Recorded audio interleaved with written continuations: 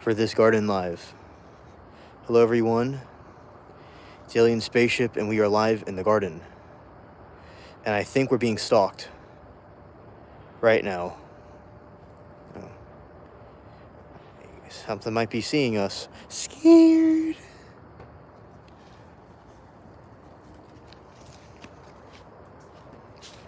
Okay. And Claude is running all over the place and he's excited for this garden live. That is so cool. Right? And I took some of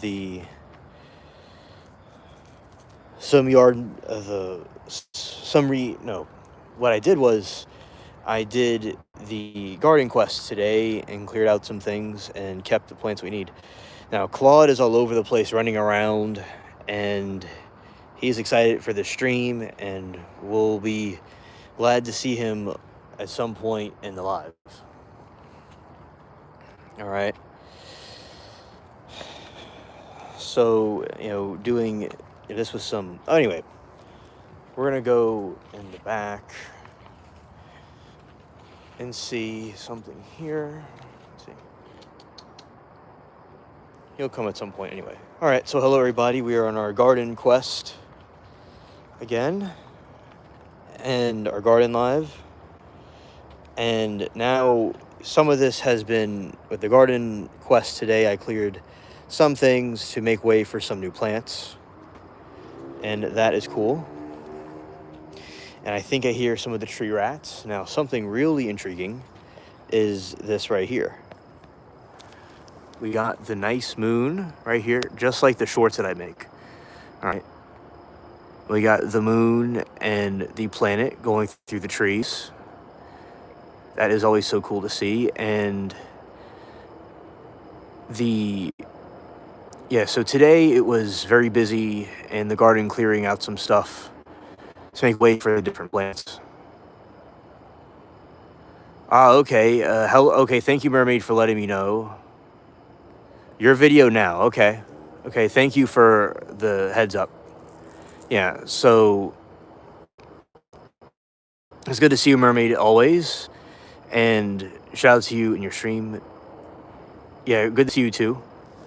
And Claude is running wild around the garden, by the way, and he ran out to the other area. Okay. So, yeah. And Mermaid, I really like your videos in the back rooms. They're very cool. And look forward to seeing more of those. Very nice. And yeah, so it's basically seeing how dark it is right now is, really creates the atmosphere and there's of the peacefulness. So there's this over there. There's another one right there. Another star. Hey, Mermaid said, love the moon. God bless. It is nice hearing from you at 4 a.m. I woken up and it would take EMS. Oh, yes. And I want to say, Mermaid, it was so nice to have you in chat. We had a bunch of new people that came here on the spaceship, and some of them were in different countries, and you did excellent. It was very fascinating. You were with me on my adventure across the world, so that was nice. Rainbow Fruitiger Pools Heavenly. Oh, that sounds really cool. Oh, thank you, Mermaid. Thank you. Glad that you, for the feedback and that you enjoyed my pals. All right. So, and your streams are awesome, Mermaid, and your videos, and I will watch it at some point. And Rainbow Springer Paradise. Rainbow Springs Paradise. Okay. This said, you choose some of the greatest games I've seen, because there's like no, it's all psychological and it's not all like how usual games are. Yours is very unique. Yeah. And you're nearly at 200. And that's a really great accomplishment. Oh, it's not a dark pool, so it's very cool. So this one is more like a unicorn pool room. Oh, that is nice. That is nice. Yeah. And almost there, right. Yeah, I like the back rooms. That one, and the entity looked like a some sort of a squiggly thing. That was wild. Oh, hello there, Irma. Yeah, unicorn pools. Yeah. And Goof, oh, it's Goofy. Do a backflip, all right. There you go. I just did it. There you go. I did an alien backflip. So, yeah, I did a Timu backflip for you. See, look. Timu backflip. That's something I specialize in. All right. So, yeah, with the back rooms, I've heard so much lore about them. I never heard of the unicorn pool rooms, but I'm sure those are fire. You know, those are absolutely excellent. And, you know, I am looking forward to seeing it. Hello, Tane. Welcome to the stream. And very cool. Fahad. Oh, hello there, Fahad Roblox. Welcome. This insane pool room made by someone like us. Yeah, so in the pool rooms, you know, I'm glad that like-minded people are making pool rooms because... Oh, hello, Pikmin. I was just talking about Pikmin earlier. Yeah, that's a cool game that was on GameCube, and something really cool is that you can play Pikmin on a Wii, and, you know, the Pikmin look like little radishes, and I love that game. It's really good. Yeah, so, you know, pool rooms, so it's really good that they are making them with people like us, because... You know, we have like groundbreaking A-player mindset on what the game should be like. And I'm glad that there's others that feel the same way. Because the thing with the pool rooms is that you play a game and you like it, and then you want to put something in it, and then somebody else thinks the same thing. And then they put it in too.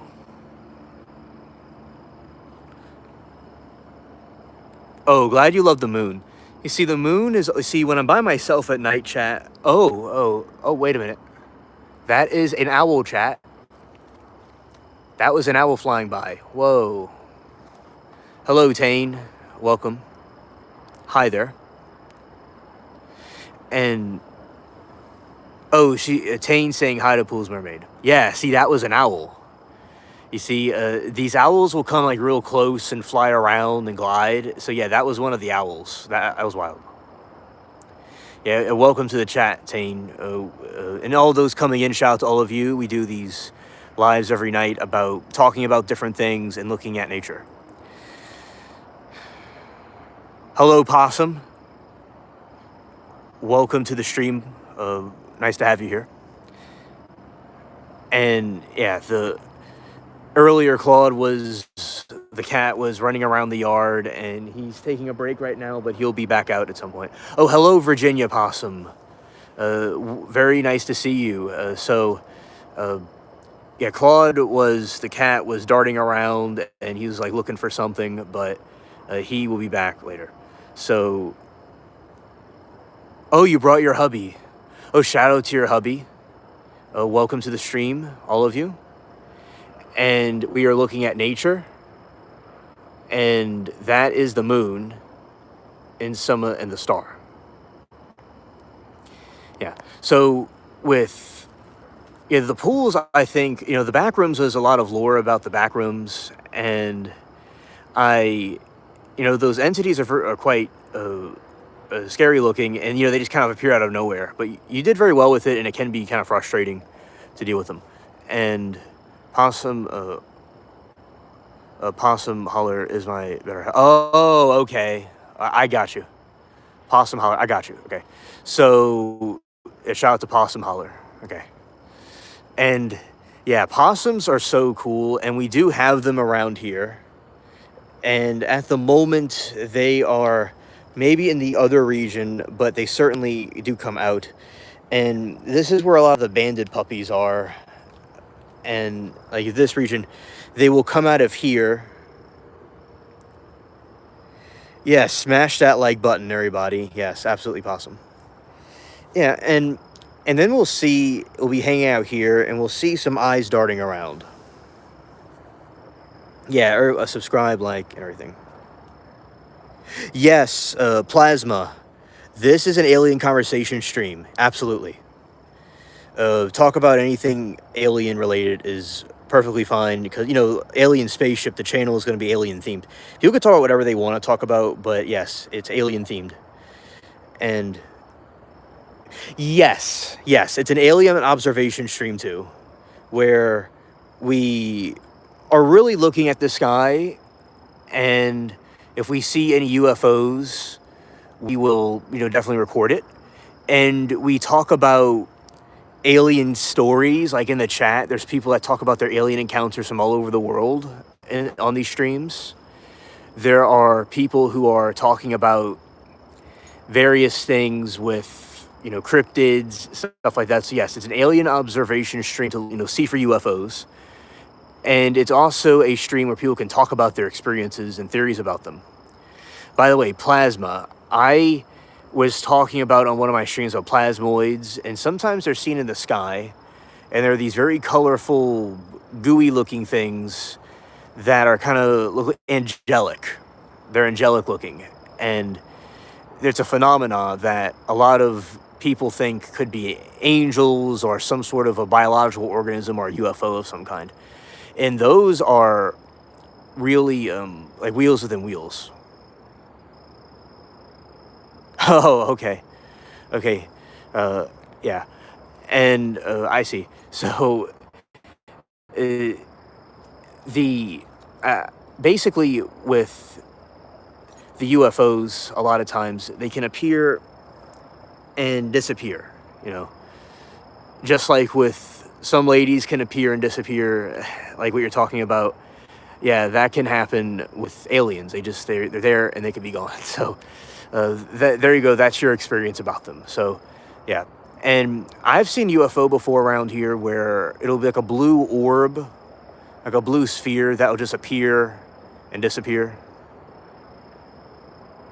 That is basically what, you know, I have seen here before. All right, Virginia says, wouldn't you love to go to Area 51? I would love to be able to. Oh, I would love to go to Area 51 myself because there are so many things to see there. And there's, I believe, alien craft is there. There's different experiments that we don't know about. There is all kinds of things that lurk in the shadows that I think they're hiding from us. For instance, there's been experiments of somebody that worked at Area 51, and it was something called a J-Rod, right? And J-Rod is basically like, he's basically like Skinny Bob. And Skinny Bob is this gray alien that was caught on a Soviet camera. And he's moving around and blinking and moving his head, and it's clearly a gray alien. Oh, that's one of the tree rats. Tree rats were right over there. Anyway, so that is Area 51. There is a person that was a defector that worked there, and he talked to a J-Rod, which was a gray alien, and they apparently claim to be a time traveler from thousands of years from now. So that was at one of those Area 51 facilities. I definitely think there's lots of secrets that are being kept from us. And there was supposed to be a raid at Area 51, but it didn't quite make it there. So at Area 51, you know, there's going to be a raid, and the raid never happened. And that was kind of like a funny thing that was going on a couple years ago. And there's Claude, our first alien cat sighting. I definitely, with the J-Rod claimed that it had a family too. That's what it also claimed to have. And oh, you watched a documentary on J-Rod. Yeah, exactly. And you know what I'm talking about. So that was a very good interview, and he did very well the way he conveyed it. Pikmin, I am an alien. That is true. I am from Planet 10, and I'm myself an alien. So right now, me being on this stream is an alien sighting. Oh, hello, Basie Flowers. Welcome. So yeah, that is a cat, and he is lurking in those shadows right there, and he must be finding something. He's just gonna completely walk off and leave us here. So yeah, I'm an alien myself, but my alien brethren that come to this planet and crash, those I think are quite fascinating because they weren't able to quite make it.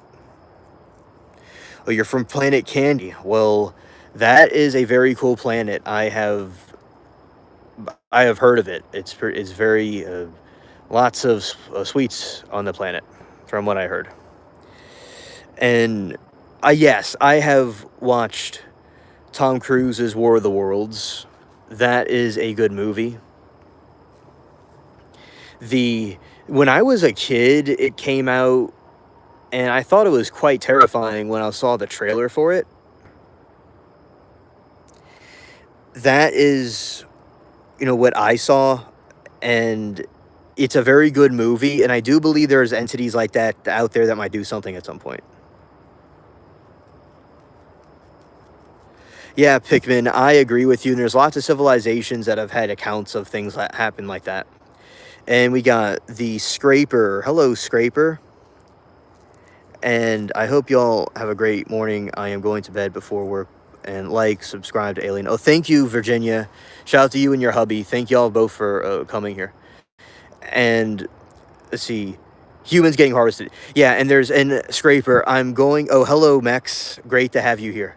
So I'm going to answer your question, Scraper. And happy early Easter to you. Happy early Easter to you, too. So explaining why I believe in aliens, and by the way, harvesting humans is like harvesting adrenochrome, which we believe the elites... Oh, hello, Mike. Welcome. Yes, absolutely, Max. The adrenochrome is something that they harvest from humans, the elites and stuff, allegedly, like the Epstein stuff. So that is connected with the fallen alien stuff that I believe that, too. Okay, so why do I believe in aliens? So here, I'll break it down. The reason why aliens, I believe in them, is that... Oh, what is the movie recommendation? The aliens, with all the cosmos and galaxies across the world, billions of stars and trillions of stars, I believe there has to be something on there. And I believe God created many different things, or people that may not believe in God just say that through evolutionary mechanisms on other planets, it created life elsewhere too, besides our planet. The odds of another Earth or something like that, I think, is very likely. Now, there has been sightings on this Earth for... Yes, absolutely, Mex. Yes. Death of a Unicorn, it's called. Oh, scared. Scared. So, with that in mind, right, there's other aliens and other planets for thousands of years. Oh, you're welcome, Mike, and everybody else. Shout out to all of you. Thank you for being here and chilling with us. And thank you, Max, for the info, too. The thing with the aliens is that there's been sightings on this planet for thousands of years of these strange objects in the sky, and there's gods, right? They talked about these gods coming down. Some of them were reptile gods, and they gave people knowledge and things like that. There's an island where this fish person came on shore and gave people knowledge and intellect. They gave people about geometry, about mathematics, and they may have helped with the pyramids. So it correlates with things the Bible talks about from a Christian perspective, Abrahamic religion perspective, that there is these fallen angels that came down to give humans information, and they're called the Watchers, and then before that, Satan and the fallen rebels, right? So yes, I believe there's aliens on other planets, and I do think that there is a fallen angels that came here that gave people information, and they thought that they were from gods from some other planet or another world. And I do think also aliens themselves that are more advanced than we are have lots of advanced technology that we don't have. Then they came and explored us, and we're just more primitive than they are. So a combination of those things I think are true. I think both are true. Yes, and Mex says there is oil paintings from way before our time with drawings of extraterrestrials. Yes, exactly. And from the 1400s, there's depictions of UFOs happening, and the Romans depicted these strange flying things in the sky too. So you had all those entities that were there that existed before our time. And so it's not just about something with our modern tech. It was before our modern tech happened that these things started appearing. And what happened with these entities is, they allegedly harvest cattle and humans and things like that, because there's adrenochrome and things in this earth that they're trying to harvest for their own selves. There's another theory that they want to do experiments on us. So through a religious perspective, there's these fallen watchers that came down and they made it with Earth people and they created hybrids. So yeah, the reason why I believe in aliens is because there's evidence and proof all over the place of UFOs and extraterrestrials and Skinny Bob. It's because of the sightings before we were even here of aliens and UFOs and gods that appeared on this earth. So I just think with all the stars in the galaxy, there has to be something else there. So that's why I believe in aliens. Anybody wants to disagree or say something else, I'd like to hear it. But I do know there's lots of fake sightings, but I think many of them are real. And we're not alone, and there's something else out there. Definitely. Right? And let's see, and Claude the cat, he is somewhere in here.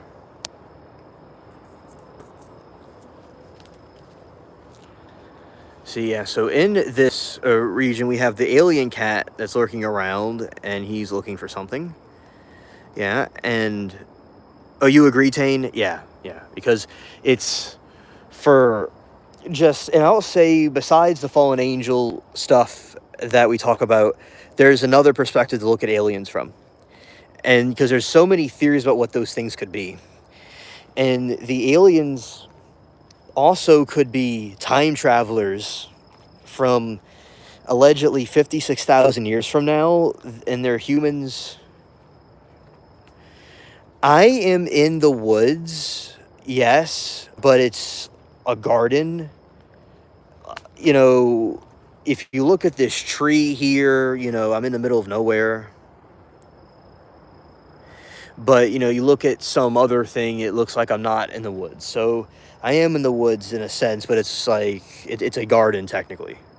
And the thing is that there's a theory that when humans go in space at one point and they live in space on a spaceship, kind of like Star Trek, it'll be thousands of years, they will completely turn into the Greys, right? And they look different than us. They have gray skin and they have big eyes, and they evolved for a different type of atmosphere, a different type of region. And they came back here for certain reasons to, fix some things that weren't working out. And they might be traveling through different time periods, and that's why they're being sighted. So another thing is they could be time travelers. But I think they all could be true.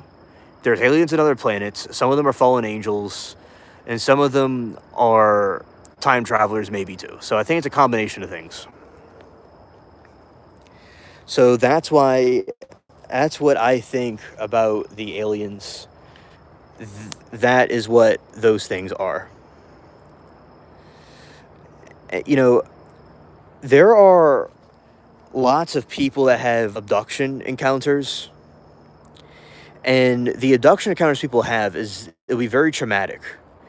And they don't remember it completely, but they'll have nightmares and they'll have really freaky, traumatic experiences with them. And I thought it was so inhumane to tell people they're crazy or they didn't really see what they thought they saw. What if it's true? I mean, I didn't, and that would be a crazy thing to experience if people are abducted by it. Exactly, Mike. Exactly. That is a classic example of an abduction, correct? People just driving down a road or in a place like this, and some flying saucer comes in and zaps somebody, and brings them to another planet. I think that is very wild to happen.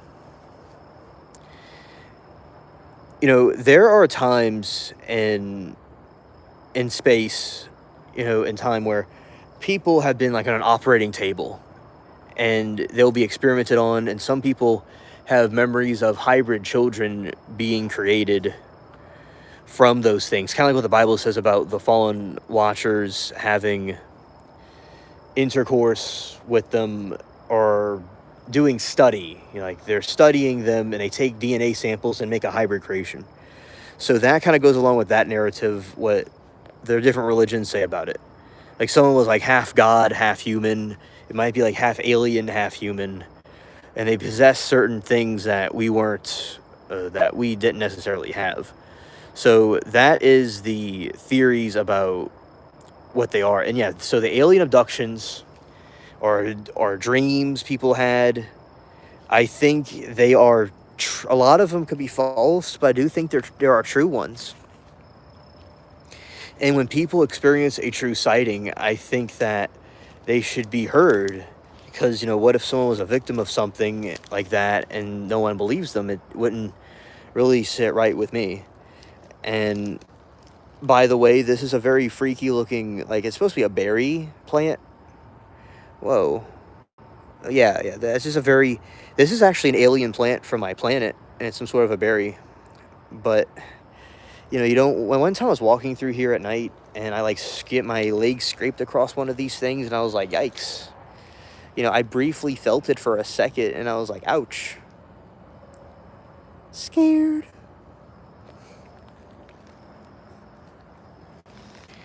Yeah, and it definitely seems like a bunch of little bugs are biting into that. But yeah, so we have these alien plants and wheat-looking things right there.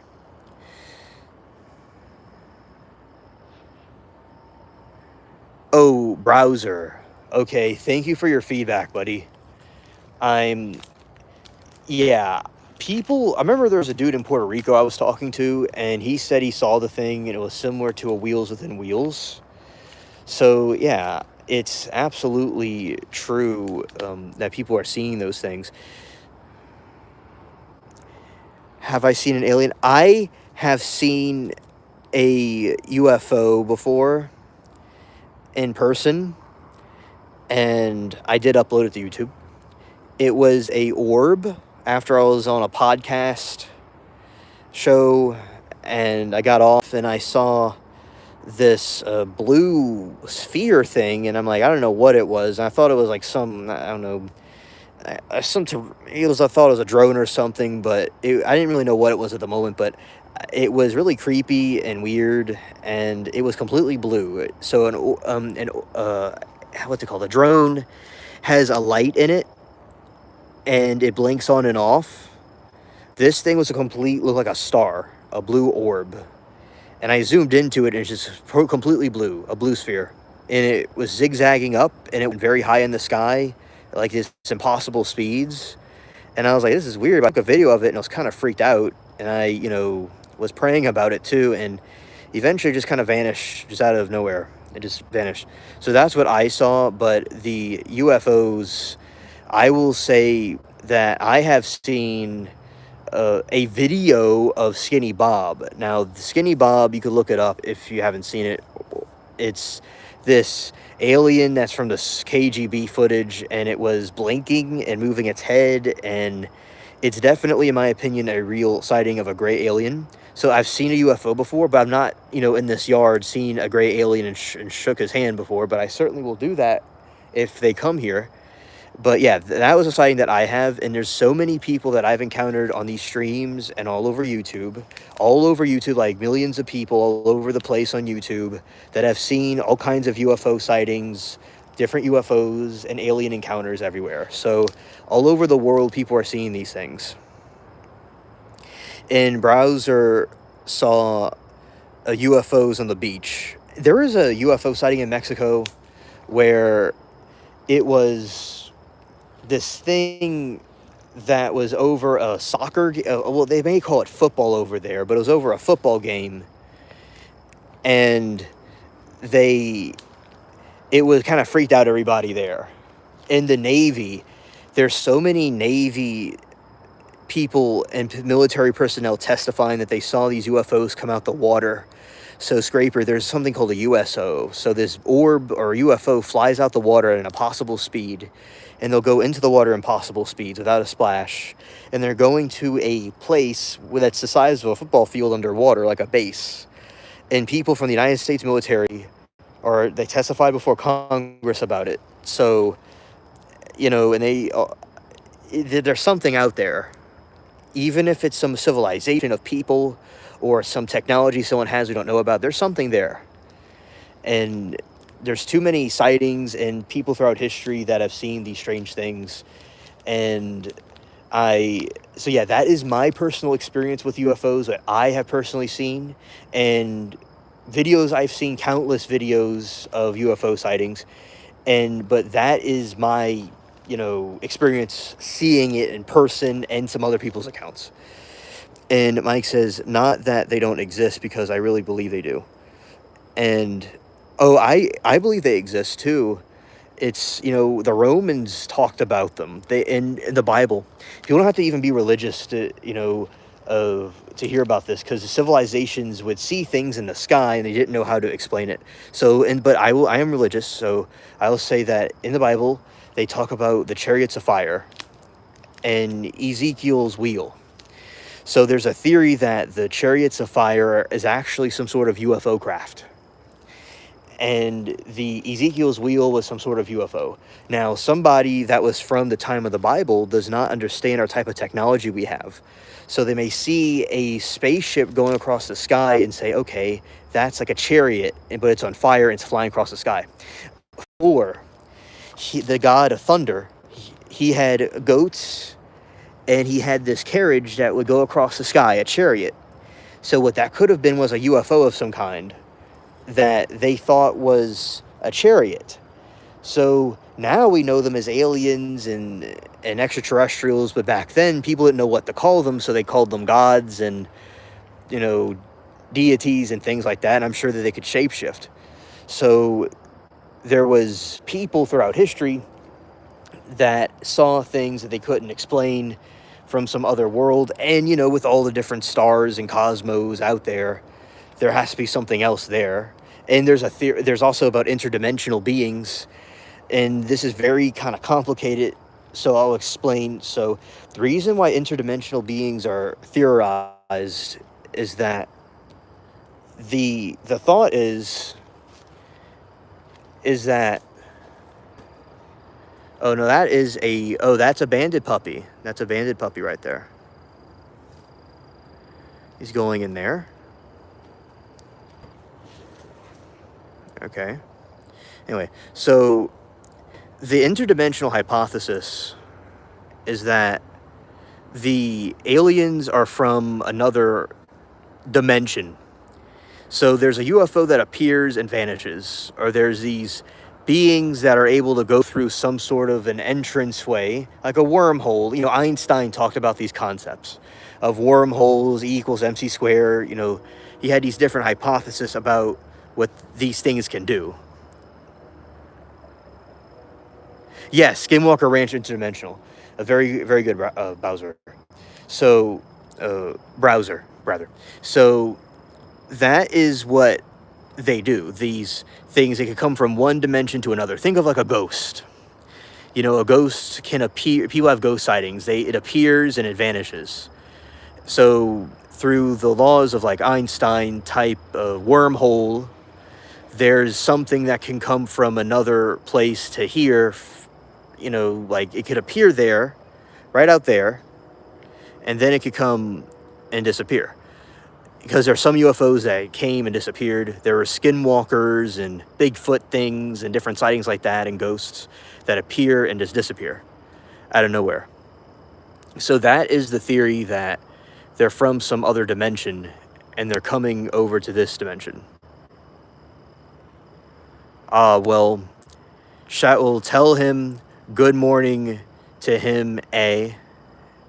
to him as well. I always love the warm welcome from the Sasquatch. And I see you, little, let's see, is that a fox in your profile picture? Or is it a Timu emu? I'm not too sure. Anyway, so there was this situation where, and Bigfoot is actually, he's about 7 feet tall, but he can get pretty. All right, what is your profile picture then? Because my Timu eyes think it's a clever fox for some reason. All right, so that is what the interdimensional hypothesis is, and the other factor is in this is, oh, it's a cat? Well, that's nice. I have a lot of cats around here.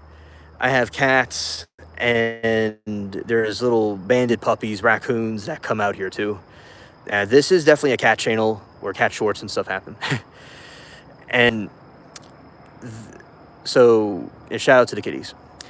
And anyway, so with the alien, those things from other realms, right? And that's why they think it's from an angelic or a heavenly realm or a demonic realm that comes here. So the skinwalkers are these types of entities that are, it's like witches in the window too. It's these type of entities that become entities from people that are doing witchcraft, right? A witch, and she'll shapeshift into that. There's a Twilight Zone episode, if you've seen it. And the Twilight Zone's a very good show.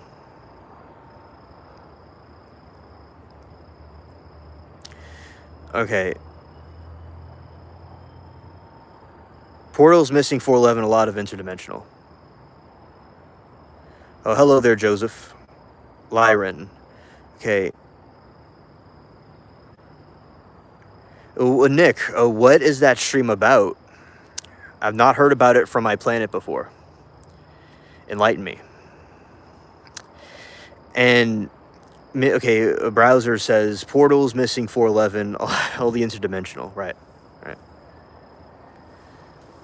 And, oh, Bigfoot. Okay. I definitely think that, there's people on here who have told me stories about Bigfoot. And, okay, I'll explain to you all what Bigfoot is. So I'll explain to you all the alien theory, okay, and what they could be. All right, a summary about them. Now I'm going to go into the Bigfoot, which is a very popular one. We are in the woods right now, so we're going to get it right into it. 10A, I definitely agree with you about Bigfoot. Definitely. And there's my cat right there. There he is. He's hunting for tree rats. That's what he's doing right now. You part of the search. Oh, that is really cool. Awesome. Okay. So, basically, okay, David... Missing 411 talks about portals. Oh, okay. Thank you for explaining that to chat. We like to know as much about that as possible. Glad others are covering it. All right. So basically with, okay, I do my research. What a good little hunter. Yes. And Claude is caching dinner. Right. All right. So basically in the situation with these entities is that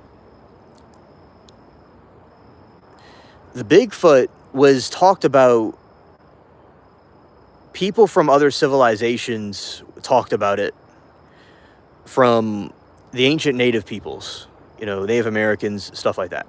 They talked about the aliens, the Bigfoot creature. Okay, they did talk about aliens technically. They called them sky people. But the Bigfoot creatures, those things were like known as wise helpers that were like helping people out, or people were in the woods or had a problem, and those did the helping. Yes, Middle Earth, correct.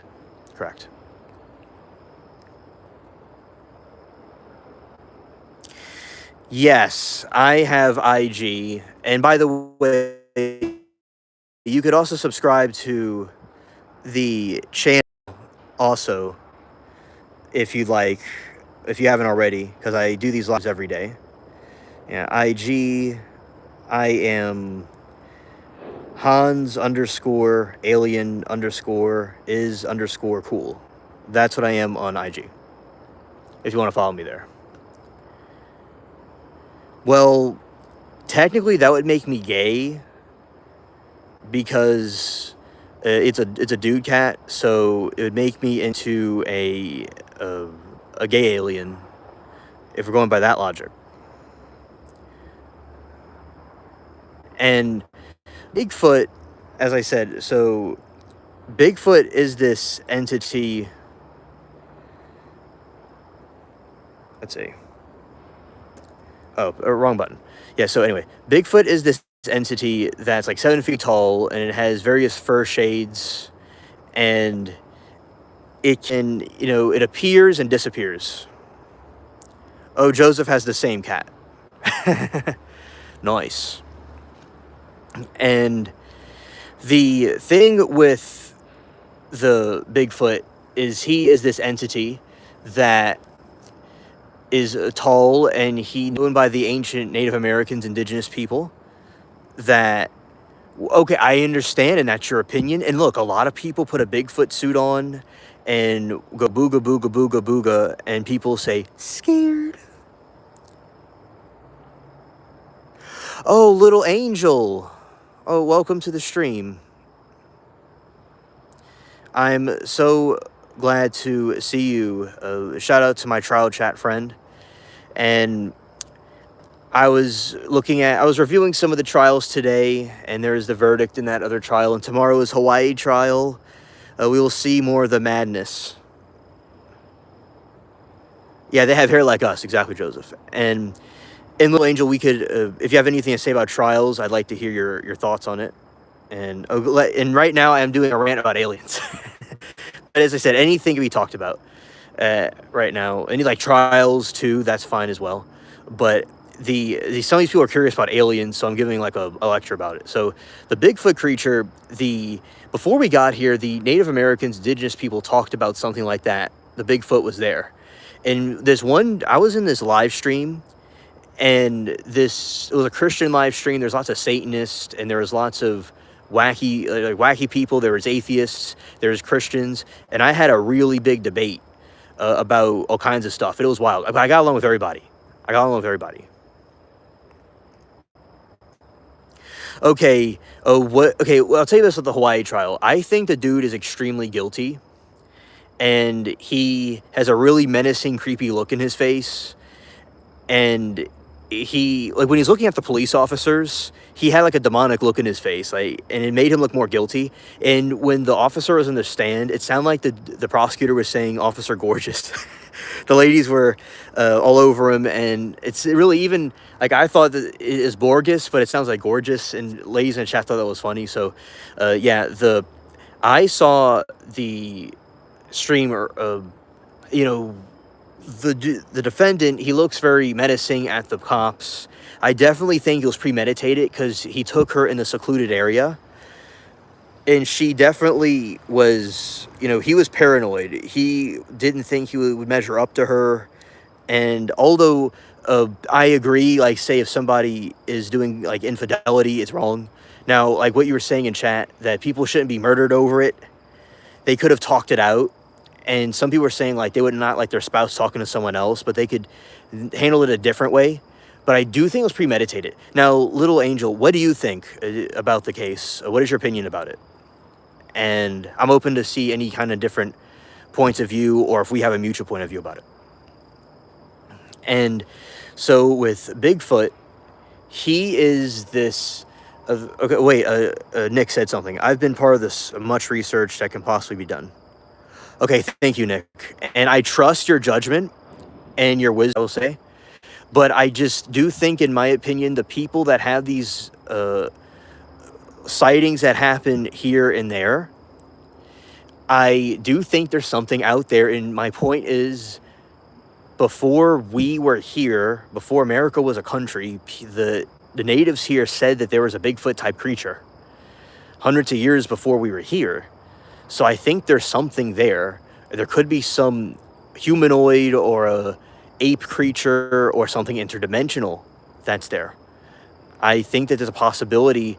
And for instance, I've talked to people who were in the ghost hunting field, and a way to catch a ghost would be very, very tedious for a scientifically catch a ghost, not through any kind of witchcraft or any kind of spiritual stuff. Measuring with ER or detectors, or whatever it's called, with a LiDAR, detecting these type of entities that are ghosts through electrical signals. And sometimes you could make 1,000 mistakes. Like there was when they're trying to discover electricity, there is thousands of ways they failed, but they found out one time how to succeed. Just because you didn't find it doesn't mean it's not there. Those are some ghoulish eyes right there. Those are some definitely ghoulish eyes that cat has. Scared. So that is what I think about the Bigfoot, is that before we were even here, they talked about it. And there's another thing I can link to Bigfoot. So the natives, indigenous people said in the woods, there was this helper spirit, and he would disappear and disappear, like in another dimension, and like a magic trick. The other factor is that one of the people from the Christian live stream told me when they were in the woods that there was this entity that would help them. They would call it the mysterious helper. And this mysterious helper, he is the one that helps people in, like, the mysterious helper. So say you're in the woods, Nick, or you and I are in the woods, right? And somebody helps us, or a helping hand of some kind guides us somewhere, but we don't see him or really know much about him, and he vanishes. That's what some people have had in traumatic situations in the middle of nowhere. And I believe that could be the Bigfoot sighting that people are talking about, because it links the native cultures to this noble sighting that is seen. And the skunk ape in Florida, the alleged skunk ape, and look, it could be fake, Nick. I absolutely, completely agree it could be fake. These are just hypotheticals why it could be real. And that hypothetical really does it for me, because this entity has been seen by people in the woods that needed help, and people before we even got here, before America was even a country. So I think there's something has to be there. I'm not quite sure what it is, but I do agree that you could do all the research right now, and the flying spaghetti orb is going to appear right there, and it's not, okay? Or we're going to look for Bigfoot, he's not there. But I do think from the evidence of people that have talked about it in first-hand accounts before we were even here, there has to be something there. Like, what if it happens to somebody and it's true, right? So that's my opinion about it.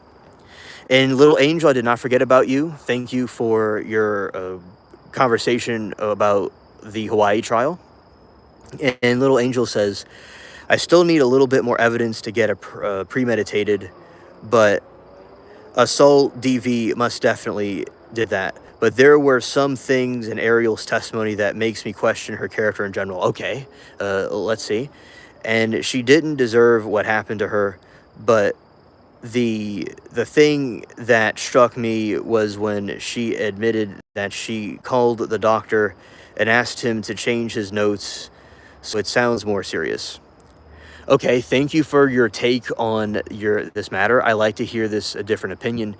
And my opinion, okay.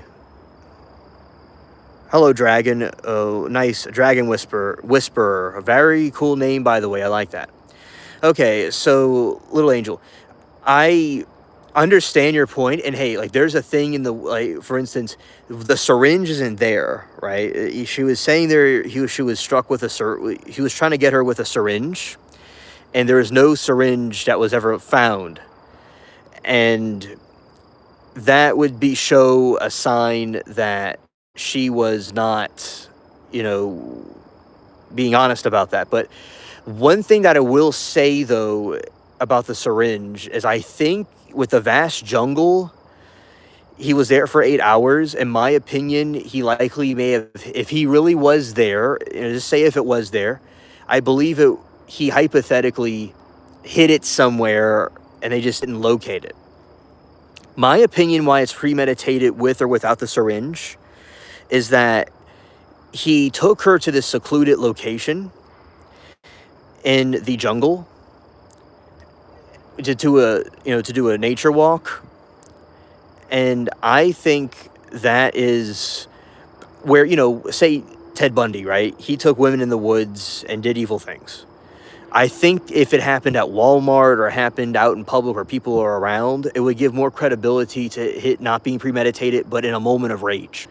And he did have a moment of rage either way, and he was upset about whatever she was doing. If it was something wrong or something that was overreaction, he did get rage. So I would say if it had happened somewhere else, it would maybe give more credibility of it being a momentary thing. But what does it for me is it being in the middle of nowhere like that, and it seems like it was a way to hide what he was doing. Then again, some people might argue that, he could have taken her out in the middle of the night somewhere and injected her when she's sleeping and then dumped her body and said, oh, I don't know where she is. Kind of like what some of these other trials do. And he could have done that, but I do feel it was premeditated because just the way he put it in a secluded area. That just did it for me. Now, Errol's testimony, and now explain call the doctor, ask him to change his notes. So now, why do you think the changing the notes makes her seem and her character not being completely 100%? I'm just curious. But there's the what do you call it? The defense was saying how she withdrew some money from his account. That was something that he did. And maybe she wanted that. That's what they're alleging. And and I do think a lot of couples would be upset if their spouse was flirting with someone else. That was not a consensual thing. Criminal act, falsifying records. Oh, okay, Dragon. Thank you for your take. So I changed his notes. So what you're saying is the changing the notes is a way of trying to hide something. Okay, understood. I think that her testimony was very good. I think the way she did it, now there could be deceitful ways of doing something, but I think the way she handled herself and her conduct was very different than Amber Heard, because Amber Heard's testimony was really, clearly she, in my opinion, people could disagree, but in my opinion, she was not being abused, and she was making up stuff or exaggerating things. So that's what I think about that. Now, this is a new cat, chat. That's a new cat. We haven't seen this cat in a long time. Whoa. This is the new cat. Scared. Okay. See, he has a black tail. Whoa, whoa, whoa, whoa, whoa, whoa, whoa.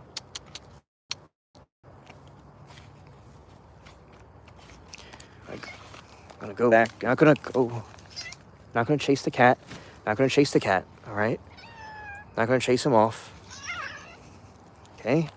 Not gonna chase the cat. Okay. Okay. Go back there. All right. Anyway, so Little Angel, I think that that does it for me. So I understand what you're saying about the records, and it might be something that is falsifying, and that was Bigfoot. That is what I think. He wanted to premeditate it, and he could have talked it out with her. And I understand it would be upsetting for a spouse to be cheated on like that, or if that's what was happening with the cheating. There could have been other ways he could have handled it. But if they're with messages with coworkers, and people that are going to work together may, have conversations that could be misinterpreted as flirting, but let's just say it was flirting in a bad way, right?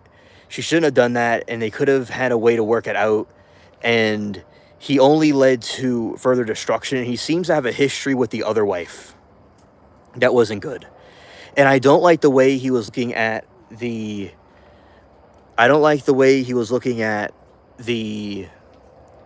other the officers. He just looked real demonic looking, and like he wanted to tear someone's head off, and it just, to me, that would make him look more guilty. So that's my position. I think that's why I personally think he was premeditating it.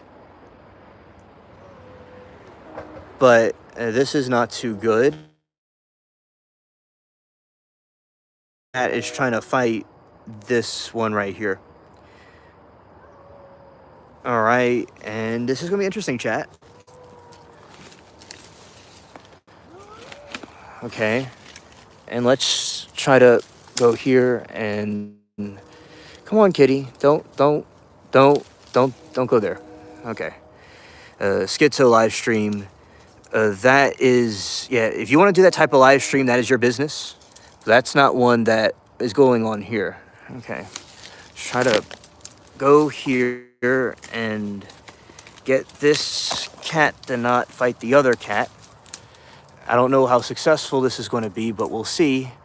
And Little Angel says, there were just some things she said, women to women, that set off my radar. Oh, okay.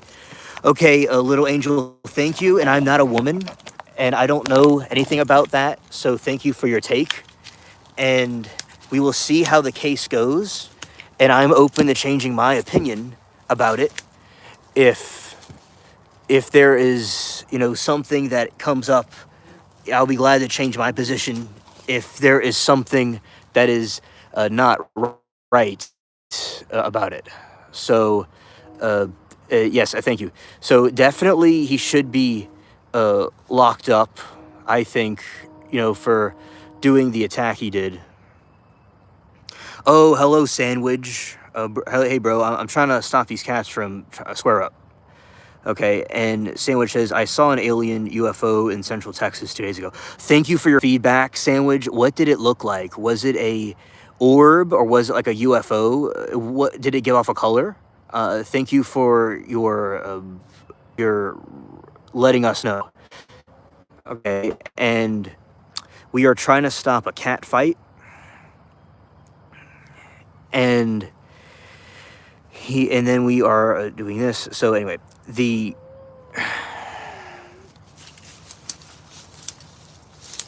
okay, let's try to go in here. So, as I was saying, the Little Angel, I think there are better ways for definitely, as we both agree, that he definitely attacked her severely and it was wrong. I think we both agree. Yes, we both agree on that. And the premeditation for you is just, it's not completely there just yet to see if that's really what it was. Okay, thank you for your take on the matter. Oh, you got a family of them. That is awesome. That is awesome. That you have a family of them. They are so cool. And usually this cat Claude is kind of a fighter, and I'm trying to get him into not fight this other cat right here. That they're both, let's see. Come on, Claude. Don't do it. Don't do it, buddy. You see? And this one, come on, buddy. Don't do it. Don't do it. Don't do it. Okay. Come on, Claude. Don't do it. Please. All right.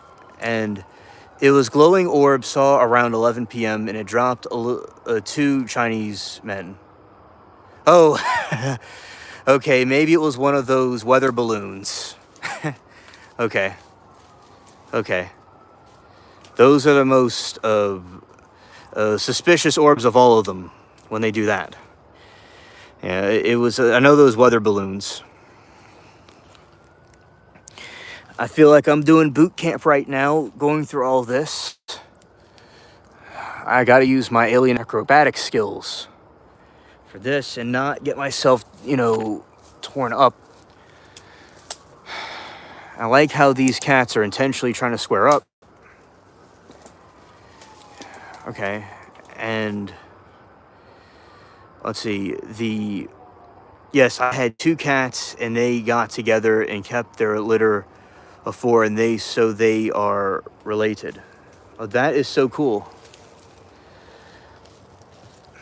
That is so cool. It's always nice to have cats that are related together. You know, they're from the same litter. What type of cats are they? I'm curious. Very curious. Where is he? This cat's supposed to be following me, but he's not. Okay.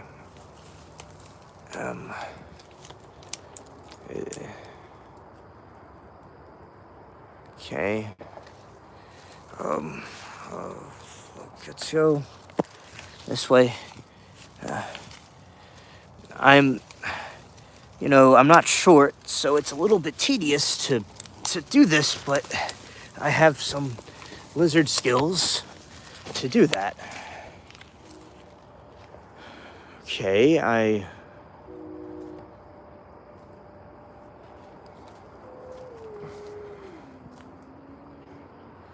Okay, come on, don't. Come on, don't do it. Okay, yes, I had 2 cats and they got together and I kept the litter 4, so they are related. Oh, that is awesome. That is awesome. Okay, and there's our new little friend right there. Hello there, Moki the cat. And yeah, so this is a good spot to be in because they can't go and attack. Look at this dude right here. This dude's a demon.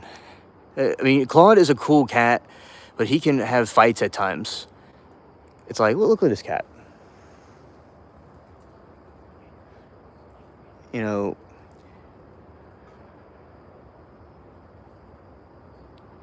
Oh yeah, thanks.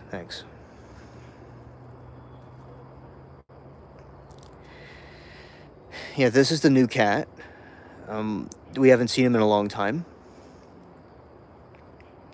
And yeah, he's enjoying the company on the stream.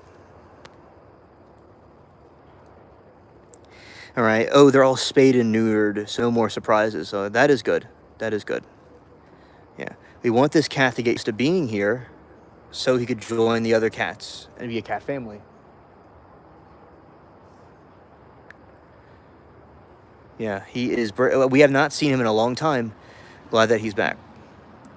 So, little angel, are they orange cats or black cats? I'm curious. If you didn't already answer me, you live long and prosper too, John. From the USA. Thank you, bro. Glad to have you on the ship. Okay, and then we have Claude that is just kind of, angry that there's a cat here, and yeah, we love you very much, new cat Moki. Yep, you're welcome to be here, because the other cats try to chase him off.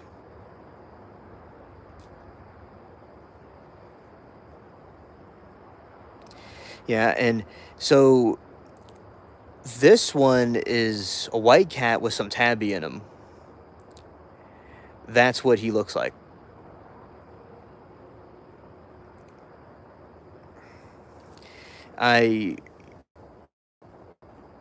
Well, usually out here, I would have about 3, and right now there's 4 out here.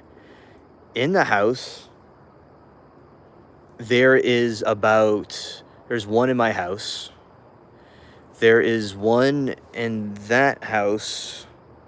And in the other building you saw in the background before, there's about 8 of them in a cat enclosure. So I know that's not really a number, but that's some of the cats that are around here.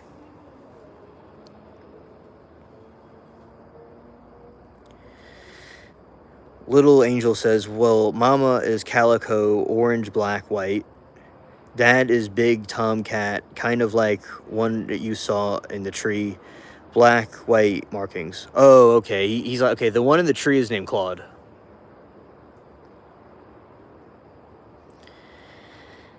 Yeah, and so you have the cat, the other one, bro was like moaning in the tree going, woo. He's like a ghost. Yeah, so he is welcome. That is very beautiful cats, Little Angel. I appreciate it. And I always like knowing about people's kitties. Bubbles is a complete white cat. And the other cat that is inside is the one upstairs is orange. And we have a couple of others that are, Tinsel's a fluffy tabby cat. You know, that's what Tinsel is. And I always like how Tinsel is so cool and chill with everything. I have different shorts about him. Yeah.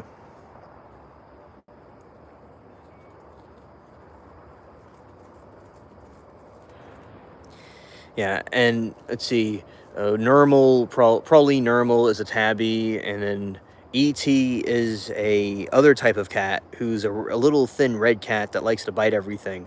He'll bite bite the heck out of you, like he's clawing for dear life. He'll be like he's ruthless. So I have one who looks like Dad, orange one. One with bluish gray, a small female cat who's gray and white. I wish I could send pics. Oh, okay.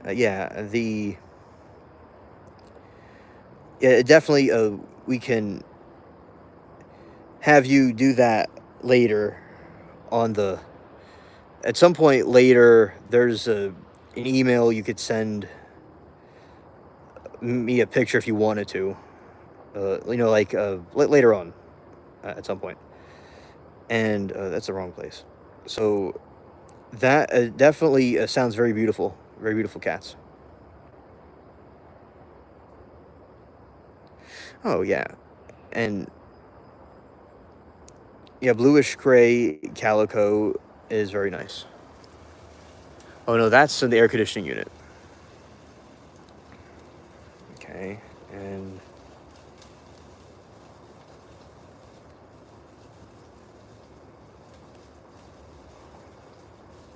all right, let's go there. It's cool. All right. Anyway, so going here. Yeah, so I think orange cats definitely have a personality of their own. And I think they could be very, they can bite and they can do things like that a lot.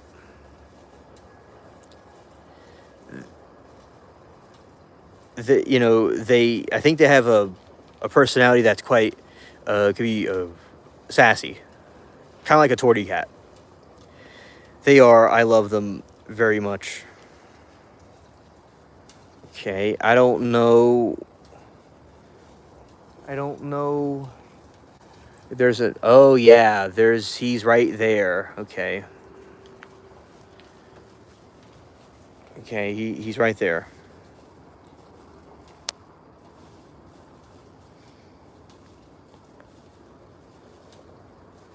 Oh, you help birth them. One of my friends is a cat YouTuber, and Her channel name's Pussycat TV, and she has lots of. One of her cats gave birth on the live stream. Well, this is what happened. One morning, I woke up, and see, that's the back of the cat. Very, very beautiful. There is one day that I woke up, and no, I didn't wake up. I was up the whole time. It was like 5 in the morning, and she's in England. She's in UK. England. And she was talking about, I just saw she was live, so I went there, and her cat was giving birth. So I like that. And I never saw that before. And I was so cool seeing cats give birth. I mean, the cat had a kitten, right? I mean, it was having kittens.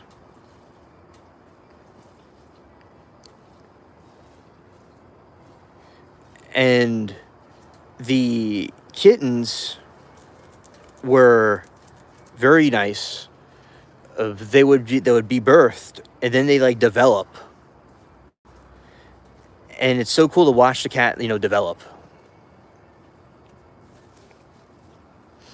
Like a film. Like at first it'll be pink, and then it'll develop into its fur. So I thought that was very cool to see.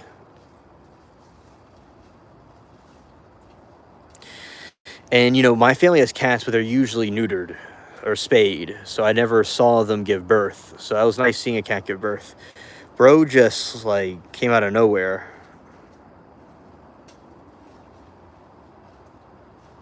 Yeah, I see you.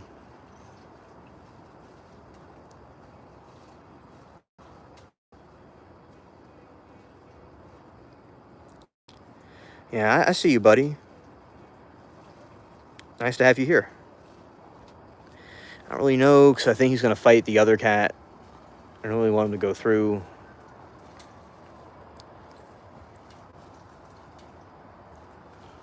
Oh, and the other one's coming. He's just kind of chilling on the table over there.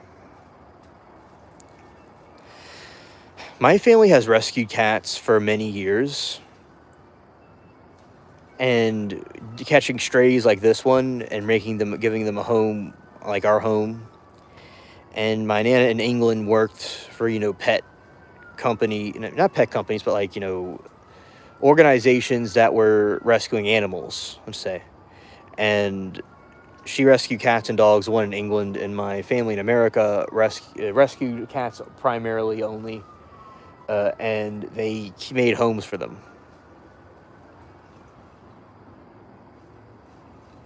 Oh, little angel, I will look at your content.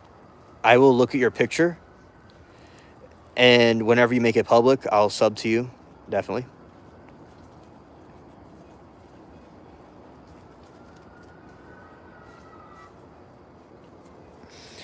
Yeah, and I think it is... Oh, you use YouTube to save videos from your phone. Back in which I am, as people like to say, I am just a baby. But I know this from studying about tech and learning things from online, is that back in the past, people used to go and save their videos and photos on websites. Like, people would just host their own websites, get a domain, and host it's like a terabyte of photos or pictures on something. And it's like, well, that's what you're using your YouTube channel for. It's a place to save videos and photos that you have. I like that. You're using YouTube is such a big platform, and all things are so different now. It's cool that you're using it for that.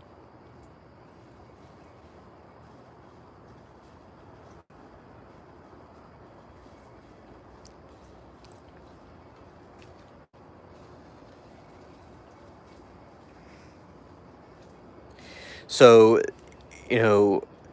there's this one, a story about Mortis.com, and people try to hack into it, but no one can really get into it. And with Mortis, they kept bombarding it over and over again.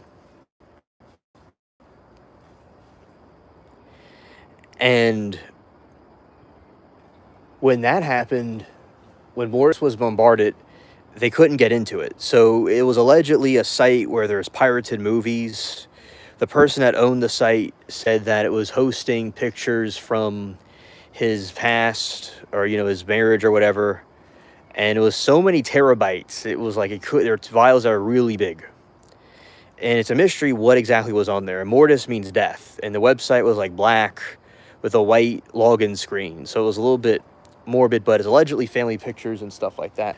And look at our friendly cat right here. He's, he's going to give us a tough time. And so anyway, that is something, kind of like a rant about how they were people in general bought domains, and they bought websites to host, like on a web server, their photos and stuff. And YouTube is very cool for that, by the way. Privately sharing videos and saving them in places. I think it's a good idea, and it's much more cheaper than the cloud, and you definitely save space. So that is something pretty cool, little angel.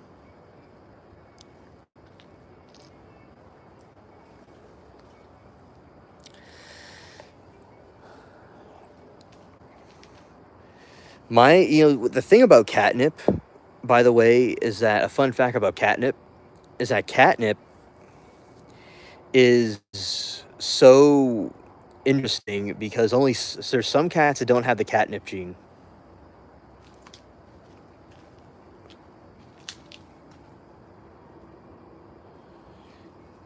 Some cats don't have the catnip gene. And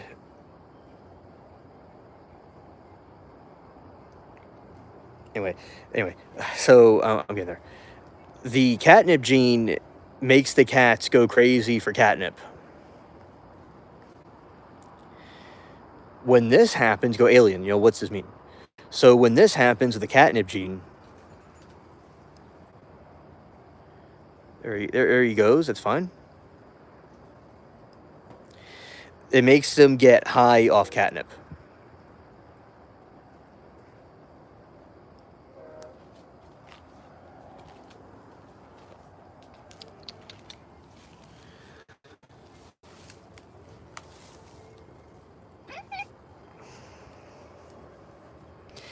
And some cats don't get high off catnip. This cat gets high on catnip.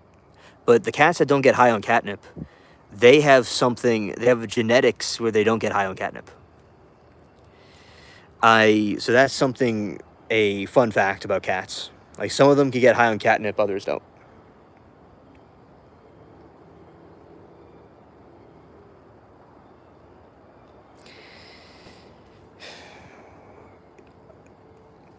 In a lot of times with cats, we are their servants and slaves. It's the other way around. It's not us. They're not our pets. We are their pets. That is something interesting about them. And I want to give this other cat a chance to go in the yard and look around and do his thing, because these cats get very territorial and they don't want other cats around, but we want other cats around. By the way, I used to swing on that bench swing when I was little, when I was like a teen and a young adult. I'm still a young adult technically, but back when I was 21, before this hurricane came and knocked out that this thing got knocked down because of that tree fell on it. But yeah, I used to swing there, by the way. Just a fun fact. If in an alternate universe, all I could get another swing, I would have swung on that for like watching trials. I would have just been chilling there and watching trials, but I could do it again. That'd be pretty cool. Anyway, so except the toys with catnip already in them. Catnip is banned at my house. Oh, yeah. And let's see, what is the other cat doing? All right. They're trying to square up. Oh, catnip is banned in your house. Oh, no. That is wild. But maybe it's for the best. It's for the best, I suppose. Except with toys, catnip is banned. Yeah, that is fine. I mean, you know, those cats without it are those cats without the catnip. They don't need it. They're already pumped up without it. Did you know with cats, if they're around the catnip plant, they could drool. They could drool, and they can go and hallucinate on catnip too. It doesn't hurt them, but they really trip out on it.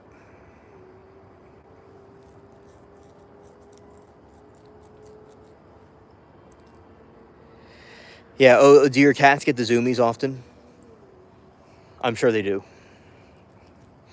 Bubbles gets the zoomies all the time.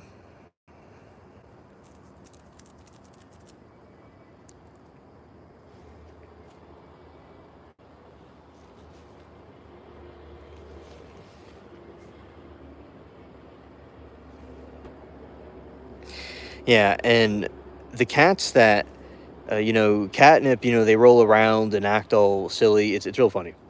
But you know, some cats could get it and they can act like they're on crack. Yeah, so they can only have catnip toys. You know, so Hansel Cat, my original channel name, he would only be allowed the cat toys, the catnip toys, but no catnip for him. And Hansel Cat wouldn't need any catnip. He's enough without it. All right, and I appreciate this cat listening because you know I'm basically like the cat police around here. You know, making sure that this cat isn't tripping on the other cat. Scared. Scared.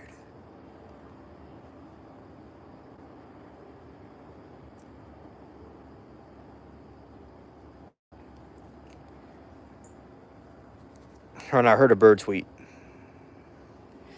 Oh, okay. She says they do get the zoomies. They play hide and seek too. Oh, Lord.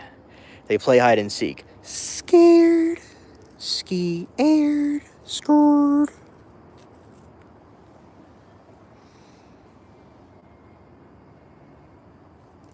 Yeah.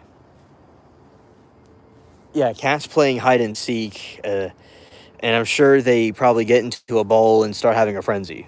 Yeah. Now, I know what color they are. Now, do you have cats that are fluffy? Or cats? I know you said you have cats like this one, but you have any fluffy ones? Because we have one cat that's a fluffy cat. And she is Pearl is a fluffy one. And but I love the fluffy ones. And Tinsel's a fluffy one.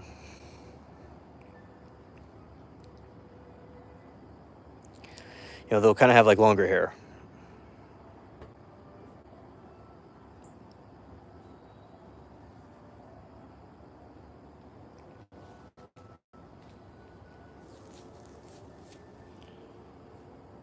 All right, and I hear movement.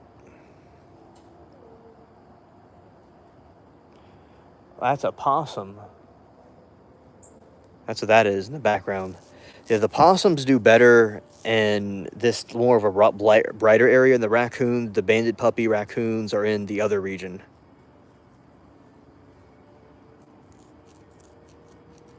Scared.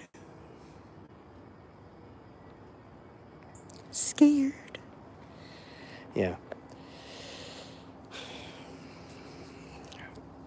In my family, you know, would have I was about to say an aquarium, but it's not an aquarium. It's actually a place where a cat enclosure. My family would have it. Oh, hello, Raven.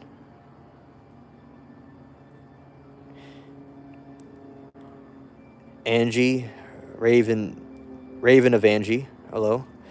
Your cat looks like my cat, Lovey Dovey. She is a grown but small. Aw. A shout out to the small cats. They are adorable. They are the best. And that is cool that she reminds you of that. I mean, he's a he cat. He reminds you of that.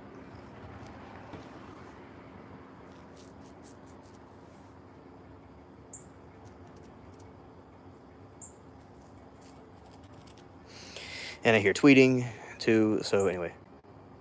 Okay, in my back chat, let me know if I'm back. Okay, and thank you for the feedback. All right. So, yeah, this is the yeah, the links, that is awesome. Definitely awesome with the links. Okay, and as I said, chat, have I returned or not? Out of curiosity. All right, and we are continuing over here. Let's see. Maybe I'm back now. I don't know if I am, but here I am, hopefully back at the moment. So anyway, the links, that is a very cool cat to have. That's very cool. And basically, I think with that type of cat, they are very big and massive and fluffy. Indeed. Right.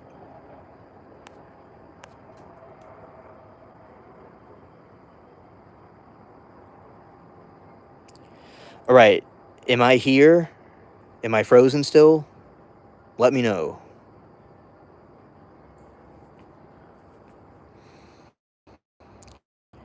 Okay. And yeah, so the Lynx cat is a really cool cat to have. I think. It's all good. Thank you. Thank you, Vash. All right. I don't know if Little Angel is still here, but the. Oh, I'm back. Okay. Thank you, Little Angel. So I am Louisiana. That's where I am, Little Angel. And in this situation, the Lynx is a very powerful cat. It's very fluffy too and nice. And thank you all for staying and hanging in here with me about this. I appreciate it very much. And yeah, so that's what I think. The Lynx is, definitely a good guard cat if things go wrong.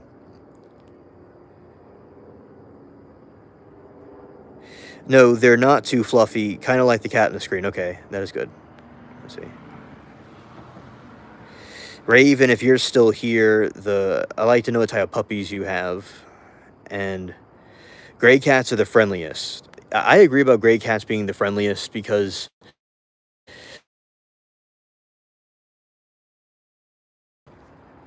he's a mighty cat.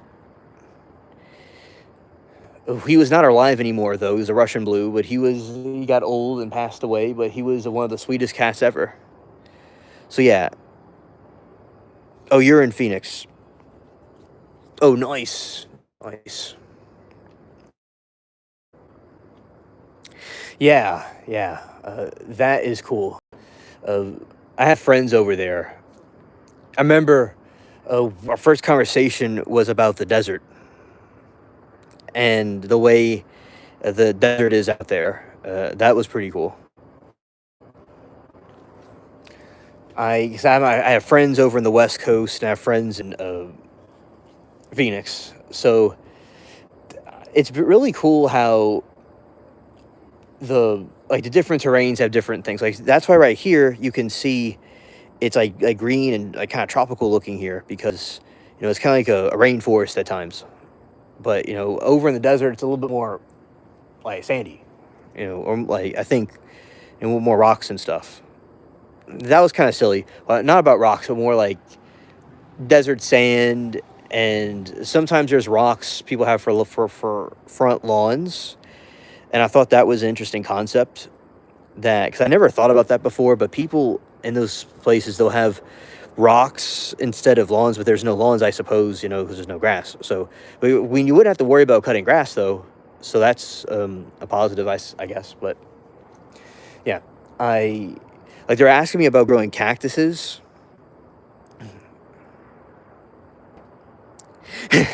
You rake rocks. That is nice.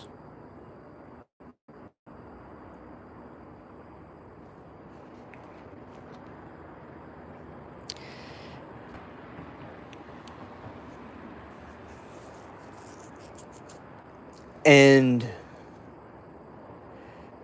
in those situations with the rocks, I would say, it's a cool feature that you wouldn't usually think about. And is, a lot of people just think that people have lawns. I, in my region, they're asking me about cactuses, and I don't grow cactuses here, but there's some people that have cactuses in their yard. I mean, they're kind of thorny for animals and stuff, but yeah, I mean, cactuses can grow here hypothetically, but it's a little bit rainy and wet.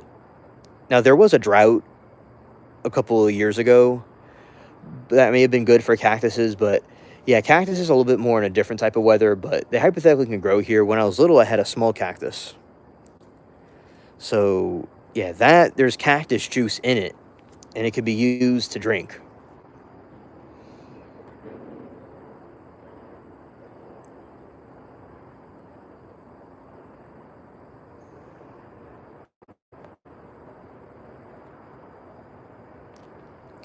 Because I saw a survival show of people that were in the desert going to survive, and there was different methods, and one of the methods was drinking the cactus juice, the way to survive.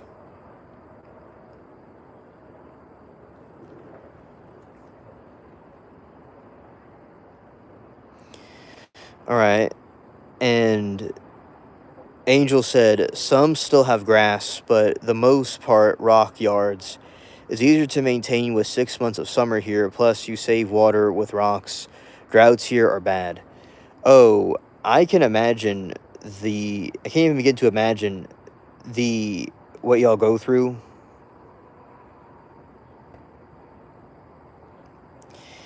And it's really interesting to know about. For instance, there is this. Tell me about the droughts. Like, has it affected crops? I don't know what crops are grown where you are, but tell me what the droughts do exactly. Because I know back in the past, I'm sure people relied on crops and stuff, and it was really bad. But I wonder how it affects it now. So, I do agree it would be easier to maintain with water and with 6 months of summer. That would be a good idea. Although there are still lawns, the rock yard is a very good idea. I mean, it saves time from cutting grass too. Yeah. Where you are, it's dry. Where I am, it's more air, it's more humid. It's more humidity. And the heat just kind of sticks to you. That's what it does.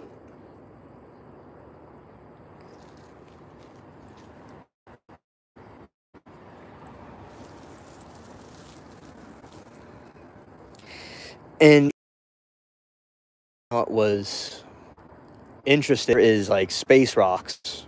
What I meant this was in the Little Angel, you are 100% correct. Trying to do yard work in 110-degree weather is just torture. I do agree. I'm sure it's like having the life sucked out of you. Definitely. Definitely. The save water and droughts. And okay, so some have ground. Okay, I read that. Okay, and in the desert, there are rocks. See, it's very cold at night, and then when the sun comes up and it gets hot, the rocks split open. So that's a concept that I thought was really interesting. That the rocks do that, and like in the Middle East, people thought there were spirits in the desert at night. So, have you heard the rocks splitting in the desert before? And describe to me the best you can what it sounded like, because I try to wrap my head around that because they said it makes it a hiss or an echo. The rocks split open. I mean, I gotta go see that one day because I couldn't find a video of it, and I can't really in my Timu brain. So there is this now the sand dunes. I don't know if y'all have that out there, but sand dunes move and make humming noises. I know that.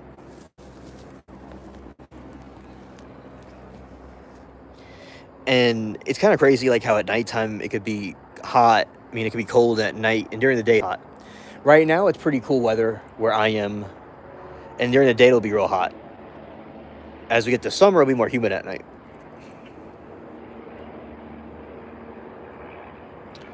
Yeah. And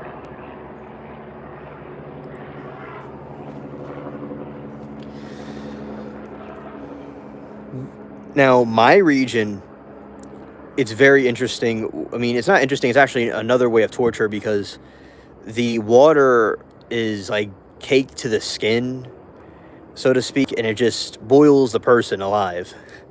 That's what the humidity does here. It's definitely, some Timu cringe. People all over the place will... Okay, let's see.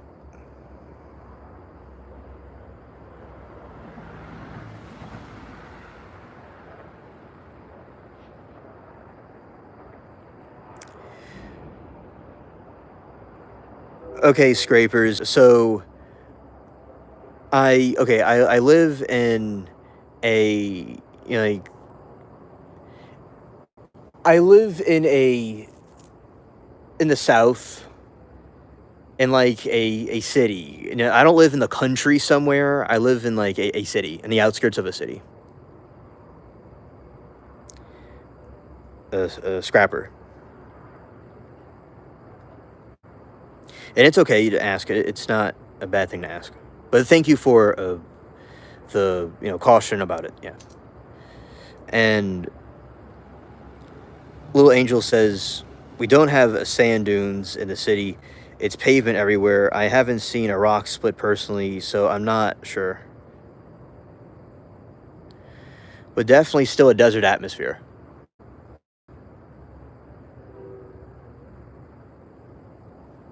Yeah, and sometimes hurricanes come through and it can knock out the power sometimes. Okay, and the cats are trying to fight again. We might go off for a moment, but I'm going to come back in a second. I'm coming back. All right. Okay. Maybe. I don't know if I'm back, but I'm trying to be back. All right. I don't know if I'm back, but I'm trying to be back. All right. So I have to crawl in here again and see about these cats. All right. So if y'all can see me, let me know. They're squaring up again, as I had to leave the area to get the better signal. And now I'm going back this way. Okay, so, drop keys. Thank you for describing that to me, Little Angel. I will definitely look into it. Oh God. Oh God. Okay.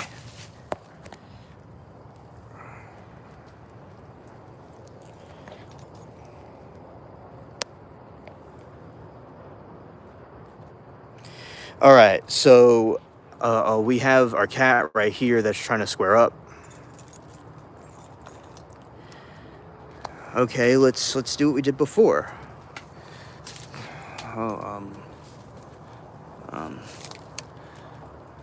Somewhere up in this tree. That's not good. That's kind of far out. Okay, thank you, Vash. Thank you. Okay. Oh. All right, I'm gonna try to... So, thank you, Little. Yeah, so, scrappers. There are some hurricanes that hit me, and sometimes the power goes out. And it's very, very hot, kind of like being in an oven. And that's what the feeling is like at times. What recently none have come our way, but around over 20 years ago, there was a real bad one that hit. And it caused a flood. So that wasn't too nice. My city doesn't like hurricanes at all. All right. And let's see. We have, yeah, Moki the cat. Be good like the Moki from Trial Chat. And don't do this. Okay. Yeah, these cats are acting like, owls. Yeah, yeah, you shouldn't be fighting. You shouldn't be fighting.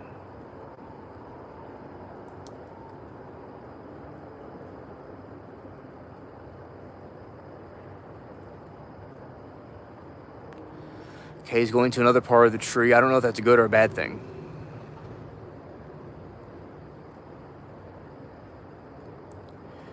Felines in trees.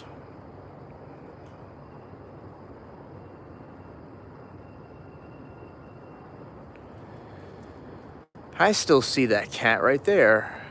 And I can't necessarily get to them, but I can observe them from here.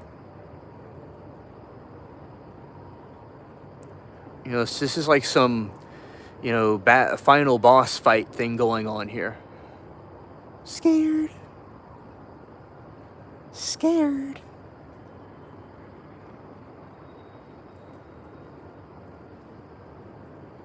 All right. And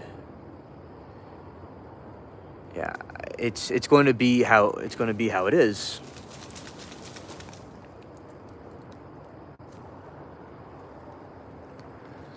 All right. Yeah, you see those eyes looking at me? Definitely.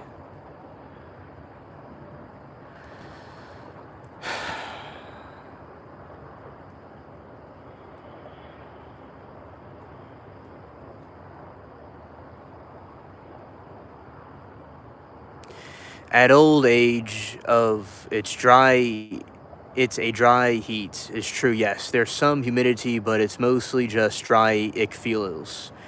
Most like a sandblast, just kind of gritty with lots of hot. It's almost kind of like being on a roof with the different granules and stuff.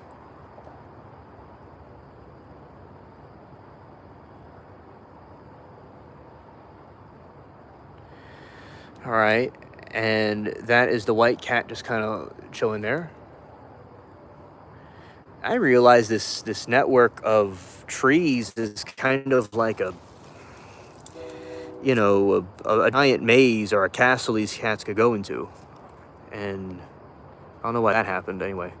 I must have accidentally put my hand over it by mistake. All right, and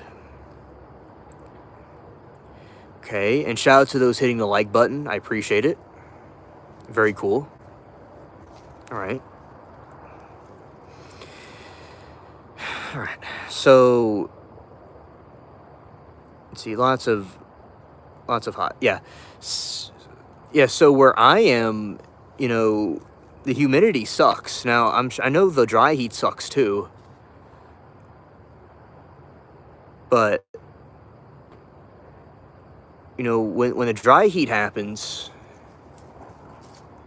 it's that sucks. But the humidity is really bad. It's like being boiling. I'm not saying one's worse than the other. I've experienced dry heat, but I really need to go out in the West to really experience both. But man, yeah, the humidity could be like traumatic. All right.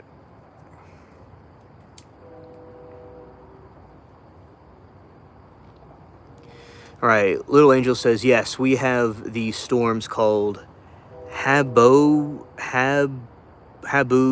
or habobes. I'm not too sure which way to pronounce it. Just massive dirt walls. Watch a video of one. It's straight. It's there's a sight to see. Okay, and let's snap this. So I could look at it later like taking notes. All right, thank you. I really should put that in my pocket because it won't fall out again when I'm, y'all are seeing me like run around like I'm on a safari Oh, look at this cat. He came back for me. There he is. Hello there. Moki the cat. Shot the Moki, by the way. And little Angel and Vash and everyone else watching with us. And little Angel says, yes, we have these storms called... Yeah, okay. Thank you. I will look at it. It reminds me of a dust storm, like a sandstorm, or the Tasmanian devil, which is this crazy twister thing that happens.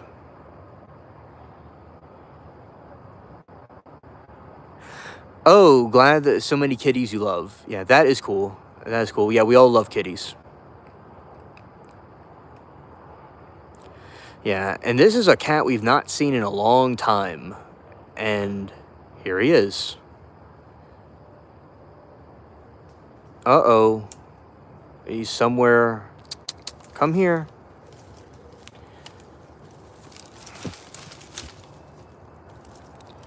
Okay. They're doing some gymnastics right here. All right. It's not too good.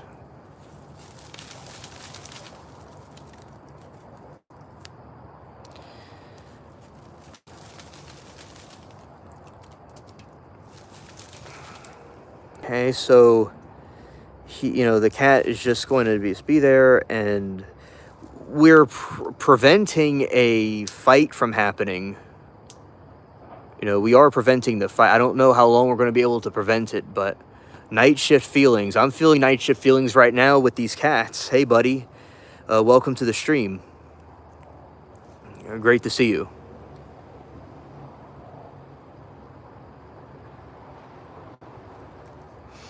There's a new cat that we've not seen in a long time. And it will... he is trying to square up with Claude at the moment. Hello, Phils. I'm glad to see you, buddy. I am doing fine. I'm just in the middle of the woods right now, like in an obstacle course tree right now, and I'm trying to get these cats to not kill each other at the moment. And I'm enjoying conversations with chat about cats. Thank you for asking. I hope you're doing well too.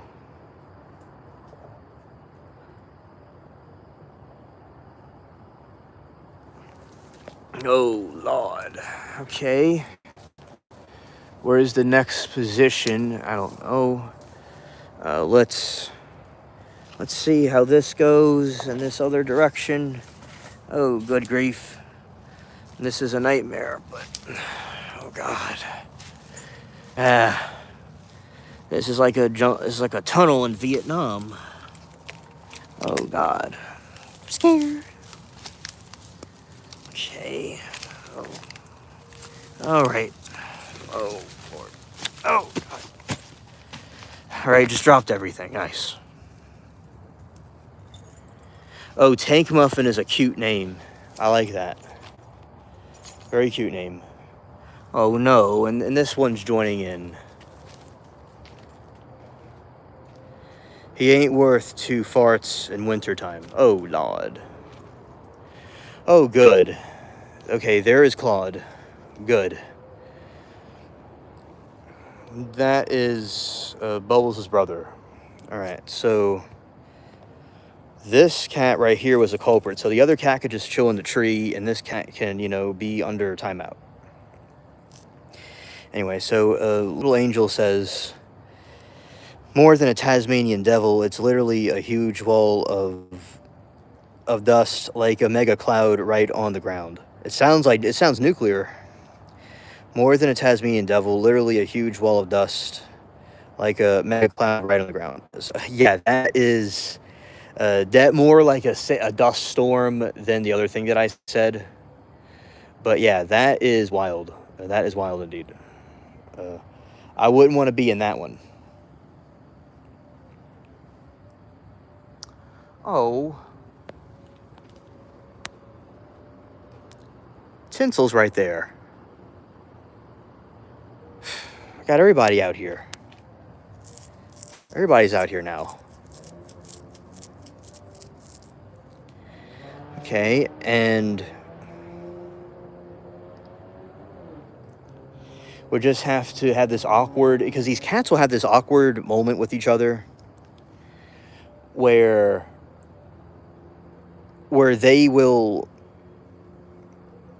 Am I much of a dog person? I like dogs. Scrappers. I like dogs a lot. But my family has cats only, so, you know, growing up. Whoa. Whoa. Okay. Well, what cat is that? Okay, let's not do this. Let's not do this.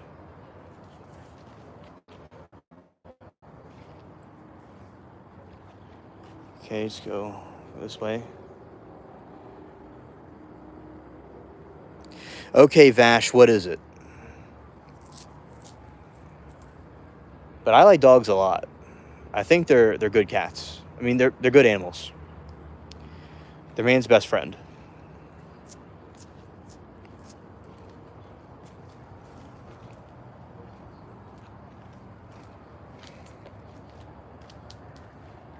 Yeah, let me is Vash. I'm curious.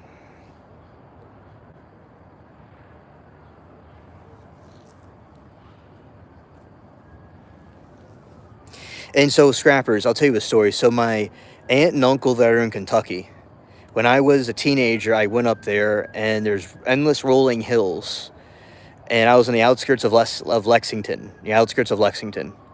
And they had a dog named, they still have the dog Max. So they have Max the dog, and he is a real fun dog. And he was very good. And I used to run with him in the in the hills. And there's lots of nice mountains in Kentucky. I liked it. And nice, and I went to the Civil War battlefields, and it was really cool. And so, yeah, I love dogs, and I've had friends that had dogs and family have dogs. When I was very little, there was a incident where my aunt's dog kind of jumped on me because it was excited to see me, and I got kind of freaked out of bigger dogs. When I got older, I got over it, though. Oh, thank you, Vash. He said it's a Southern Dewberry. Okay.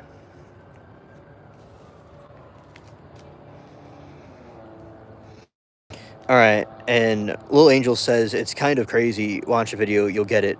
It happens a few times a year. Usually, the thick of summer, July and August, are the hottest months here. Over 110 every single day. Wow, kind of crazy. Like, watch a video, you'll get it. Happens a few times a year, and if thick of summer, August, July, and hottest months here, over 100 single day. Wow, that is wild. That is wild.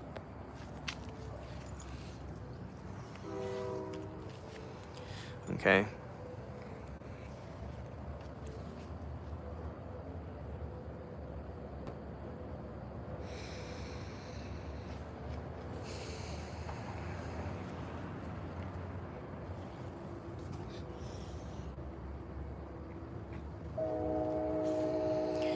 All right, so we got this. Yeah, so Angel, that I'll definitely check out a video of what that looks like, and it sounds terrifying, indeed.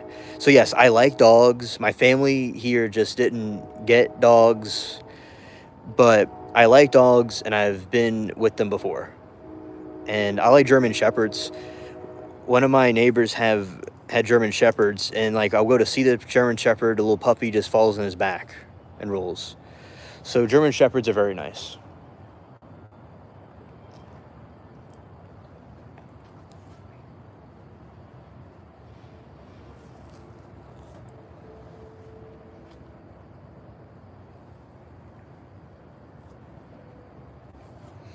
I think it's kind of funny how all these cats come here, and they're all just like, they'll hate each other. It's great. It's wild. Yeah. Scared. right? And the type of dog Max was, he was a Native American dog, indigenous dog, and he liked to run and do his thing.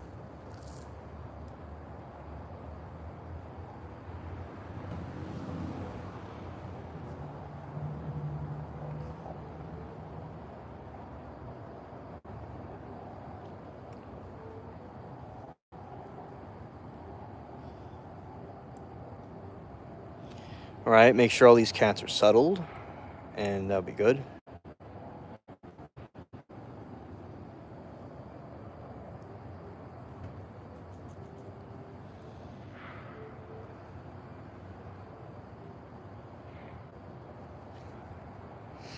Okay, Little Angel says, we just hit our first 100-degree last week, which is a little bit early for us, usually at the end of April. Okay, we just hit our first 100-degree day last week, which is a little bit early for us, usually the end of April. We will hit 100, but it'll be triple digits for the most part through October. Oh, another thing to know about is that there was a heat dome that was over the West Coast, and the heat dome was making y'all more hot than usual.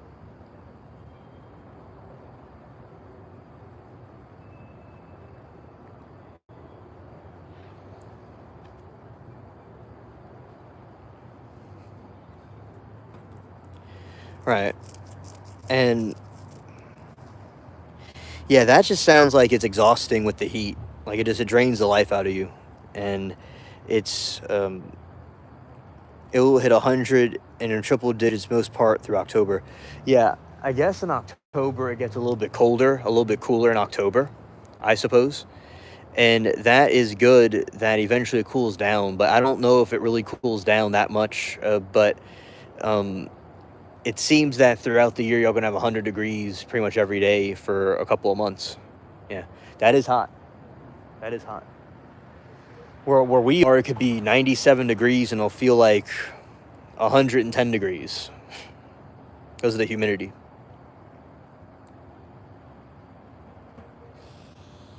Glad to see Claude being good right now.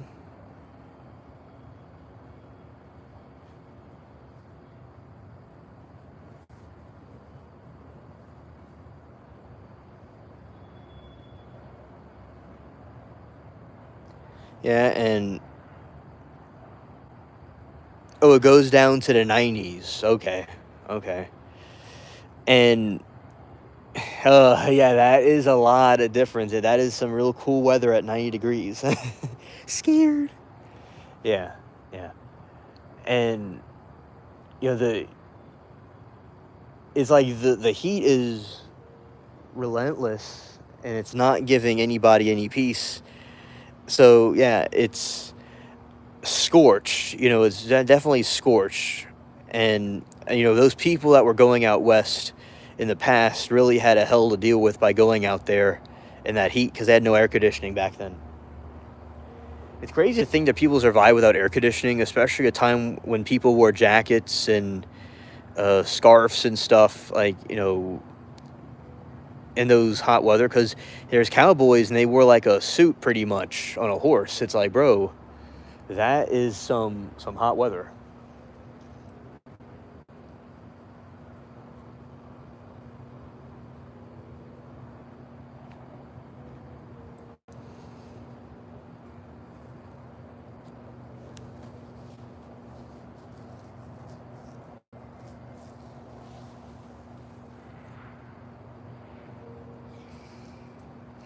Yeah, and I remember like when it was real humid here, like when the power was out one time, and I was like, darn, people were really in this like city one time without any kind of heat.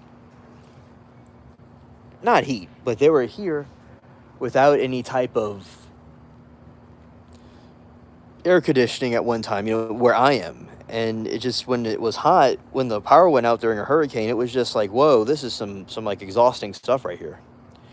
So yeah, just people back then, had some struggles to deal with. I guess in the future, when they have more advanced technology, it'll make things even more crazy. How they'll be able to be advanced and not be in those situations anymore, and maybe they could make it less hot or something. I imagine the desert with a cow skull in the ground, and there's some tumbling hay, and it's just like a boiling sun. That's what I'm thinking.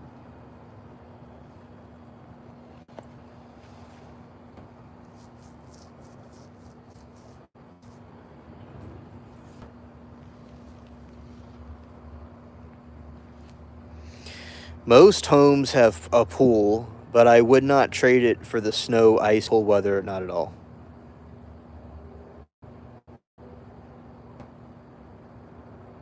Ah, okay, okay. And understood. It seems that pools are, uh, yeah, in Vegas, people have pools over there. So it seems like the pool seems to be a place to cool where people like to cool off.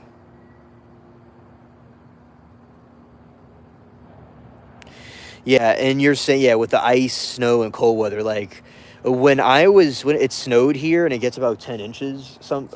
It's very rare when it snows here, but it happens, and it'll be like all of this will be covered in like buried in snow. And one time I did a snow live stream, and it was up to my knee, like buried my kneecaps, and people couldn't drive or go do anything. So in some places up north, people get buried in snow, and it'll be so much snow, and it makes the road slippery and all, and people get annoyed with the snow when it happens too much. So yeah, that definitely is something to understand about the snow. It can be. I like snow. I think it looks pretty, but it can be tedious to deal with.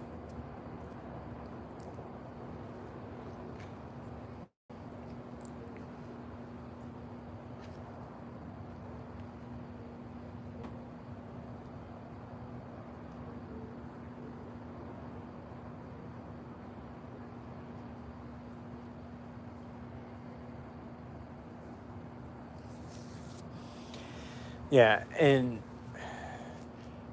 definitely with the snow, uh, Arizona, I think it may snow in the mountains, but I don't think that it would snow in a regular way like it snows here.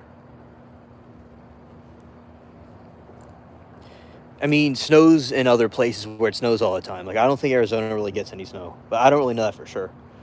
I know New Mexico gets snow at some points, so I don't really know if Arizona does or doesn't. But yeah, a blizzard is kind of, that's something spooky too. Some people will get, buried in that, besides being buried in snow on a regular basis.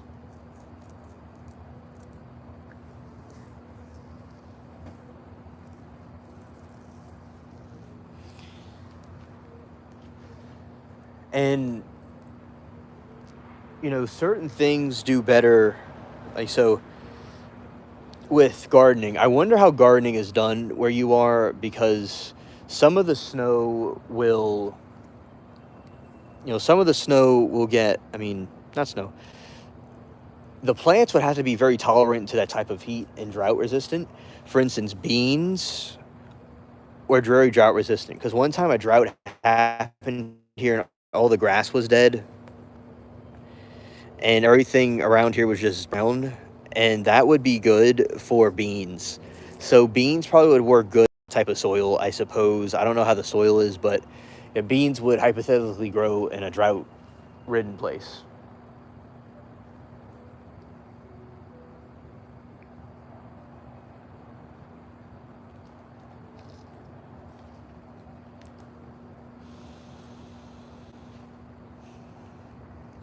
Back in the old west, they like to eat beans. Beans was something that they like to eat.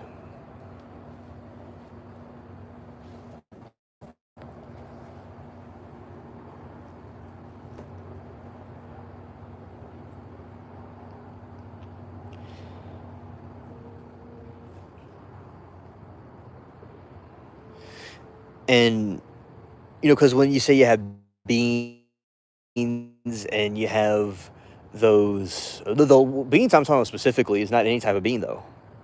I'm talking about lima beans. That's what I grew.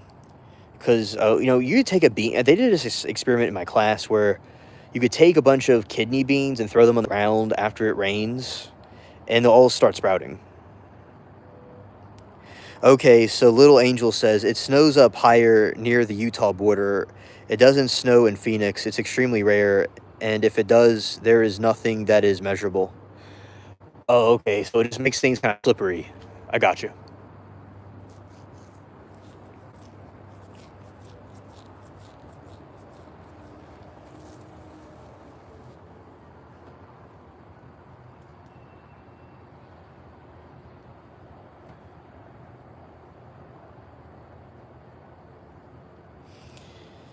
Yeah, so you haven't experienced that type of snow before. And I guess it's a good thing in a way, because it can be tedious, as I said. Yeah, so it snows more in the mountains range. Okay, yeah. I didn't think it snowed in Phoenix. Lima beans are these white beans, and they were discovered after the Civil War. And they were found growing on the side of the road randomly. And they're very, very good.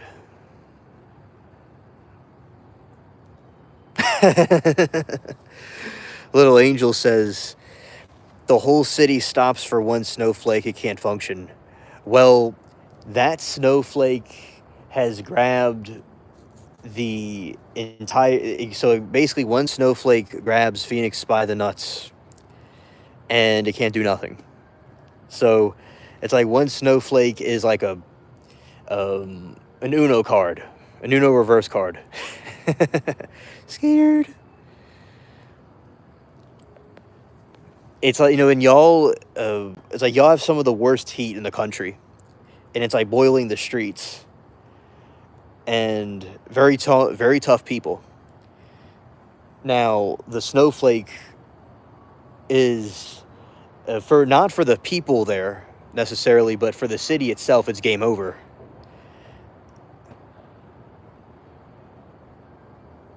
Yes, it's the unicorn. Yes.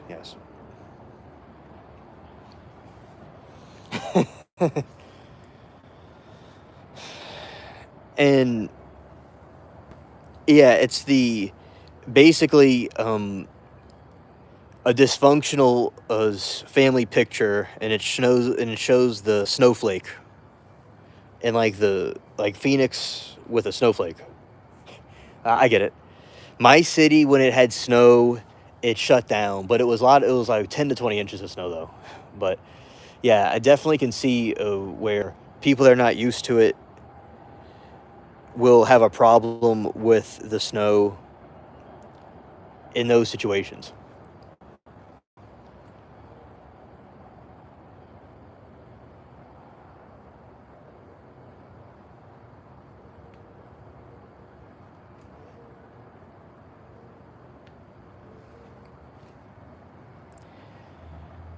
Right?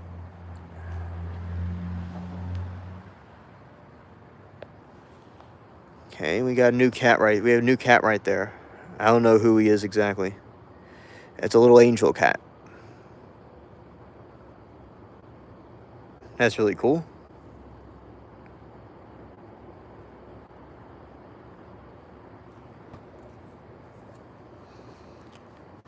We see you there, buddy. You're on YouTube.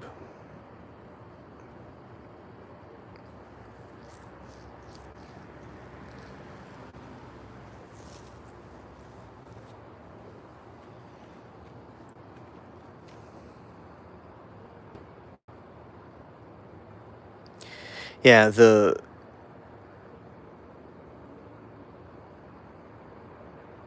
Okay, and Little Angel said, like I said, very rare. Maybe 2 or 3 times in my life. I did live in Idaho for a few years as a kid, but we came back. I was born and raised in Phoenix, so it's really all I've ever known. Okay, thank you for your take about that. So, in the moment, not in the moment, in your life, you only know about the heat and like the desert type weather, not Phoenix. That was goofy. See, I'll have Timu moments when I'll say goofy things, but not the snowy weather. You're not really that familiar with it. Maybe a little bit, but you're more familiar with the Phoenix weather and not the cold, the bitter cold weather of the north. Although I'm in the deep south, snow will come on a rare occasion, very rare.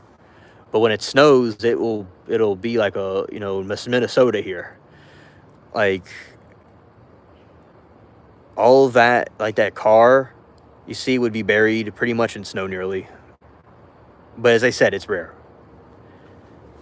Very, very rare, but it happens. It depends. The Gulf Stream over the city with a cold front with a certain type of moisture will make snow if it hits a certain way. But it has to be precise at the right moment. Right.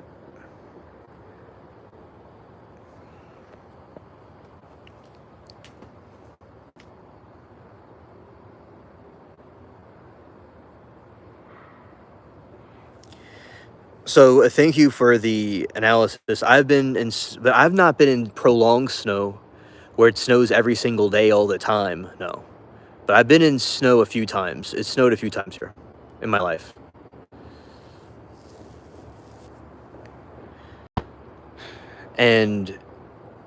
But I mostly am in a humid swamp, bayou type weather.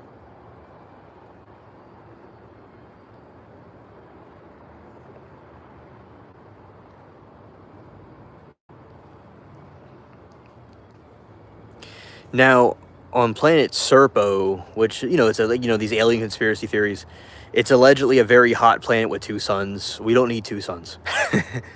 Definitely not.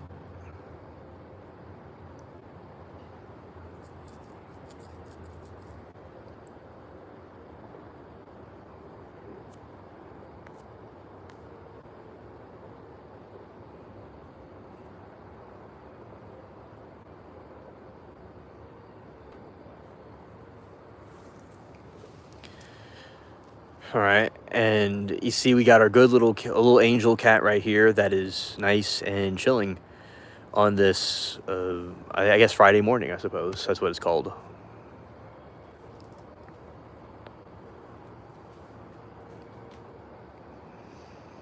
Yeah, he knows, or he or she knows. Yeah.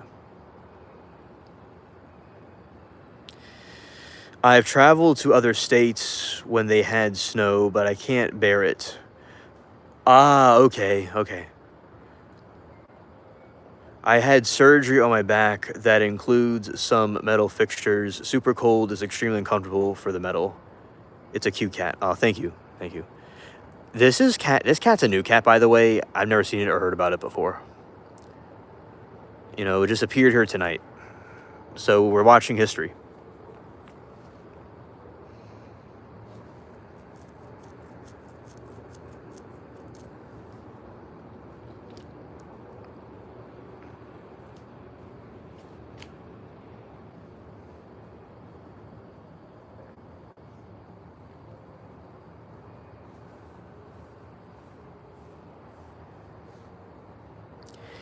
Yeah, cute cat. So, I have a neighbor, my friend's mom.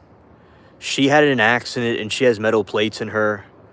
And she said the metal plates are extremely uncomfortable.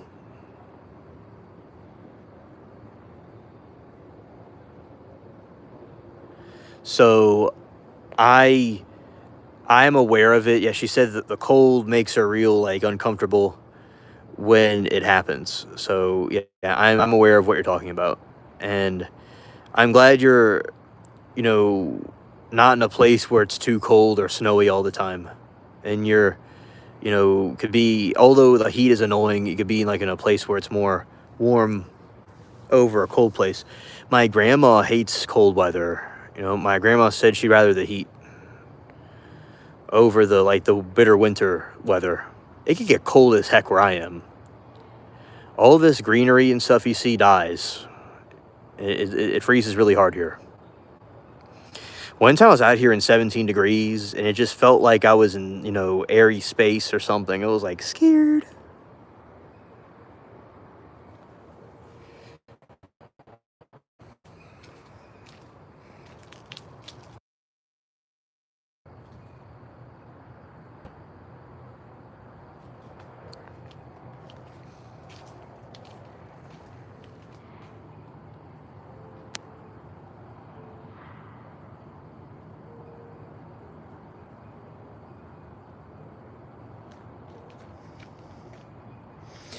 And it's easier to cool your body down than warm your body up. Yeah, yeah, that is true.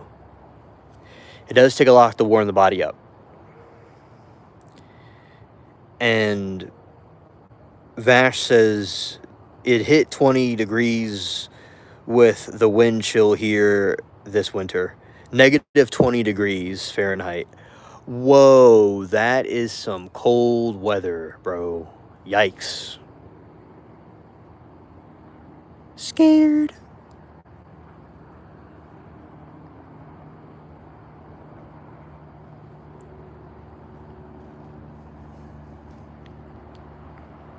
You see, Vash knows where he is.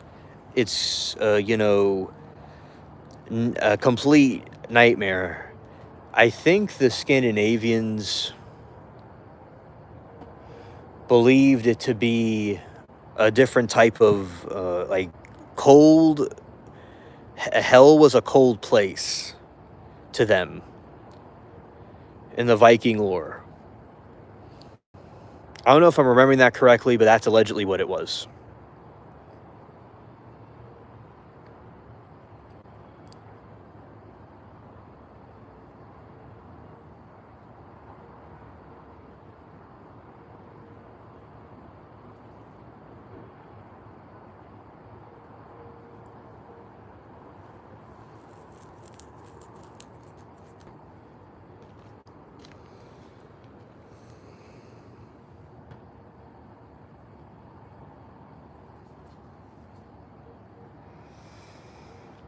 He's all about grooming.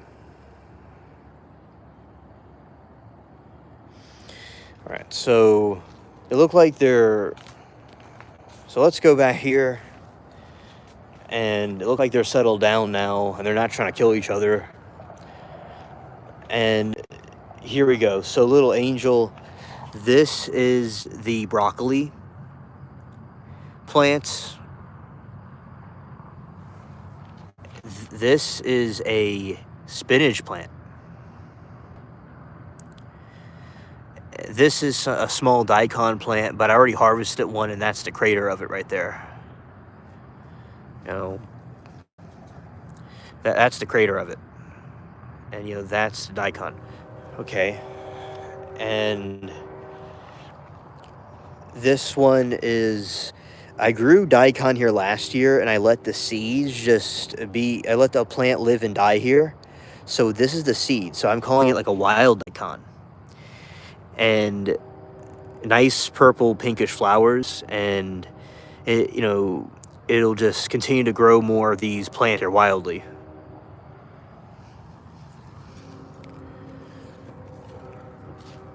See, that's the root. Can I show the root? Yeah, that's the root of it. You see, usually I'm in this part and not over in that other yard, but because the cats are trying to square up, that's why I was gone that whole time over there. Okay, so, and because you were with me earlier when I was in this region, but we didn't get to be too long out in this part because of the cats trying to fight. Yeah.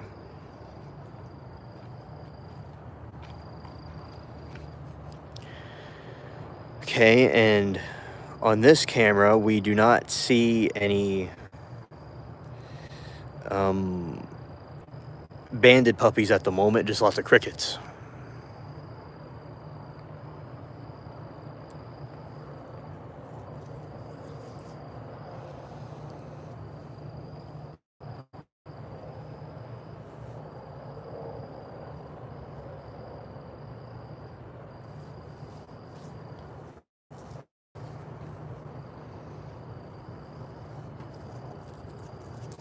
Yeah, and one of my friends, Abby too, not Abby from Trial Chat, but another Abby that came from this stream, she told me that, constantly wanting to bundle up and have more and more clothes on can be very annoying. And I understand the struggle that these, up there goes through. And you could go cool off. When the hurricane happened, I went in the shower, in the cold shower, and cooled myself down. So it can be possible to cool yourself down. So that's pretty cool to do.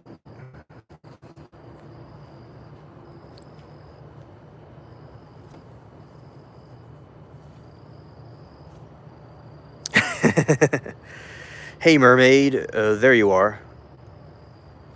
Welcome back.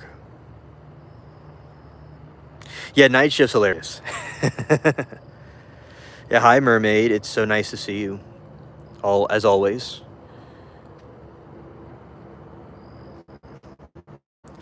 And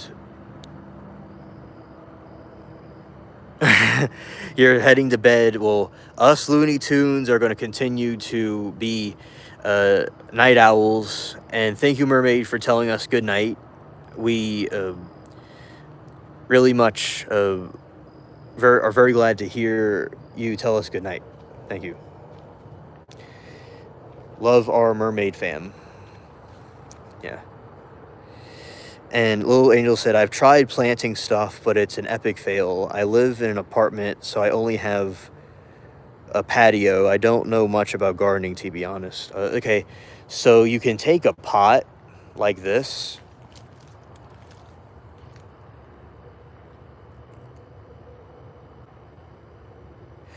If it were the Looney Tunes in the Tasmanian Devil. Oh, yeah, exactly, yep. And you see, this is a pot right here that I planted a giant tomato one time. And something you can do, and look, I cleared out all this because there's different types of flowers that pop up here at certain points, and it's more yard space, and it's where you can plant some more stuff. And Mermaid said, I fertilized the grass and it's getting green, and I have a pot and places for more. Going to go Walmart for seeds. Oh, Mermaid, I am so delighted and excited beyond your imagination that you are doing that. Shout out to you, fam. Awesome. That is amazing news. All right. So, oh look, it's King Snail. He's chilling inside of there. Okay. So right here, you put soil in here, like from Walmart, and you see this, how it has a hole under here. You see, that's where you could put a water tray. Hero Mini Snail, yes. You see, like, it's a water tray under it, and you can water it from the bottom. You know, and that is, and the water comes from underneath. I have grown plants that were peppers and tomatoes and pretty much everything. But yeah, you could get it right there, and through underneath you could water it. You know, like you had to putting it in another tray. Yeah, like you could put it on, let's say she has a patio. You put it on a patio, and winter you could cover it up. So there is some herbs you just put soil, and then you sprinkle the seeds on top of it, and it gets sunlight, and then it sprouts by seeing sunlight rather than burying it.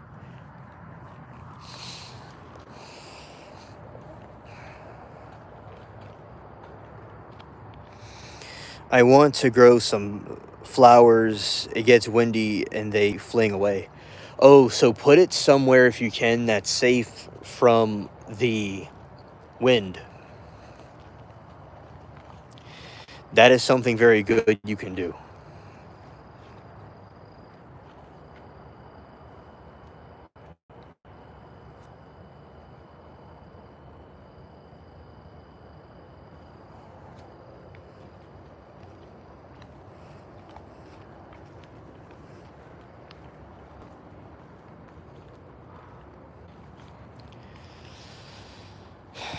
And so, yeah, make sure that it's being put somewhere where it can be, the wind doesn't hit it, if you can. Now, what type of flowers are you wanting to grow, Mermaid, out of curiosity? I'm curious. You know, I remember when I was little and at school, they had a raised bed and put some soil, and we put the flowers in there.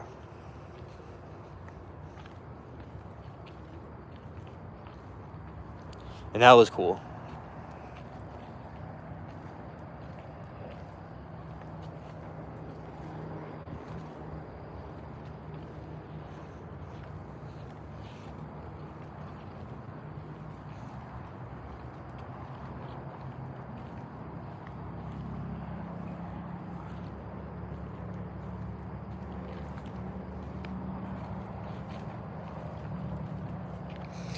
I want to grow some. Okay, I use the Epsom salt natural laxative. It's just salts and fertilizer.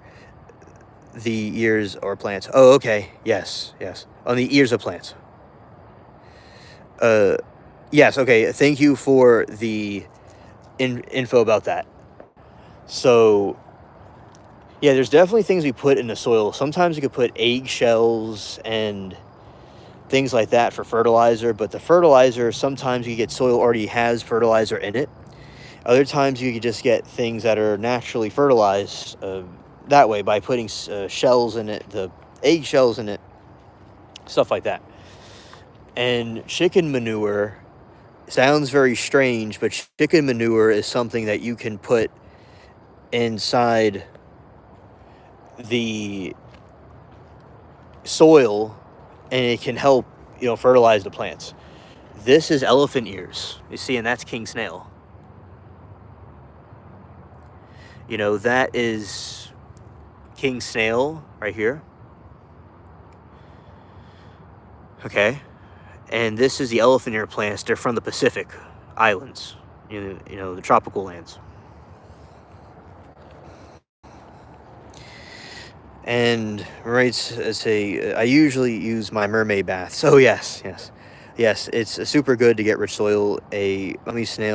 Lots of snails in your yard recently. Yes, it is a snail paradise. Uh-oh, these cats are squaring up again. Not good. Not good.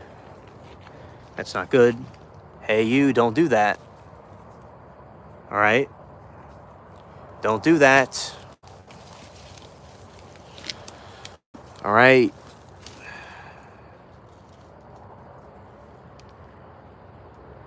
Oh, Underboss, glad that you enjoyed the stream. That's great. All right. And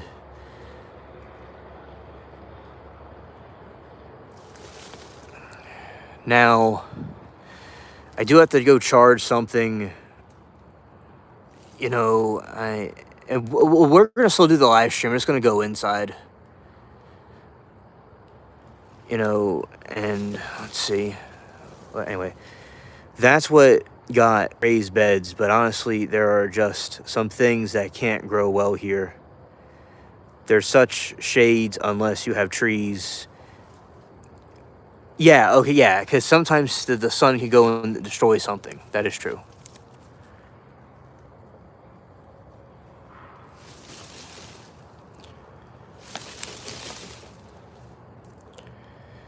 All right.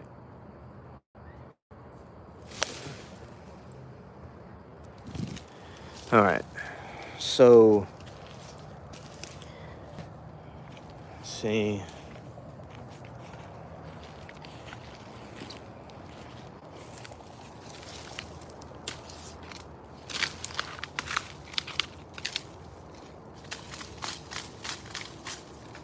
Anyway, Underboss, it was good on the Hindi talking and going to bed. Okay.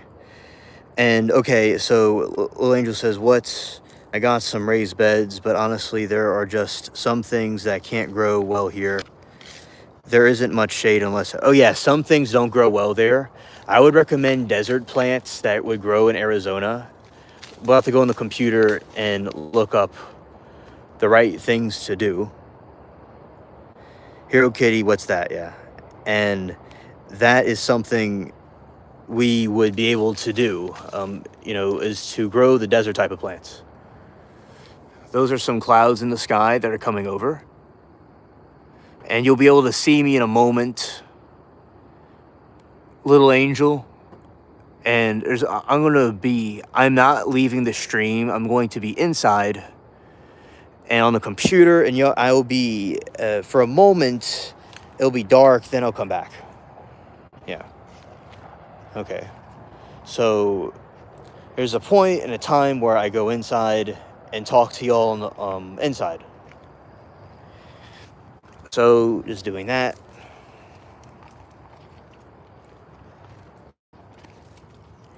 And let's do this. All right. So everybody, I'm going to be a moment of darkness, and then I will be back on the screen in a second.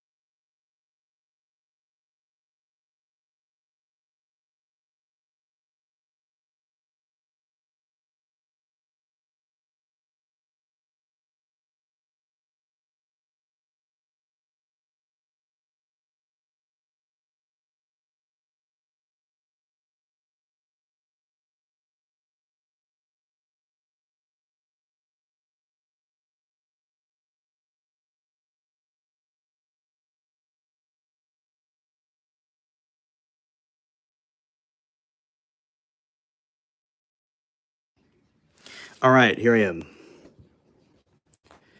So, hello. It is Alien Spaceship, and this is me. That's what I look like. And here's kind of messed up, but is what it is. So, I am inside now, and this is where we continue the conversation. All right. So, let's see. Is everybody here? Okay, so we are back, and I'm going to be, one moment, I'll be gone for 1 second. Okay. Here. Okay, so protective at night, I like that. Hope you sleep peaceful and restful on the fly Friday night. Okay, yeah, blessings to you. Oh yeah, that is very nice to say. And a shout out to both of you. And let's see what grows in Arizona. All right, for people to grow. And we'll put this other window out so I can monitor what's going on here on the stream.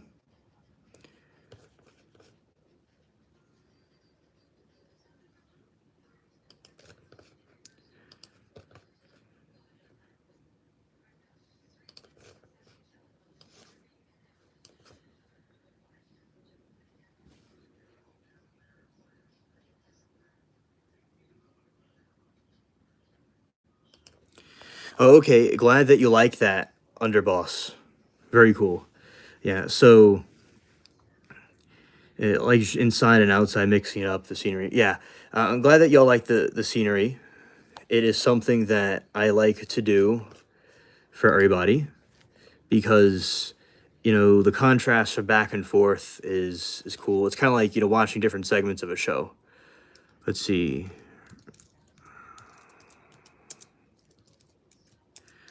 Let's see, grow.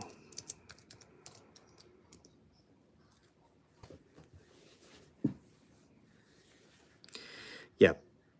And because 1 minute I'm outside and the next minute here, and it's also like a face reveal for people that haven't seen me yet. It's this is me. I am an alien, and this is my human disguise. Yeah.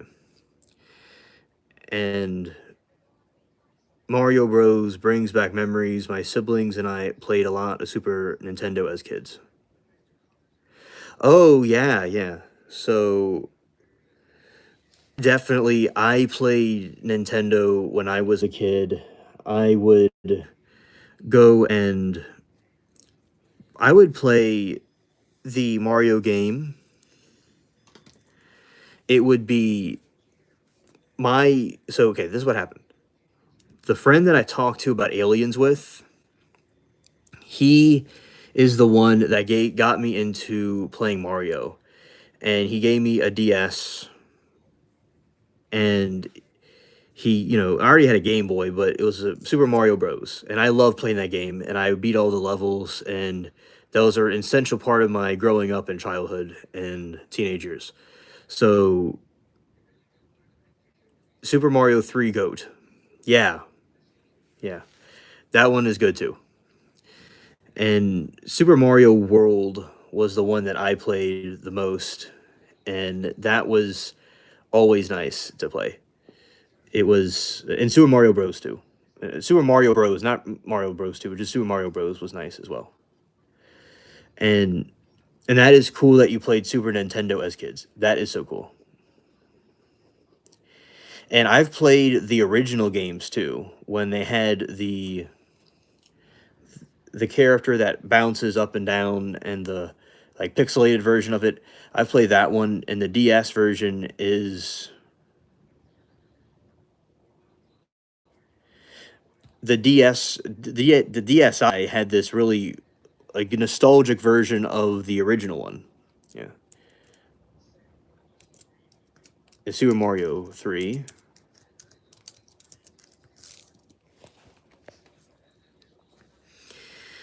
Yeah, Super Mario 3 and North America 1990. And it was okay, that was the original.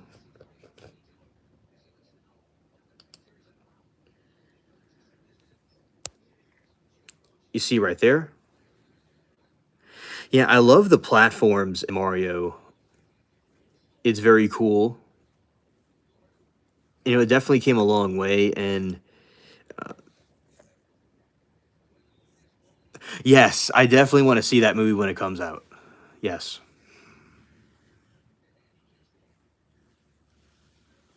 Oh, yeah, y'all had consoles. Yeah, I have played on the consoles before.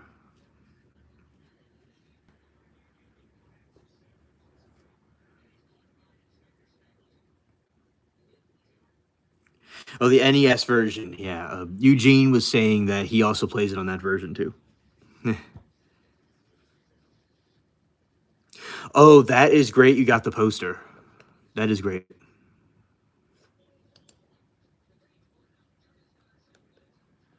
Oh, you got your son. Oh, that is awesome. Yeah, this game was. Oh, I love the raccoon one. And bro was dressed up like a raccoon. I love that. Yeah, I remember this from Super Mario, the Game Boy. This is the one I had.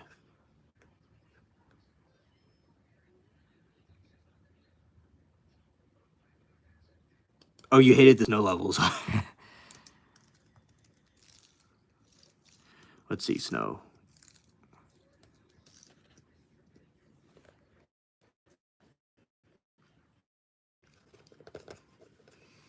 Oh, scared. Okay, yeah, that is on the NES. World 7 was the best. Yeah. So Yellow Angel, the snow levels, yeah, would be annoying. Oh, when I'm on the snow levels, it'll be very cringe because you start slipping around and you go and like fall, and that is messed up. I remember being the penguin character, and you just slipping in all over the place.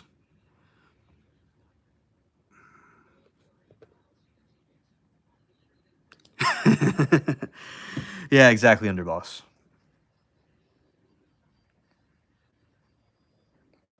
Yeah, Snow World's World 6. Bro, oh, this is the Switch game. They made a recreation of it. Yeah, that is wild looking. Yeah, let's see Mario World 7.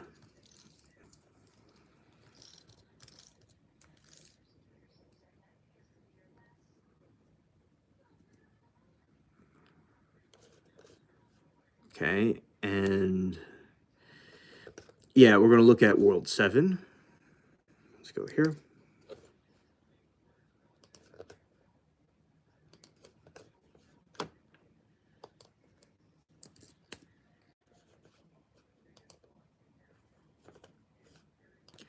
Okay, this is World 7. Part 7, no, World 7.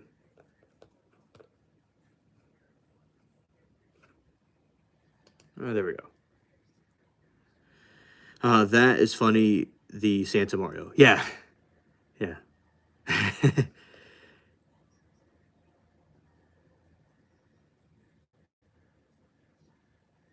Oh, hi to Gooby.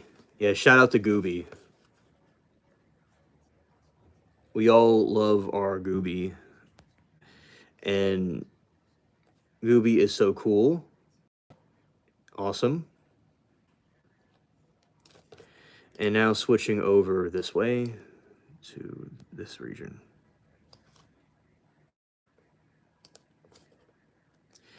Yeah. Oh, you sold a DS. Okay. I see. Under says I'm 45. I still have my first Nintendo downstairs with Gyro Robot in the original box. That is so cool. Wow, that is history right there.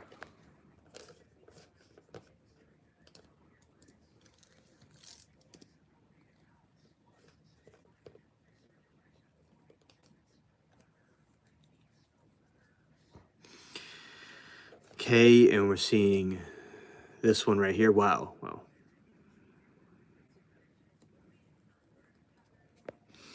He's a gooby that he's a goodbye that says hi. All right, so we got that one right there on the NES. And so I've played a version of this before on the DSi, and I thought it was really cool.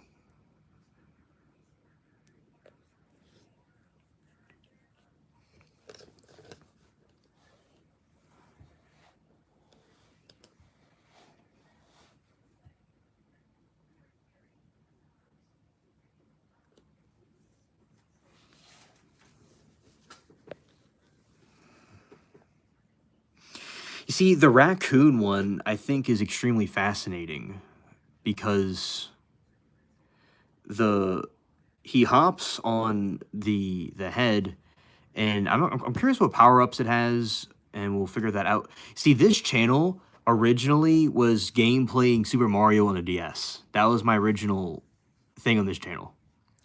Oh, and that's Demon Son that chase Mario around. That's Phoenix to a T. Yeah. World. Let's see.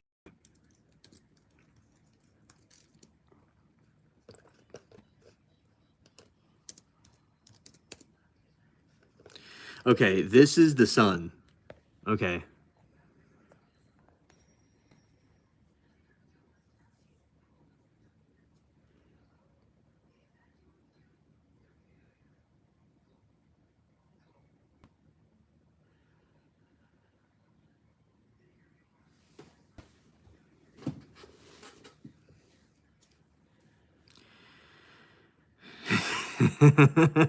That's Arizona. That's Arizona.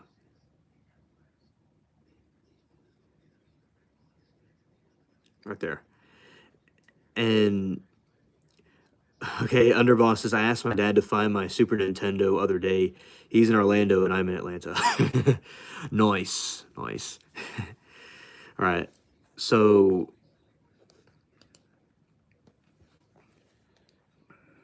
okay, this is Arizona chat. That's Super Mario in Arizona, and that's the sun. My NG4 I loaned out when I was in my 20s and never got it back. Oh Lord. Yeah, one of my bros, partners, that's another word for like partner, and like slang word, and was he loaned out a game and he never got it back. So I know the struggle of what you're talking about. It just it happened to one of my bros before. That was crazy. Yes, when it starts moving, right, right.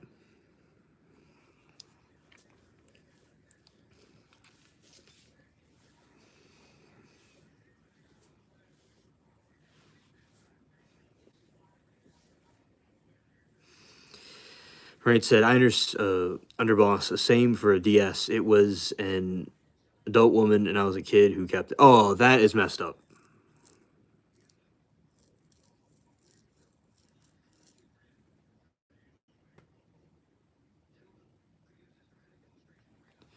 Yeah.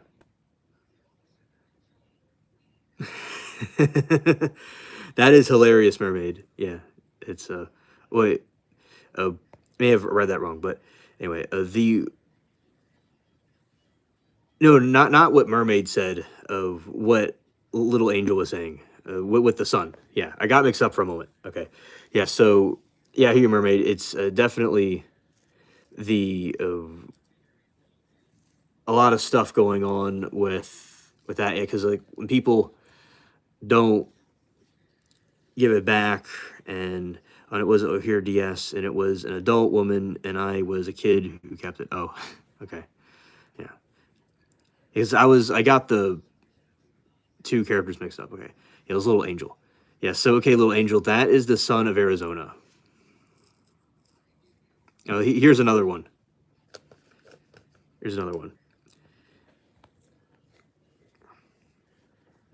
Okay, so this is a day in the life of Mario in Arizona.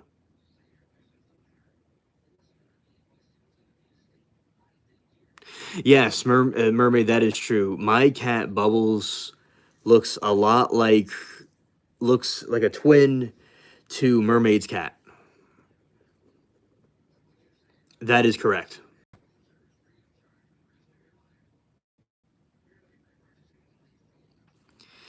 Yeah, that is the angry sun. It's absolutely furious. Scared. Yeah, let's see some more.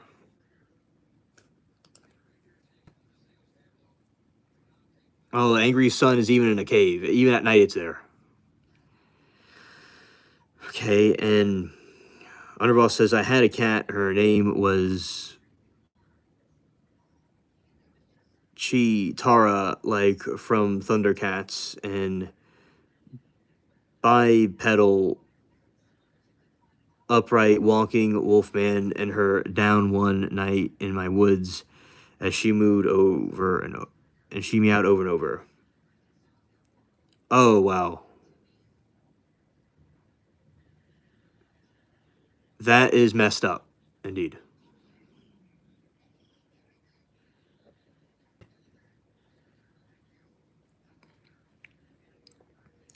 Yeah, that is very messed up, and rest in peace to that. It definitely is messed up when things like that occur. The dog, yeah, okay, I was thinking it was the cryptid. The dog man cryptid, right.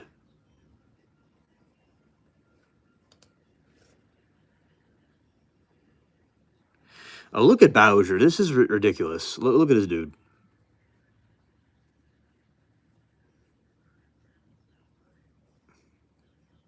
Yeah, thank you, Underboss, for telling us your story about the cryptid.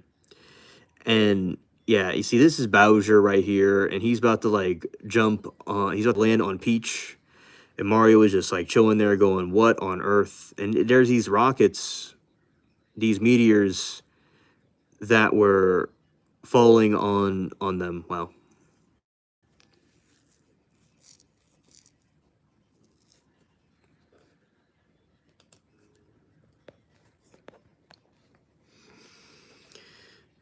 Okay, and this is another one.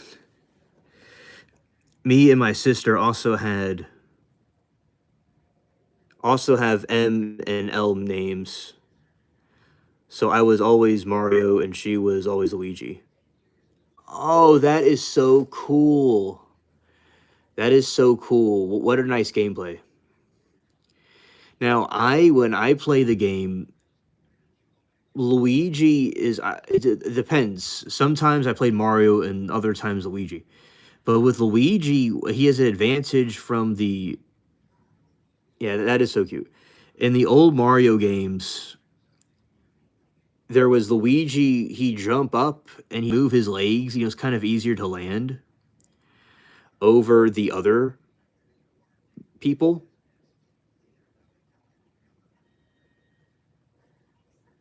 Oh, okay. I see. Underboss says it wasn't. She had a familiar spirit put in her a spellcaster. I have a nice sized home, and she could sense me outside the home, following me from the room to room, meowing obnoxiously. Okay, okay. Thanks for explaining.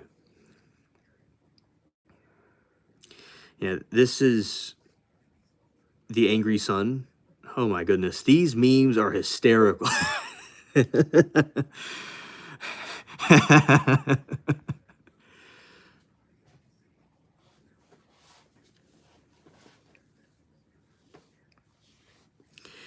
Okay, and by the way, so Luigi was good at jumping and moving his legs around, and Mario just kind of does one hop. Like Luigi's kind of scared, but it's easier to kind of navigate him to a different spot. Sometimes I would use Luigi when I needed to, and Mario when I needed to. But yeah, the that's cool that y'all have M and L names for that. Okay.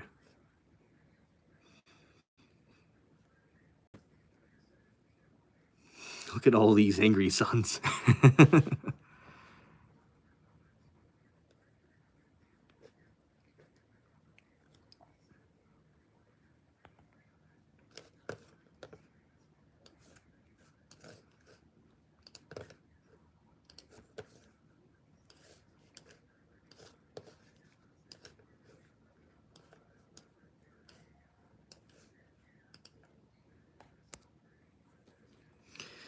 Okay, and we are now continuing.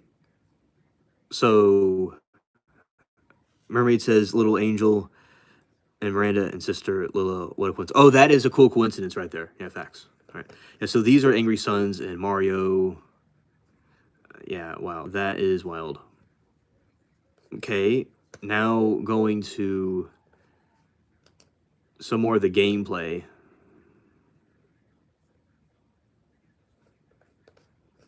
Oh, that is so cool. That is a my mom is named Mary. A very nice name. Okay, look at this. So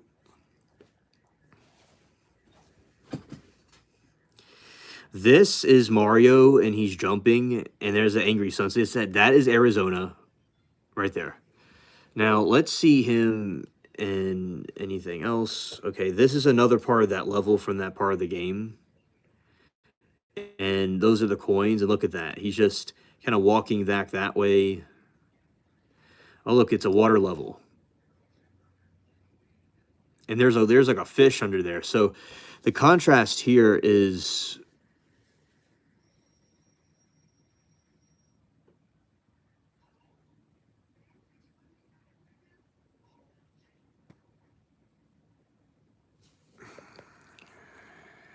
and right, and we have this right here, which is light blue, and you have the dark blue right there, which is the different types of. There's a fish right there, and then you have some more, you know, on that platform.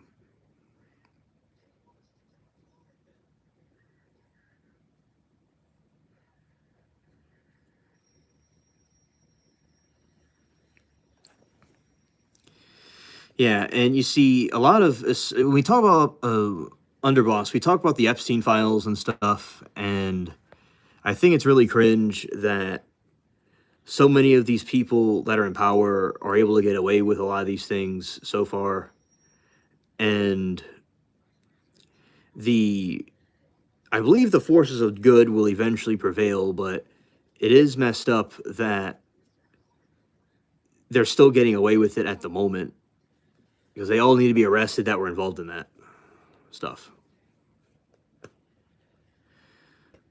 Okay, and okay, this is the sun, and that's from one of the Mario cartoons.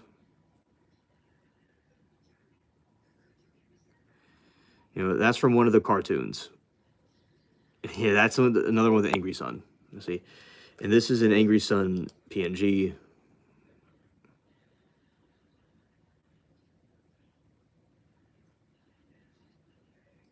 Amen, little angel. Yes, God wins in the end. The forces of darkness will not prevail.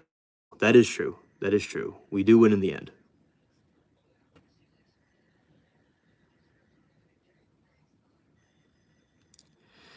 Now, one thing is good is we have exposed them a lot, and we have an idea of who's doing what because of them being released, the files being released. And we have an idea of what's going on, at least.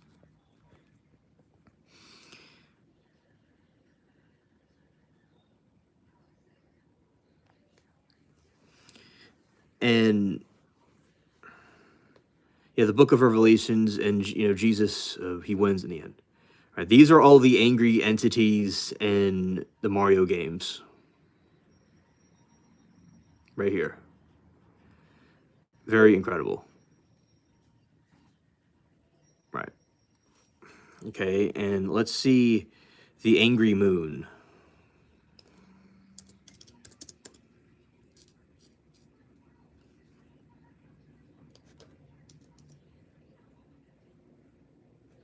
Oh, scared.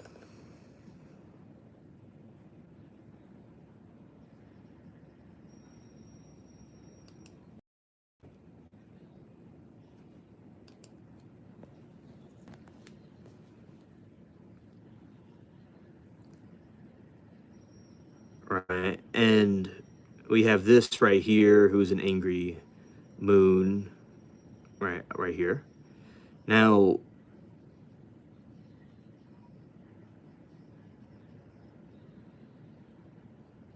yeah, Baal is the evil god, but the god Yeshua of the Yahweh is the righteous God. But yeah, the Israelites at one time were worshiping Baal. That is true. And in the long term, there's a struggle between Baal and the God of the Bible, of the God Abraham. That is not true. Yeshua is the one that fought against him. It's actually the other way around.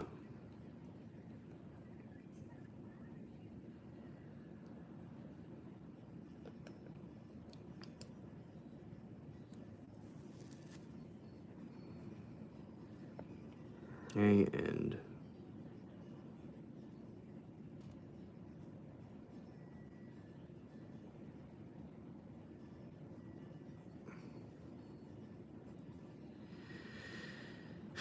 right. And yeah, we disagree with that because we believe that the God of the Bible is the Yeshua, the Yahweh is the good one. Right.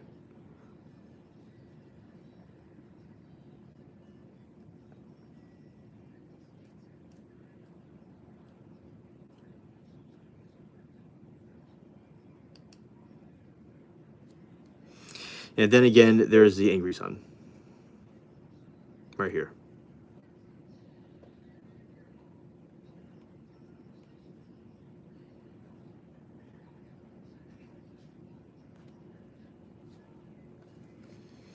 Now let's see some more scenes from the game.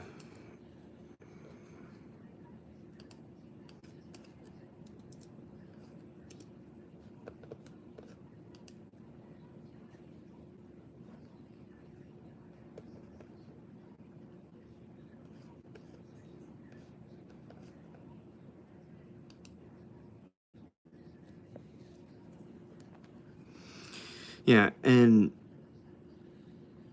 right here is you have some clouds that are like twinned together and they're in conjunction, and then you have these over here, these question marks.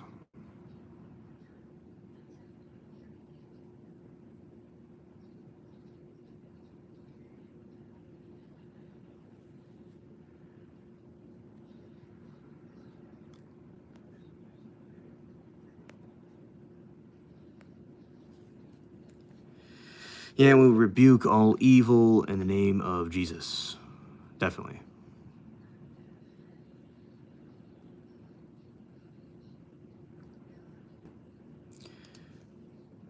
Okay, and this other scene is Luigi, and he's kind of like floating around underwater with that fish entity.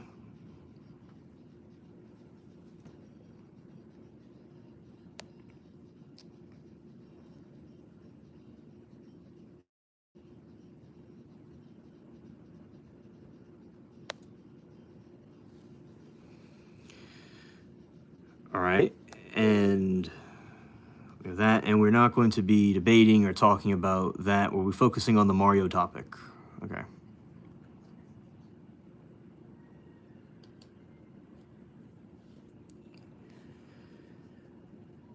All right, and here is, kind of like another desert-looking region in this part. Right, right. And we here don't, any kind of evil or Satan, any kind of evil or whatever. Here we respect Christ, and it's a channel for, respecting that stuff and focusing on this Mario thing right here. Right. Let's see. So this location, we have these different leaves.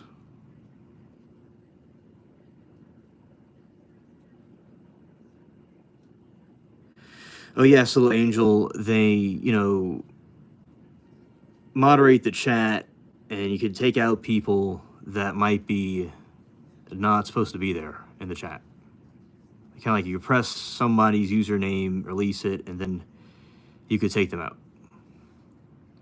Yeah.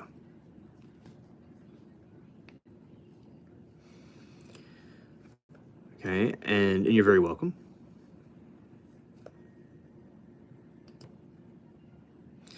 Yeah, and this is Mario right here. He is, and there's two clouds right there, and yeah, he's chilling.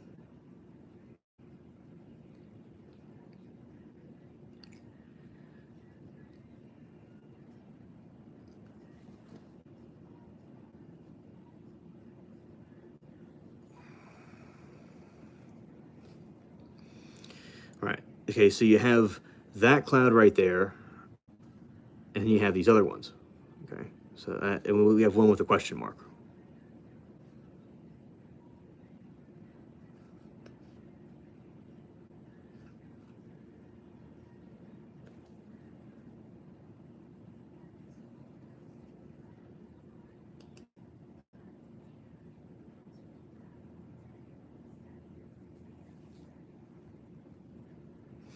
Yes, exactly, little angel. Right, right,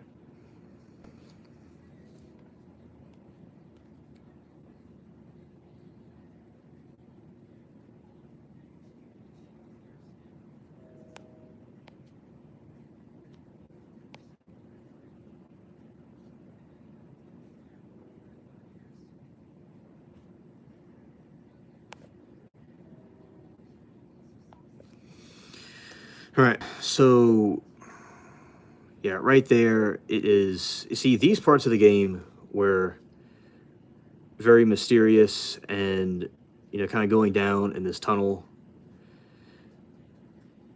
and you see these plant things that are trying to reach down and take out the Mario plant. They always try to take out Mario. And then you have these pipes right here that are, green pipes. And that part of the game was always quite annoying to me.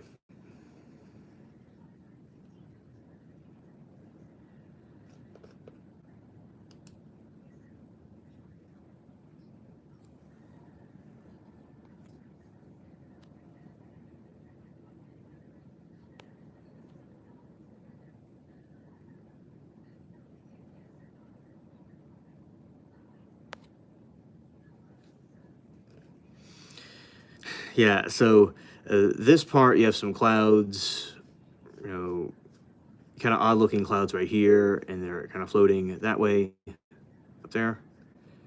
And there you go. That is the pyramid.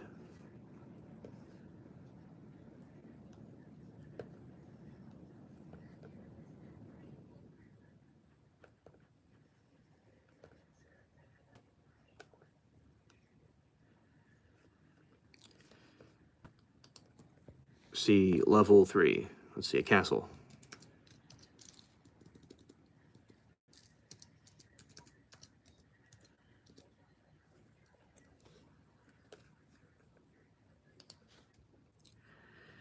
Okay, that looks cool.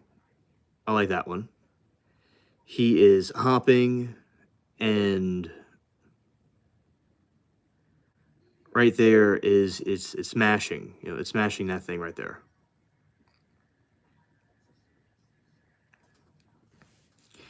Yeah, these levels, this part of the game was quite tedious. I remember when they tried to do that, and you would hop, and then they would go and smash the character. Sometimes you would get stuck, and then you kind of fall over and get scared. Right.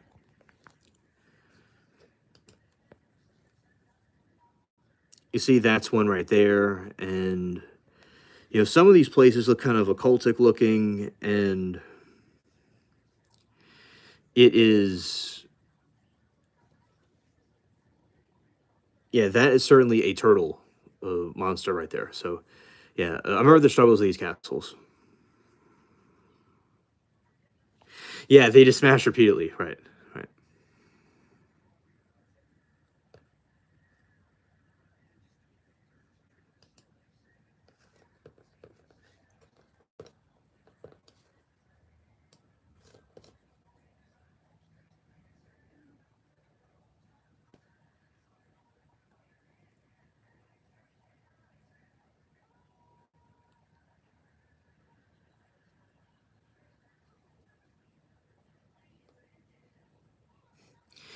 Yeah, I remember these parts. It was, it was pretty much messed up. So there's times when going through these obstacle courses, it will be really bad because you could go and get yourself smashed.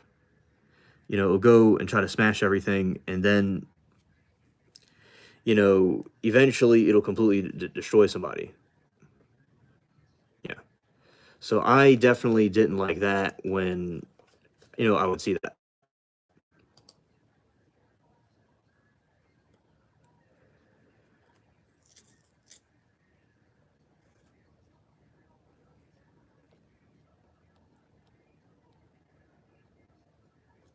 And let's see this. Yeah, and the Nintendo Club and Saturn's Black Cube, very occultish. People black white floors. Yeah, definitely. I think it's very occultish. I do agree with you with that. And it's extremely strange, the heights that uh, these elites will do to show their propaganda around, and take the truth of God away.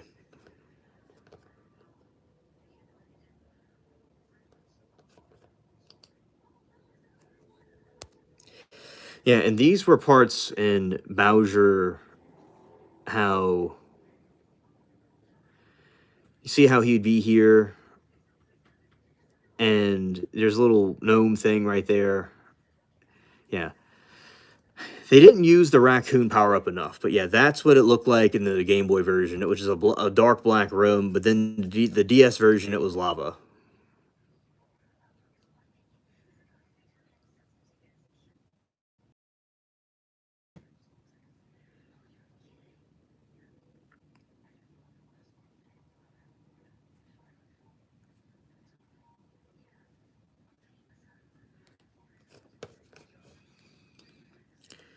Yeah, and in the fallen world, God will give people over to the desires of their hearts, and that's exactly what happens in these circumstances, right?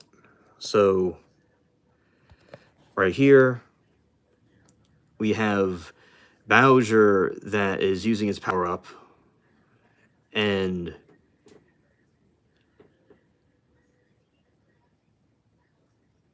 yeah, reportable mines. Yes, yes.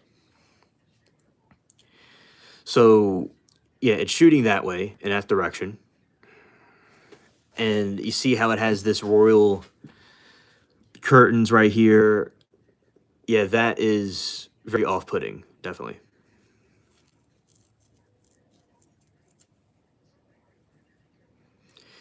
Very off-putting.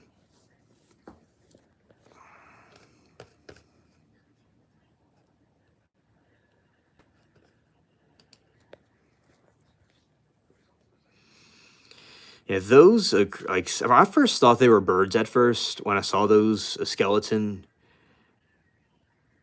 turtles. But yeah, that was real weird. That I thought, but is that it's actually a skeleton turtle, but I thought that they were pelicans.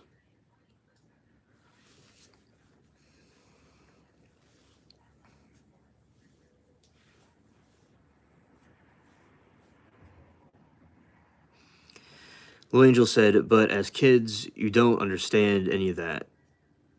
Discernment comes with maturity. Amen. Amen. I definitely agree. Absolutely.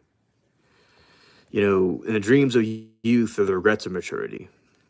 Also,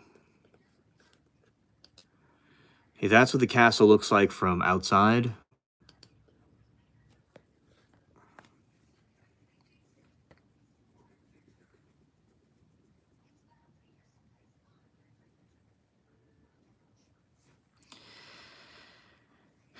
Right there, and that is cool to see. And yeah, because they had that in the DS versions of it too.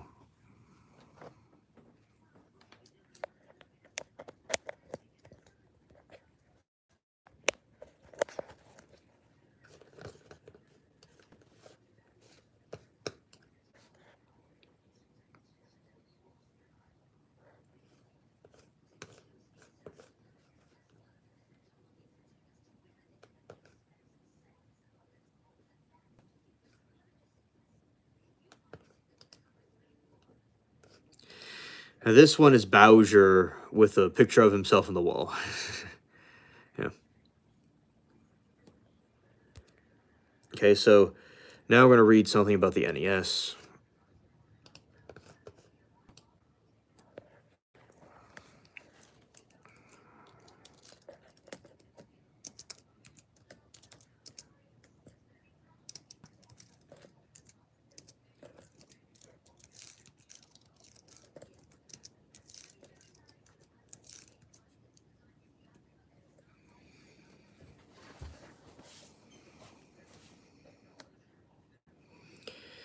All right, so Super Mario for the NES is divided into 8 distinct worlds, each with its own theme.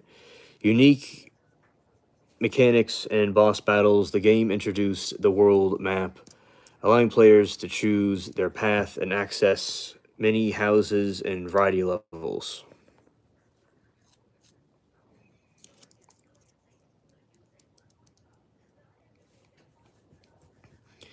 Grassland, Basic Plains introduces the super leaf and basic mechanics. Right, Desert Land, Sanded Pyramids features quicksand, angry sun, and hidden ruins. Yeah, that is Arizona.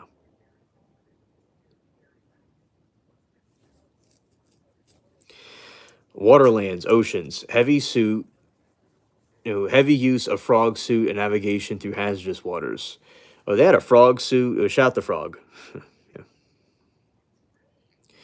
Giant Land, oversized world. Enemies and blocks are massive versions of themselves. Oh, frog suit was fun. Yeah, that's nice. Nice. Skyland, clouds and tower, split between the ground section and massive sky and area.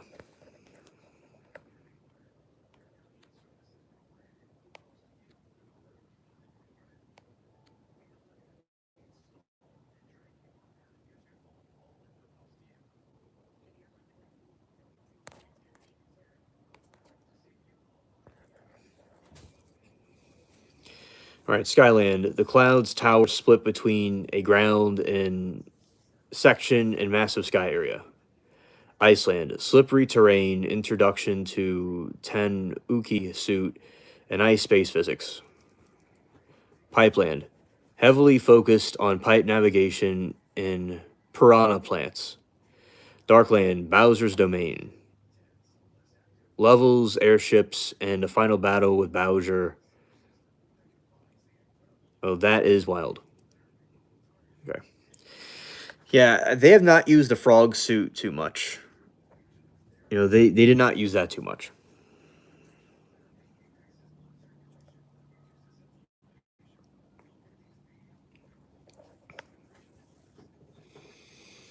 All right, World 1, the tutorial stage. It introduces Super Leaf Raccoon Mario in a secret area in the clouds reachable by flying. World 1 to 3 contains one of the game's biggest secrets by crouching on the white block near the end.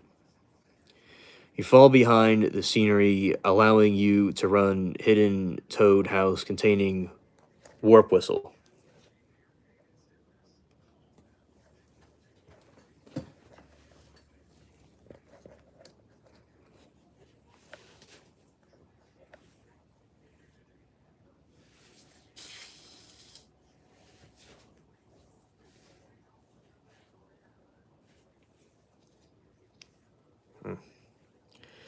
All right, warp whistle. There are three, and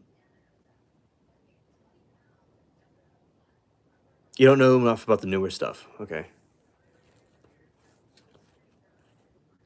let's do this.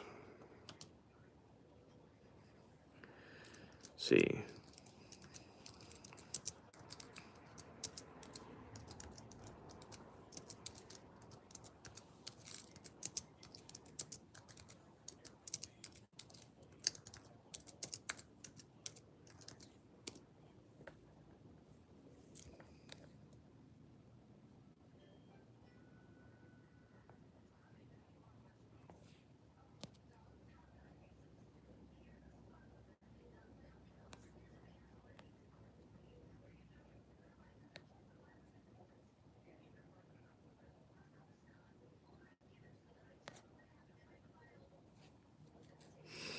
Hello, Brig. Good to see you. Welcome to the stream.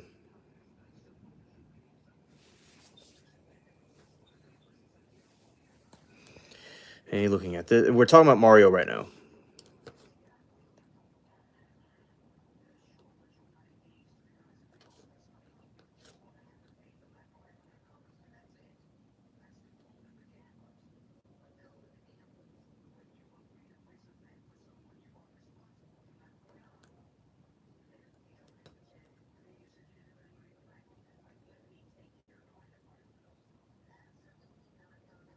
You caught the tail end, right?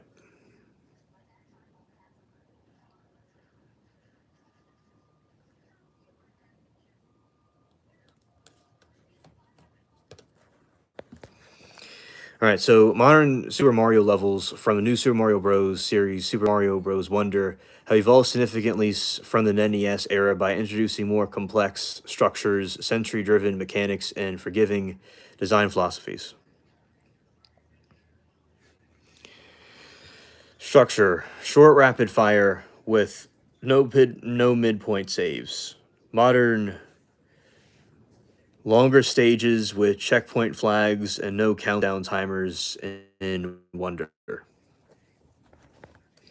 remember the countdown timers. That was scared. Interactivity, static environments, enemies, and independently. Rhythm levels. Enemies and platforms move to be Baba vocal riffs in the music.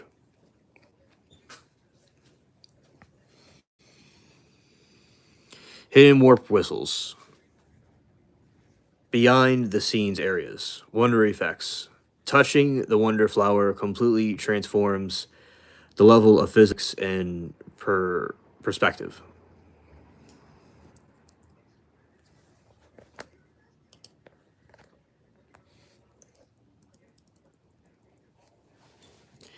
All right, modern level types and mechanics.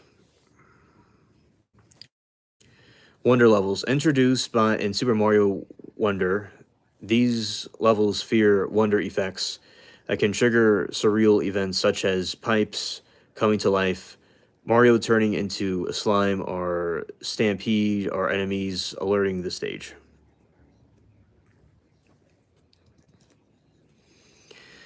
Badge levels. Modern games often include challenge levels designed around specific badges, which grant permanent abilities like floating, high jump, or a grappling vine to reach new areas.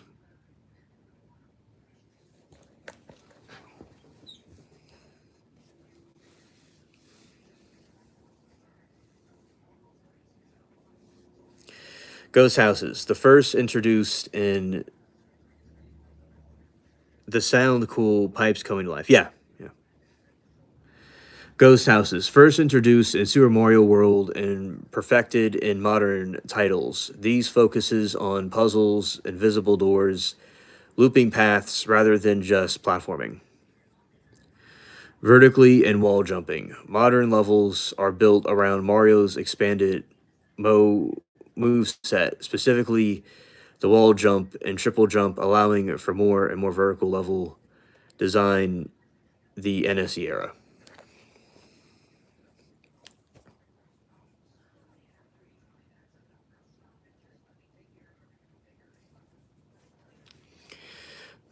Talking flowers. In the latest games, interactive flora provides hints, encouragement, or humorous commentary as you progress through the level.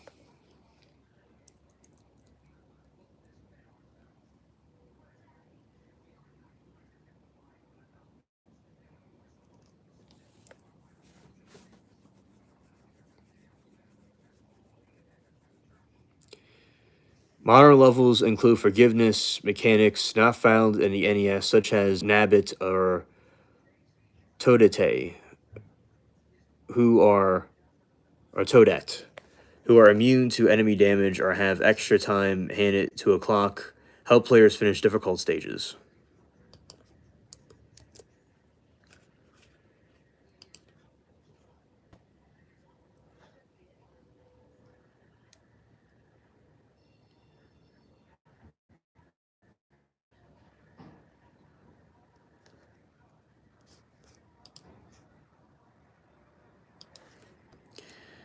All right, and let's go. We're still talking. I didn't go mute. Okay. Modern levels include forgiveness mechanics not found on NES, such as Nabbit or yeah. Okay, right that. Let's look at this other part of this. Okay.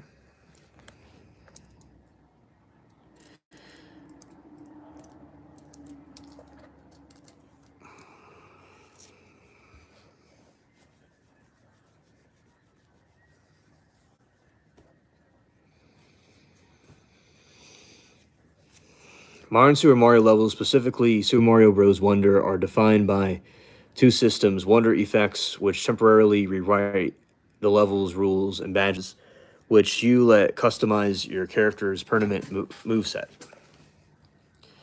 When you touch the Wonder flower, the stage undergoes Wonder effect. This is a surreal temporary event that ends only when you collect a Wonder seed.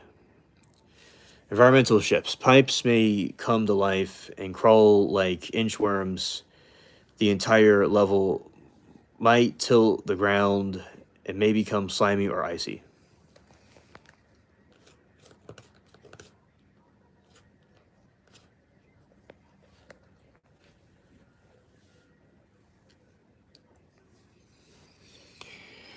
Player transformations. Mario and friends can be turned into completely different forms, such as Spike.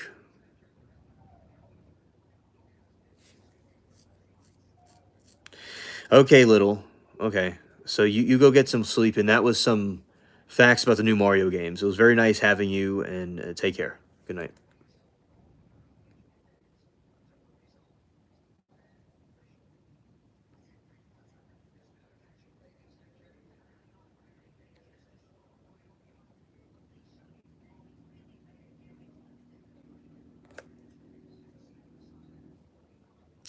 Oh, it was so good to talk to you too, little angel.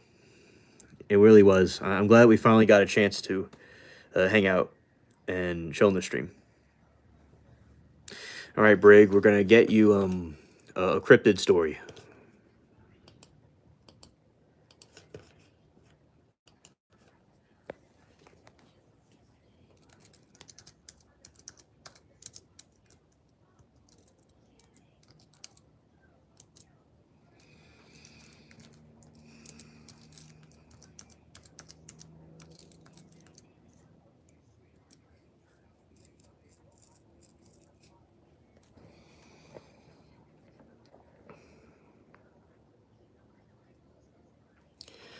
All right, deep within the Pine Barrens, South Jersey, a legend older than the United States itself continues to haunt the dense forests and cedar swamps. The Jersey Devil, also known as Leeds Devil, is a cryptid described as a bipedal kangaroo-like creature with a horse head, leathery bat wings, and a forked tail for nearly 300 years. This mysterious beast has been a centerpiece of New Jersey folklore, captivating the imagination of locals and visitors alike.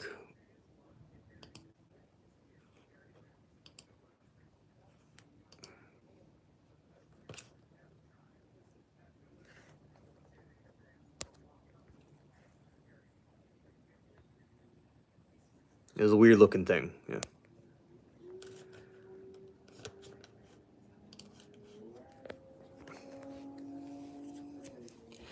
The most popular origin story dates back to 1735 and centers on a woman known as Mother Leeds. Another burdened by 12 children, Jane Leeds was distraught to learn she was pregnant for the 13th time in a moment of frustration. Exhausted, she allegedly cursed the unborn child, crying out, "Let it be the devil." On a stormy night in the village of Leeds Point, the baby was born, appearing completely normal. However, within moments, the infant underwent a terrifying metamorphosis. It sprouted horns, wings, and hooves.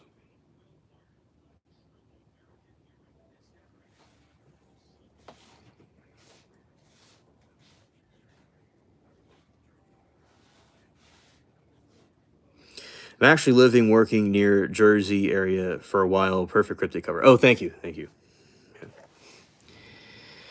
Letting out piercing scream that echoed through the house. The creature then flew up the chimney and disappeared into the dark, misty wetlands of the Pine Barrens. Over the centuries, countless sightings have been reported by prominent citizens, including the government officials and law enforcement. One famous account involves Commodore Stephen Decatur, an American naval hero who claimed to have fired a cannonball at Flying Beast. During a visit to Hanover Iron Works, according to the tale, the cannonball passed through the creature with no effect, leaving unharmed. Even royalty is tied to legend. Joseph Bonaparte, the former king of Spain and elder brother of Napoleon, reportedly encountered the creature while hunting on the estate in Bordentown in 1820. He described seeing a large winged horse-headed beast and was so shaken by the experience that the story became a staple of regional history. The height of the Jersey Devil Historia occurred in January 1909 during the week-long wave of the sightings across New Jersey and Pennsylvania. Thousands of people reported seeing the creature or strange hoof prints on the rooftops and snowy yards. The widespread panic and the closure of schools and factories in Philadelphia Zoo even offered a $10,000 reward for its capture.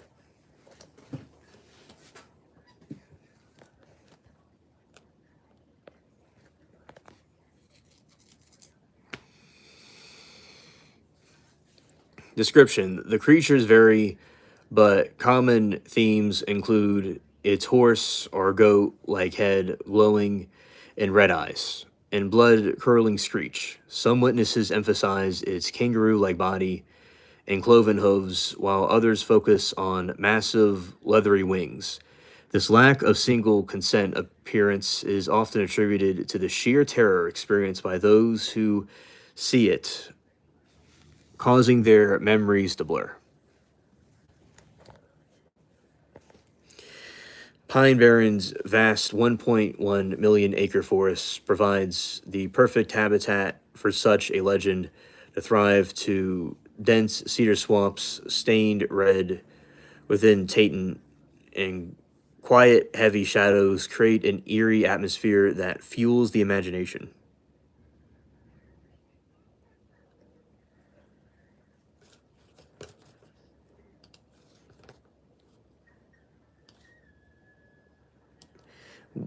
Hey, watching from Northampton, England, I took parapsychology, an anomalous experience in university, so fascinating. Oh, hello, Dale. Welcome to the stream. I'm glad that you are enjoying this. And um,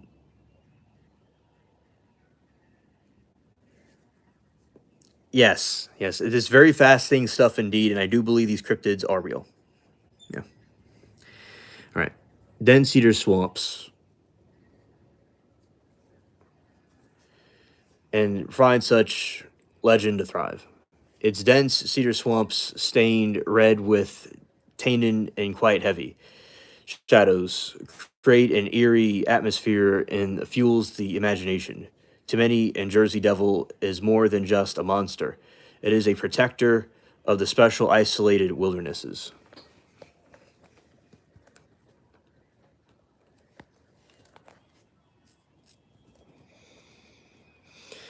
In 1938, the creature received an official nod from the state when it's designated as the country's only state demon. It it has since been adopted by New Jersey's professional hockey team, the New Jersey Devils, further cementing its place in popular culture. Today, the legend is often celebrated through spooky night hikes, campfire stories, and festivals in the Pinelands. Whether the Jersey Devil is a true cryptid, a case mistaken identity involves local wildlife like sandhill crane. They always say sandhill crane because during the time of the Mothman, they were saying that the sandhill crane was the Mothman. So that is something that clearly to me is the same, same thing. Like, it's not the same thing.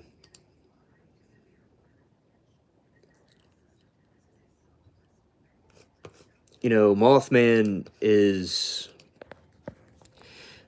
not the crane, and the crane isn't this thing. Like, they always want to blame the cranes for everything. It's a name since been, and whether the Jersey Devil is a true cryptid, a case of mistaken identity involving local wildlife, like the Sandhill crane, or purely political fabrication from colonial era, its legacy remains unshakable for those who venture into the Pine Barrens at night. Every snap of a twig or distant cry serves as a reminder of the legend's 13 child is still much very alive. And I cover these cryptids pretty much every night. I go live and talk about them.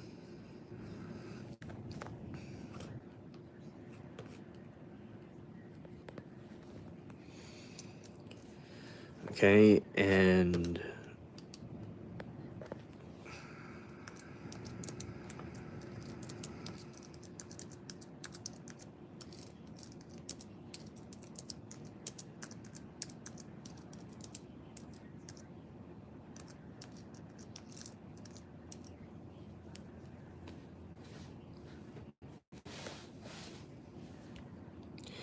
okay, deep down in the arid, expansive Gobi Desert, nomads tell terrifying tales of the Mongolian deathworm, known locally as this is another cryptid, known locally as the Olgoi Korkoi. This intestine worm is said to be bright red, sausage-shaped creature, roughly 2 to 5 feet long. It lacks a discernible head or tail, making its movements as mysterious as its origins. The creature is far from the typical earthworm, possessing a lethal abilities that strike fear into anyone crossing the desert most desolate reaches. According to the legend, it can kill a full grown man or camel instantly, even from distance. Its methods are varied and gruesome, ranging from the spitting a highly corrosive yellow tinted acid to discharging powerful bursts of electricity.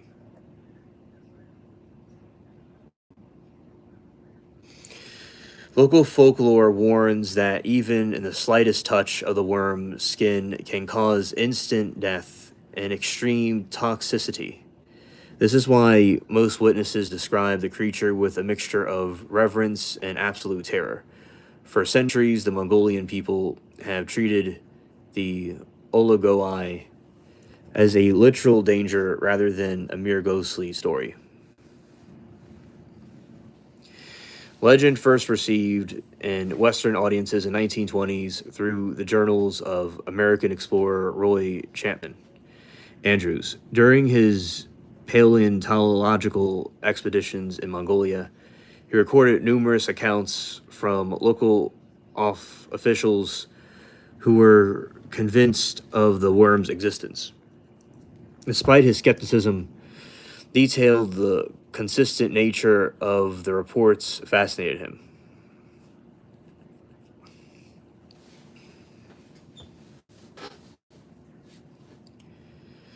In the decades following Andrews' reports, several dedicated cryptozoological expeditions have ventured into the Gobi.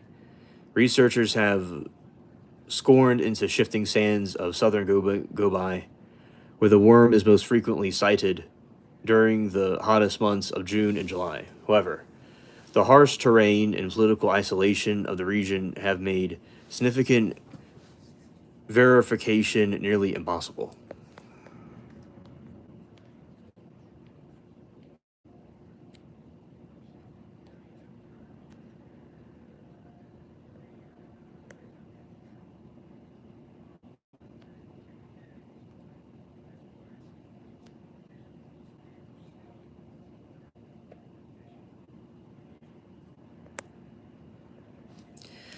Okay, and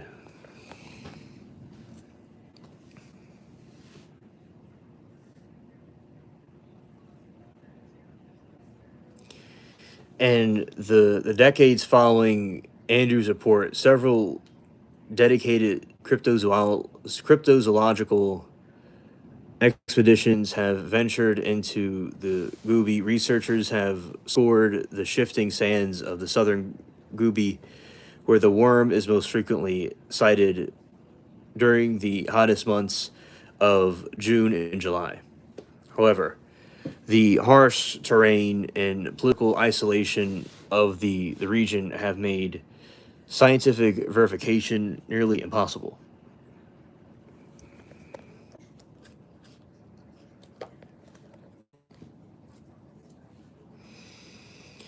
Skeptics often search for biological explanations to ground the legend in reality. Some scientists suggest that the sightings may be misidentified as a Tartar sand boa snake that looks somewhat similar and lives in some environment. Others propose that it could be a type of Amys amphibian, a group of limbless burrowing reptiles that often have blunt worm-like heads and tails.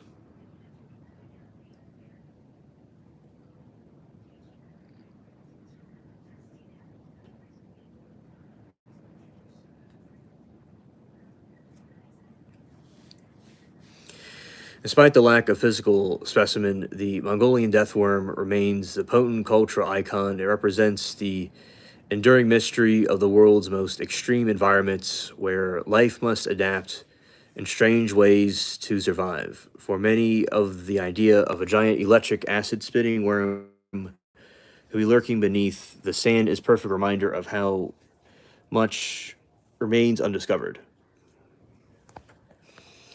Creature has also slithered way into modern pop culture, appearing in numerous books, video games, and even B horror movies. These depictions often lean into more fantastical elements of the myth, portraying the worm as subterranean predator capable of taking down an entire vehicle. This has kept the legend alive for global audiences.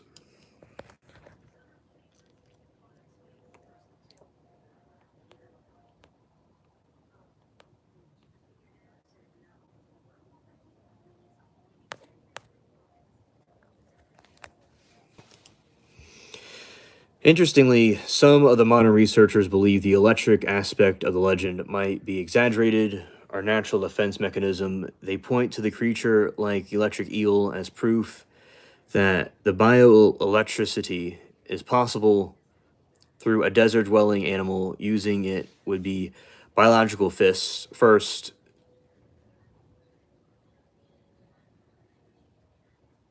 Yeah, exactly. Exactly. Let's see this.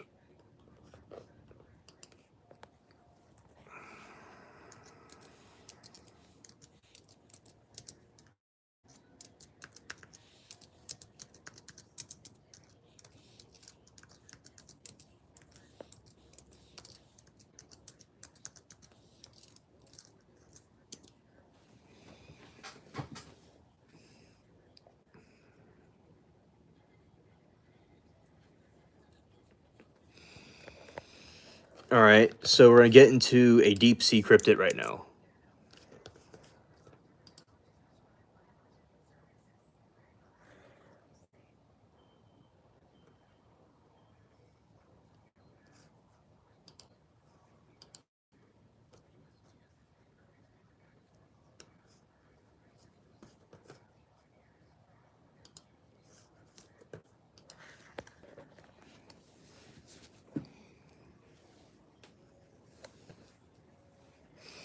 In the vast icy reaches of the Southern Ocean, a modern legend has emerged from the depths, challenges understanding of marine biology. The Ninjin, this gargantuan humanoid cryptid, is said to inhabit the frigid waters around Antarctica, with reports of its existence surfacing on Japanese internet forums in mid 2000s describe as human creature.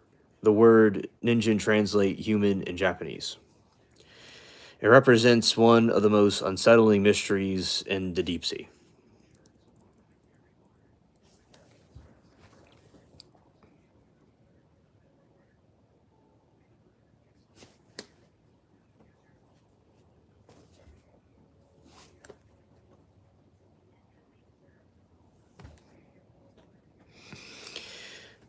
The ninjin is typically described as a massive, blubbery aquatic entity measuring between 20 and 30 meters in length. Its most striking feature is a stark, bleached white coloration, which reportedly allows it to blend with floating icebergs and glaciers in the Arctic region. Unlike most known as sea life, the ninjin is often depicted with a human torso and appendages that resemble arms, or even five-fingered hands, through some accounts described with a mermaid-like tail or fins instead of legs.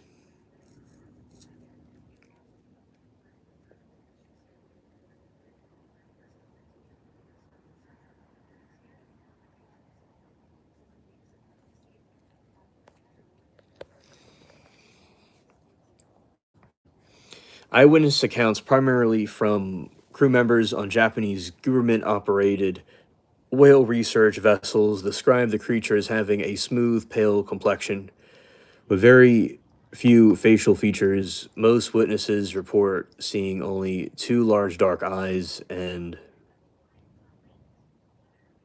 Oh, hello, Captain. Blackbird.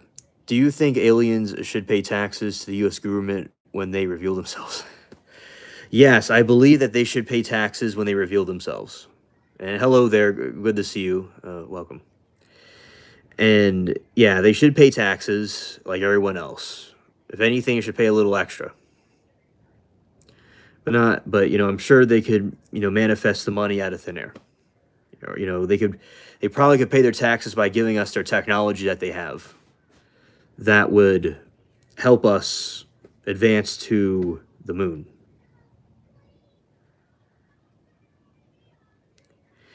That's a good question. You know, and Catherine says it should be.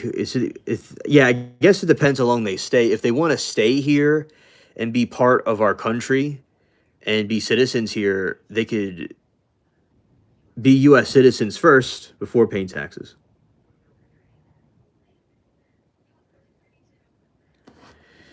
Well, if they do it illegally, I would say what they would have to do is, I'm sure what they would do, they would really do a bribe.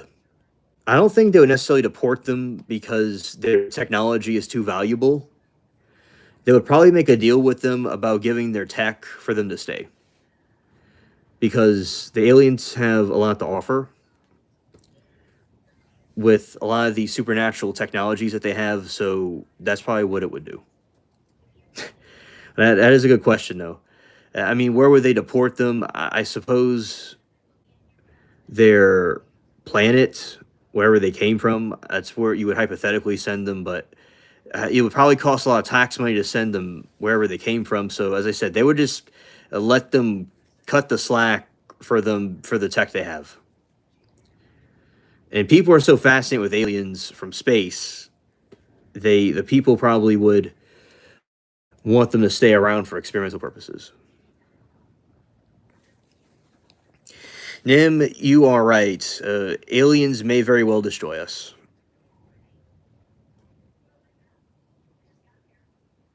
They respawn anyway. Right, Buck. Right. Yeah, I believe they're real, and they could definitely take us out. That's something that they may very well do.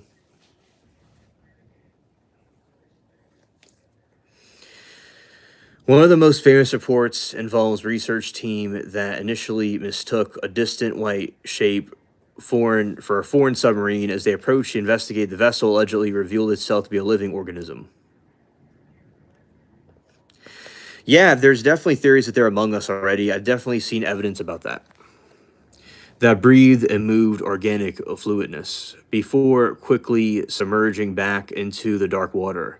This encounter helped solidify the ninjin's status as a state secret in Japanese folklore, with rumors suggesting that the government has suppressed the higher quality of evidence.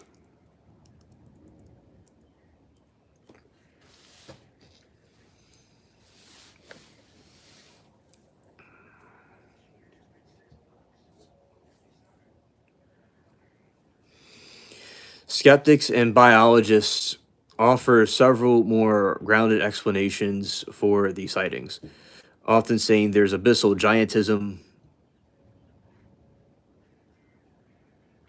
Morning, Aaron. Welcome to the stream. I'm glad to have you on board.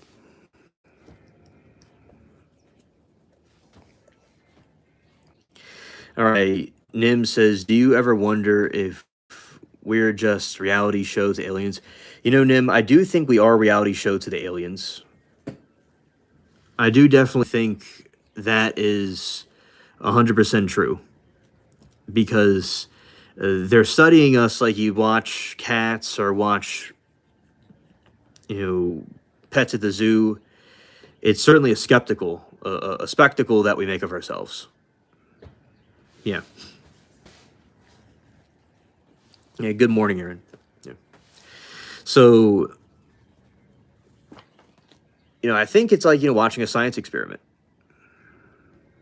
you know, and it's entertaining. I mean, this part of the galaxy is quite barbaric, to say the least.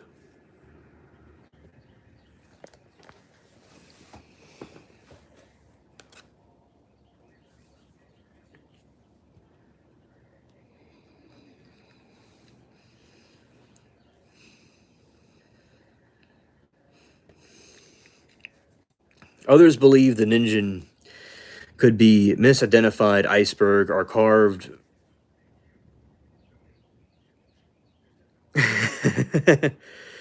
Yeah, yeah, exactly. We are so entertaining, the most entertaining thing out there. With my alien logic, that is exactly, I got definitely got that one right. Yeah, it's I'm sure they're having popcorn and watching us and very intently. Scared. And others believe the Ninjan is a misidentified iceberg carved by curtains into a vaguely humanoid shape. In shifting light and harsh weather of the Southern Ocean, a block of ice can easily take on a life of its own and eyes of the tired sailor. Yeah, Aaron. Scared. Scared. And Briggs said they definitely tune in the garden live streams. Yeah, and Aaron, they have. I don't want to forget to say they have extra butter while watching us.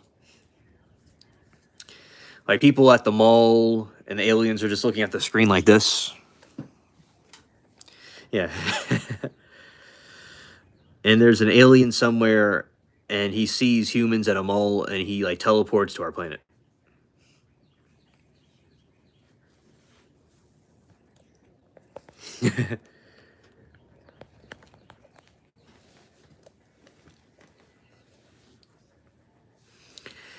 The legend of Ninjin also frequently linked to other deep sea anomalies, such as the blob in 1997.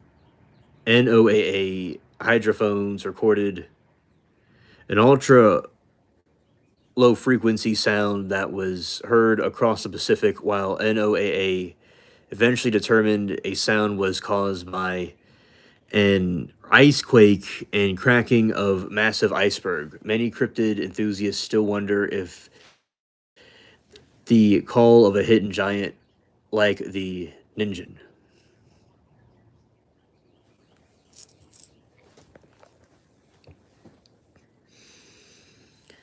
All right. Deep sea exploration is notorious difficult in the Mariana Trench, reaching depths that subject any organism to crushing pressures. Creatures that thrive here, like the vampire squid, have evolved to unique adaptations like bioluminescence and specialized light organs. If a creature has large Ninjin truly exist, it would likely possess similar advanced biological traits.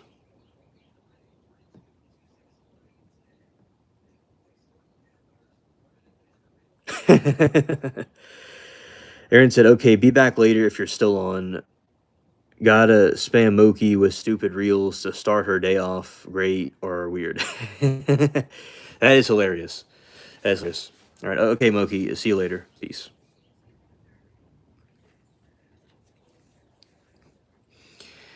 If a creature as large as the Ninjin truly exists, it would likely possess a similar advanced biological traits to survive in the absolute darkness of the Arctic depths. Cultural impact has kept the Ninjin alive in Japan, where it has appeared in J-pop songs, manga, and paranormal magazines like You occupies similar space to Bigfoot or the Loch Ness Monster, serving as a modern myth and reflects our curiosity. 95% of the ocean that remains unexplored, whether it is a hoax born from the internet or creepypastas, or a legitimate undiscovered species, it has become permanent fixture in maritime mystery.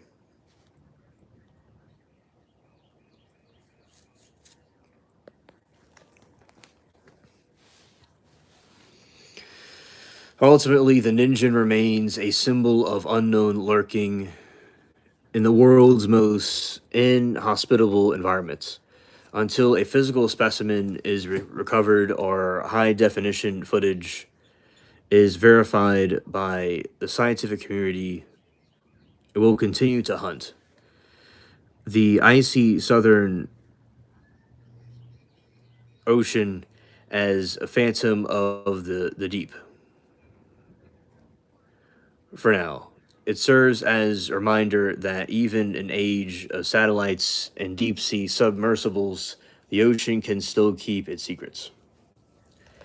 Yeah, definitely the ocean is an ocean of secrets, indeed.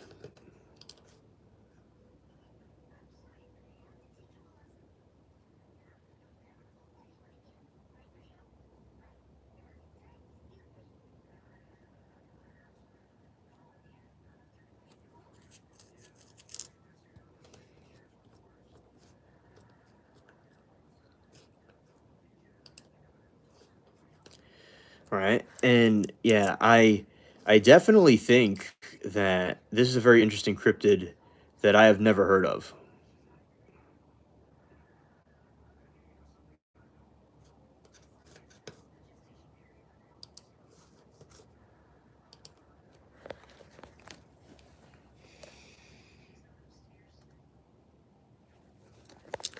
Okay, let's do this one right here.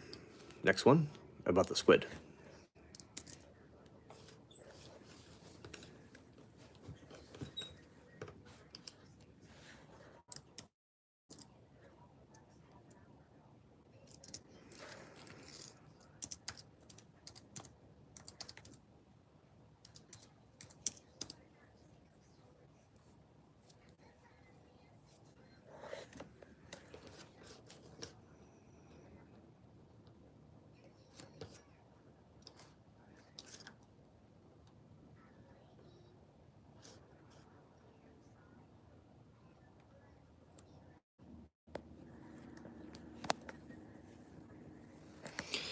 Okay, the colossal squid is next. The colossal squid is perhaps the closest thing to a real life kraken lurking in the freezing depths of the Southern Ocean. Growing up an estimated 46 feet in length and weighing over 1,000 pounds, it holds the title of the world's largest invertebrate by mass. Unlike its famous cousin, the giant squid, and the colossal squid is built like a heavyweight fighter. Shorter, stockier, and much more dangerous.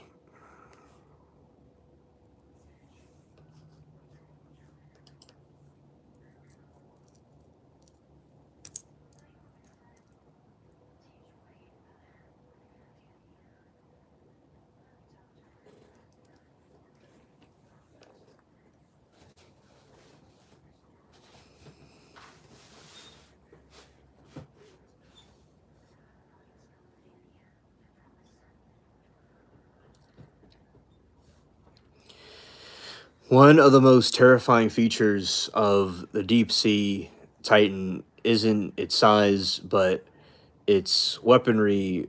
While most squids have suckers with tiny teeth, colossal squid tentacles are lined with roaring biological hooks. These sharp, swiveling talons can slash through thick skin or prey, or its only real predator. The sperm whale leaving a deep permanent scars. The sailors have reported this for centuries. So this is basically the real life kraken.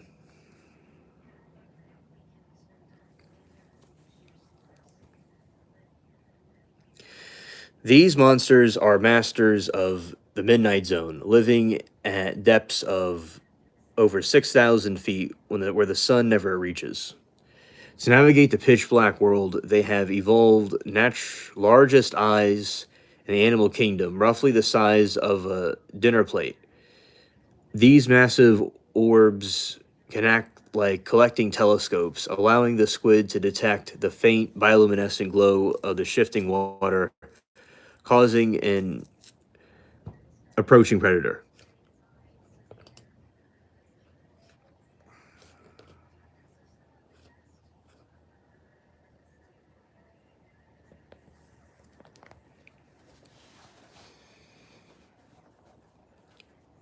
Despite the fearsome appearance, the colossal squids are thought to be sit and wait predators rather than active hunters. Because the deep ocean is low energy environment, they likely drift in the current, using their huge eyes to spot a fish or smaller squid and then striking with lightning fast tentacles. This slow motion lifestyle helps them survive in a world where food is scarce and the pressure is immense.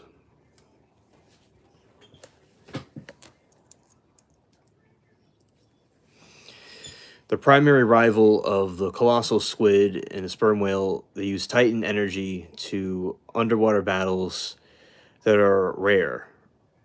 They're rarely seen by human eyes but are recorded in the scars found on whale skin. Beaks of colossal squids are frequently found in the stomachs of the captured, washed up whales, providing that the whale by that while squid is formidable fighter, it is also a staple of the whale's diet.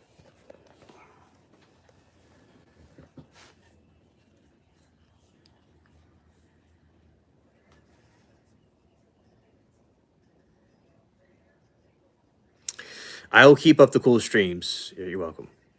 Studying these monsters is directly incredibly difficult because they rarely surface while alive. Most of what we know comes from the rare occasions when a specimen is caught in a deep sea fishing net, washes ashore. 2007, New Zealand fishermen hauled up a near perfect specimen that weighed 1,085 pounds, which is currently preserved and display at the Te Papa Tongarewa Museum in Wellington.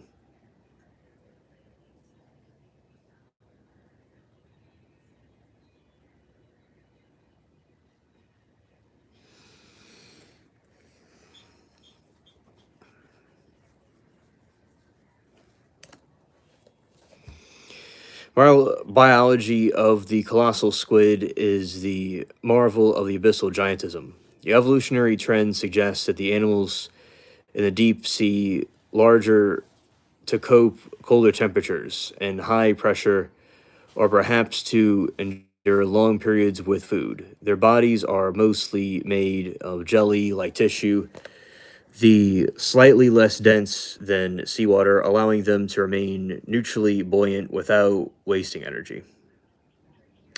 Yeah, Brig, have a good day. The beak of the colossal squid is another point of fascination. It is made of chitin. It is incredibly hard and sharp, resembling the parrot's beak, but much larger and stronger enough to snap through the spine of the larger fish in the sea bite because it doesn't decay like the rest of the squids.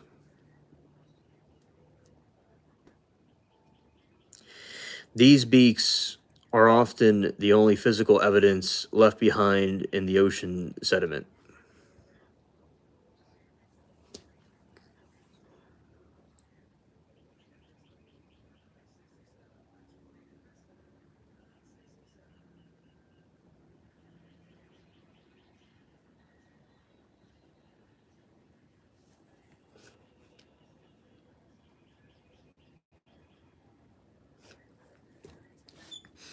In the realm of modern science, the colossal squid serves as a reminder of how little we truly know about our own planet. While we have mapped the surface of Mars, we have only explored tiny fractions of the deep ocean floor. The existence of such massive, specialized predator suggests there may be even larger monsters waiting to be discovered in the unexplored trenches.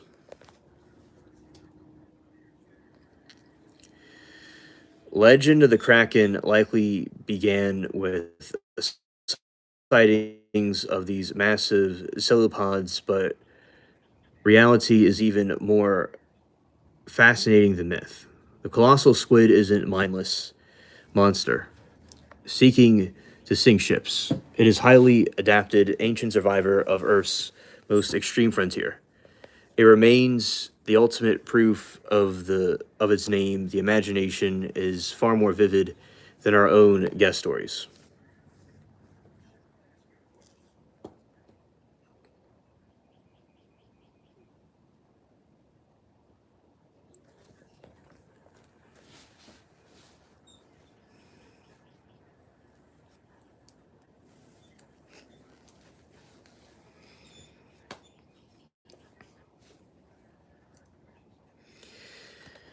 All right, let's see which one will win a fight.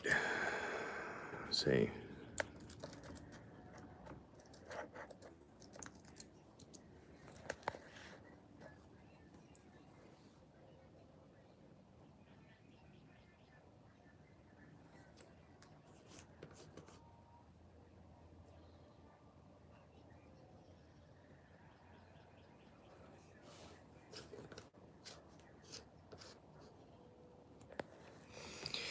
In a hypothetical head-to-head battle, the colossal squid would likely be the winner over the giant squid due to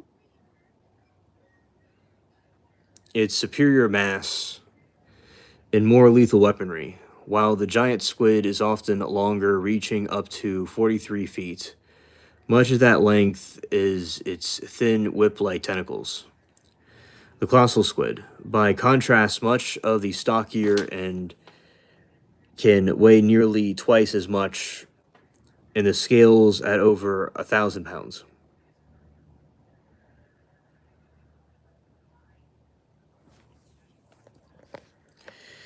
The most decisive factor in the fight would be their different tools for combat, like the giant squid relies on sucker lines with tiny serrated teeth to latch on prey.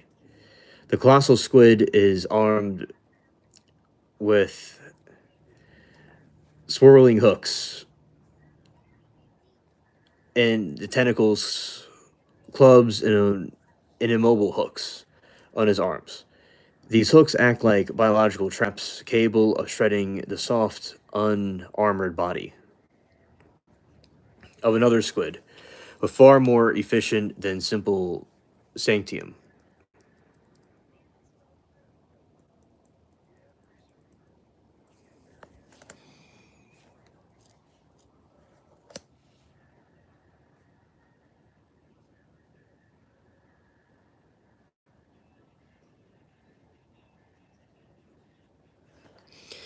Beyond weaponry, the colossal squid's body is more muscular and robust, providing a significant ad- advantage in a grapple match.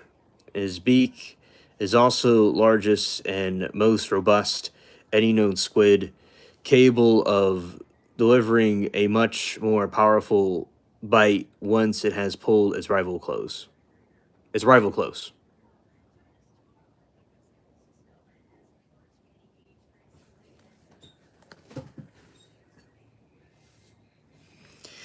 While the giant squid might be more agile, it is considered an active hunter. It acts a sheer power in ripping tools, the colossal species.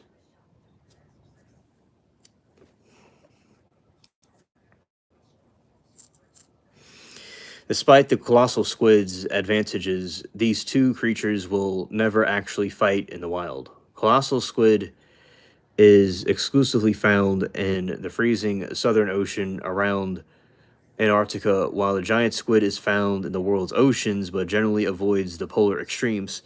They inhabit completely different temperature zones and depths, ensuring they remain monsters of two different worlds.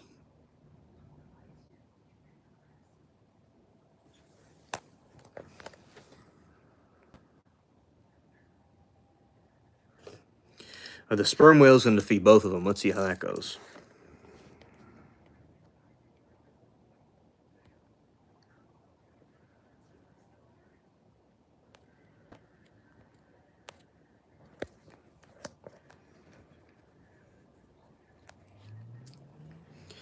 Sperm whale, the ultimate heavyweight champion of the deep, specifically evolved to hunt the world's largest squids. To reach its prey, this air breathing mammal performs mind boggling dives, plunging over 6,000 feet into the abyss. It can hold its breath up to 90 minutes, a feat made possible for massive internal reservoir of oxygen binding proteins in the muscles and blood.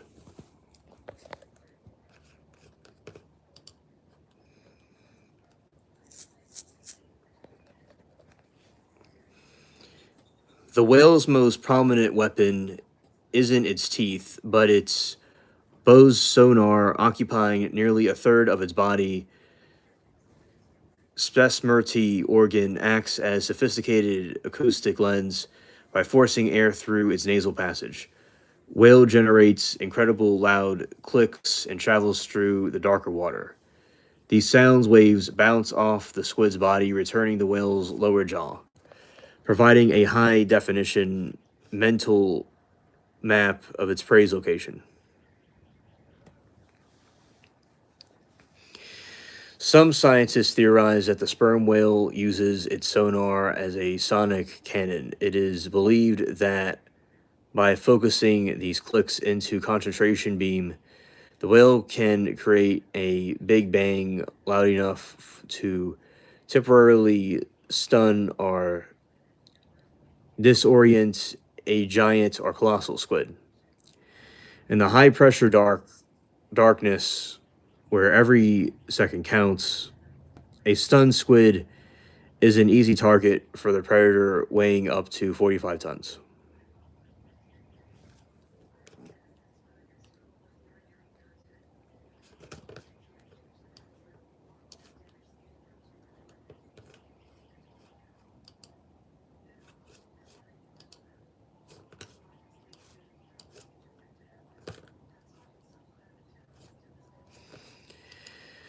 Once the once the squid is located and potentially dazed, the whale uses its narrow jaw lined with conical teeth to snag the slippery cephalopod. This is where the battle truly begins as the squid fights back. It wraps its tentacles around the whale's head, using the beak and hook to gouge the whale's skin. These struggles are the source of circular and linear scars that almost every adult sperm whale. And that's pretty cool how that one would be the victor in that situation.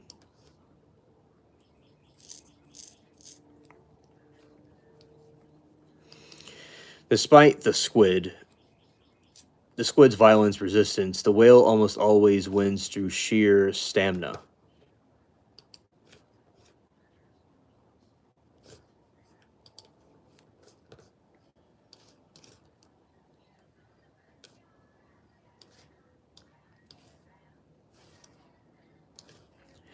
Through stamina and beaks made.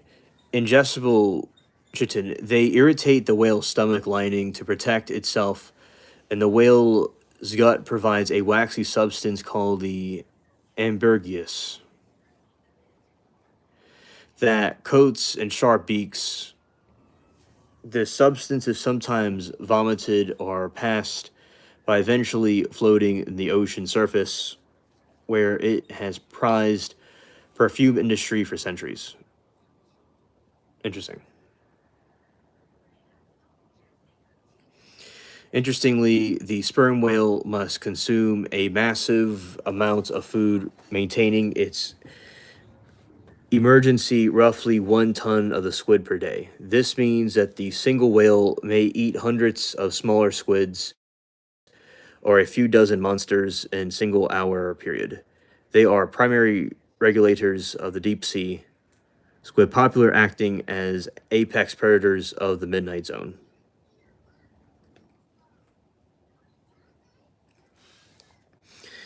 The hunt is a stakes game of energy management.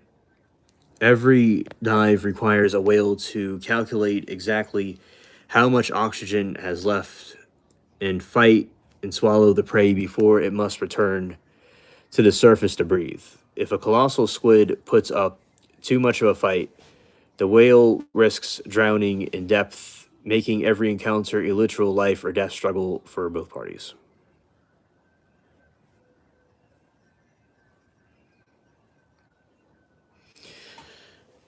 While we have never filmed a full scale battle between a sperm whale and the colossal squid in the wild, we see evidence of the battlefield of the whale skins and the contents of the stomach. These encounters are likely the most violent predatory events on Earth, occurring in total darkness, miles beneath the waves. It is a silent war that has been raging for millions of years.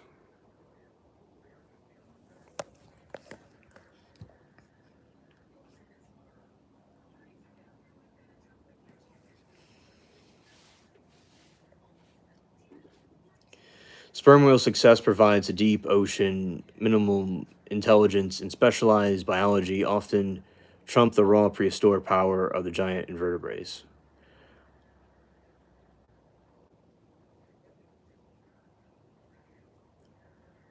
While the whale is not just passive observer of deep, it's master of tactician that has conquered the most inhospitable environment in the planet.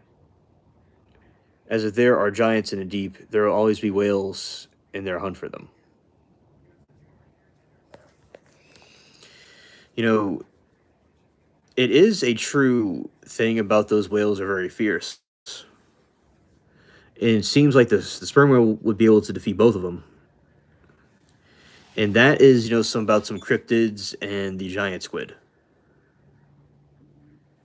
And, because we talk about cryptids in a part of the stream. So, yeah, I definitely think cryptids are real. And there's more to this different stuff out there than what they're saying.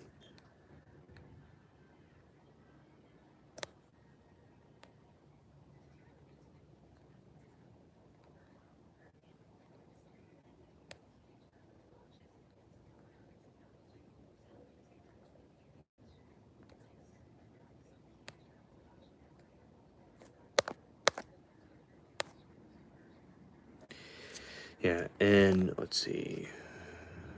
So that's about the cryptids. Let's see. Anything else? There's a place called the center of the world, and it's a pyramid. And there's conspiracy theories that it's a portal to different places, and there's occultic stuff that happens there.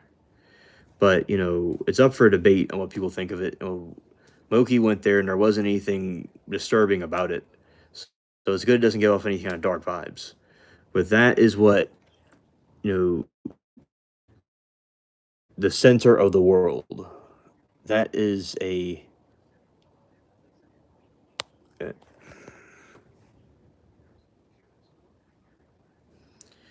All right, I went off for a second, but I'm back. So that is a place there. It's the center of the world where you have a museum, and it's over on the west coast. And there's a pyramid, and so as I said, some elites, allegedly are there doing things we, know for certain. It's more of a conspiracy theory.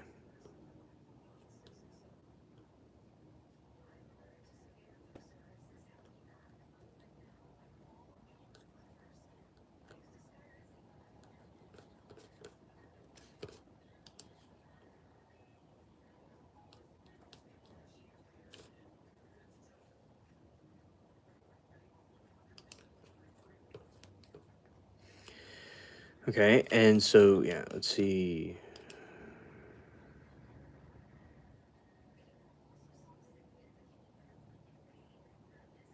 Authoritative and peacecomers. Oh, hello, Adar. Welcome to the stream. Glad to have you here.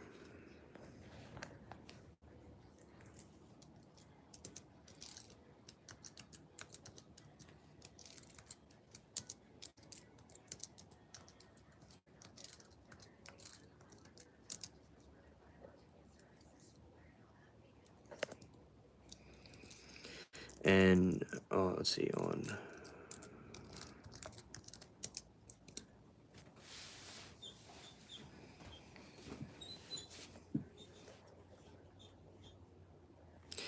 All right, so we'll talk about another cryptid. All right, let's see. Life, right? Authoritative and peace, comers, life, facts, facts. Right. In the high altitude forests of the snowy passes of the Himalayas, the legend of the Yeti or abominable snowman has persisted for generations among the Serpa and Tibetan people. Described as a massive, yeah, cringe, yeah. Described as a massive ape like biped covered in thick, shaggy fur ranging from reddish brown to gray, the Yeti is more than just a monster, it is a spiritual wild man of the mountains. To those who live in the shadows of the creature is real, albeit exclusive inhabitant of the world's highest peaks. The name Abominable Snowman actually stems from the 1921 mainstream translation during an Everest reconnaissance mission. Lieutenant Colonel Charles Howard Berry found large footprints and was told by guides they belonged to Meto Kan Igmi. A journalist later translated that Meto as filthy and abominable, and a sensationalist name such as the Western media to locate, however, names like Mete, man beast carry the weight of the respect of the ancient history.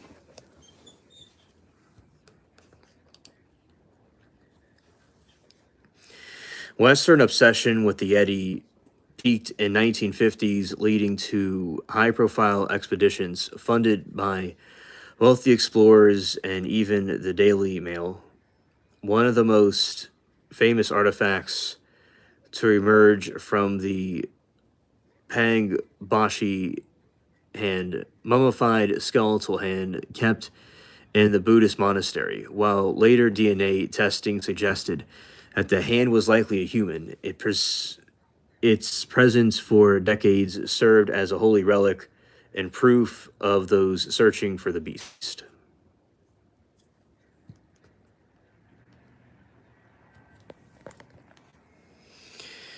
Famous mountaineers have added their voices to the legend.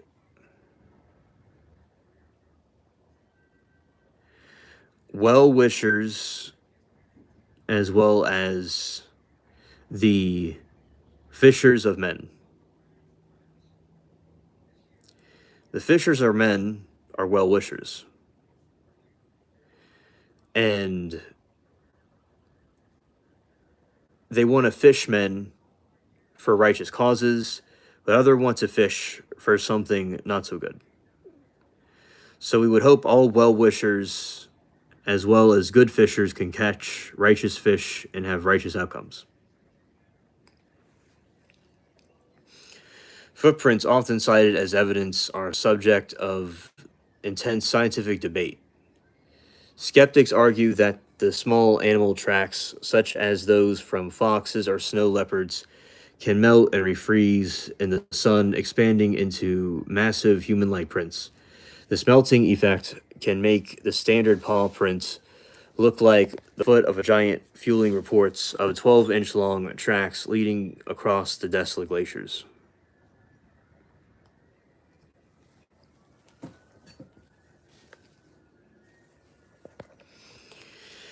In 2017, a major genetic study analyzes 9 Yeti samples, including hair, skin, and bone fragments, held by private collectors and monasteries. The results, published in Proceedings, the Royal Society B, found the height of the 9 samples actually came from the Himalayan brown bears, or Tibetan brown bears. While disappointed many cryptid hunters, it suggests that legend might be based on very, very large and very rare animals.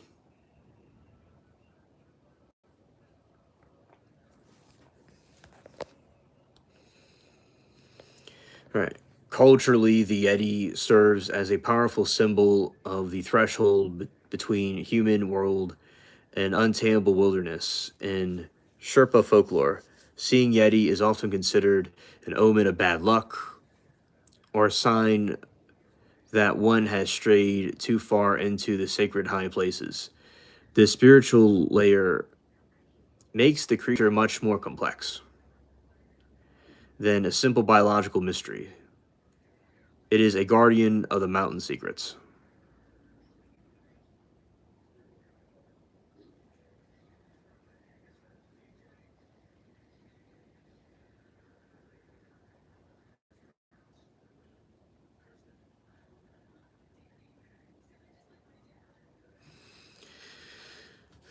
The creature physical description often mirrors that of the North American Bigfoot, the Australian Yowie, and legends. Some wonder if there is a global relic humanoid surviving in remote pockets of the earth.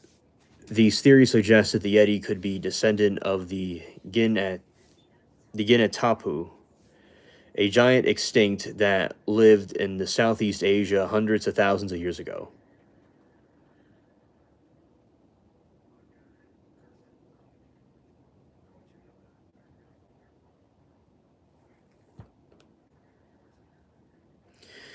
Oh, okay, Adar. Understood. Thank you for coming.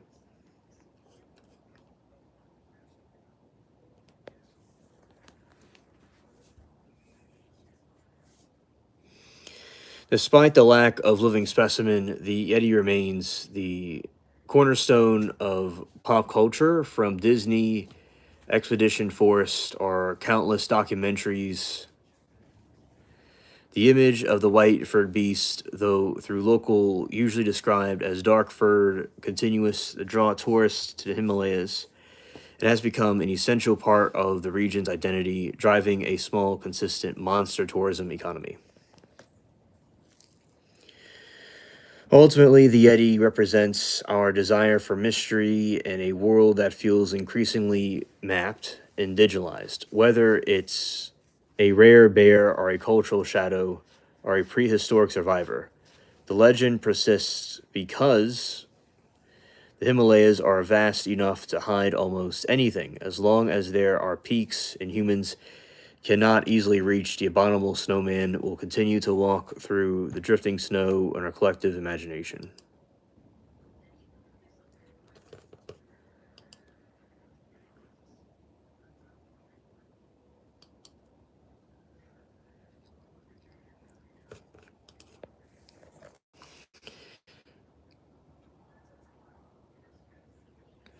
From Polk County, peanut butter jelly time, peanut butter jelly time.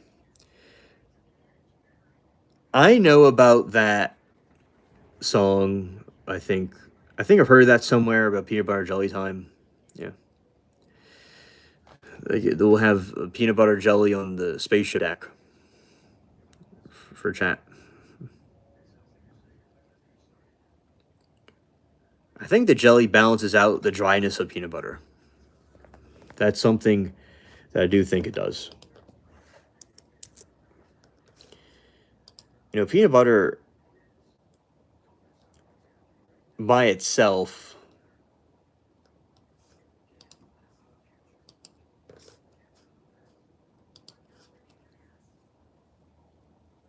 can be kind of dry, so it's good to have other things with it to kind of negate the dryness.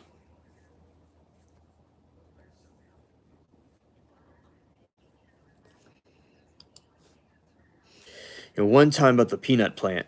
One time I harvested peanuts and you kind of pull it out the ground and the roots are underneath the and they're very nice peanuts. It's kind of surprising. It's like you see peanuts and you pull it up and the roots have peanuts in them. Right.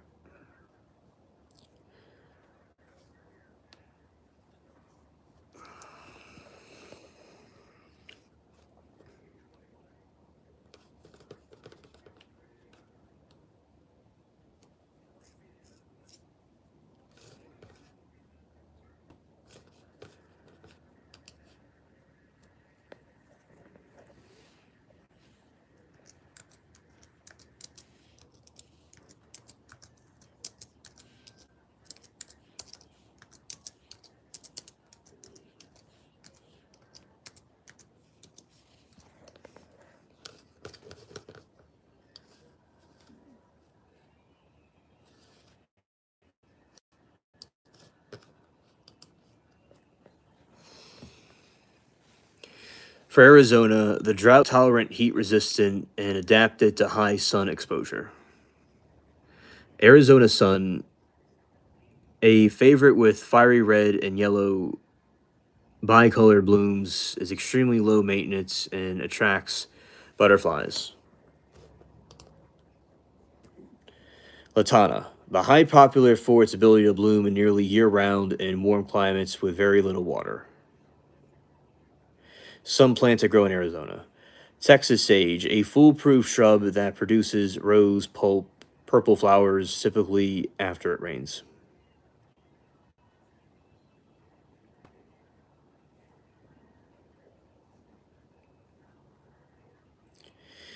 Desert marigold, a native wildflower that produces cheerful yellow flowers and handles full sun and poor soil easily.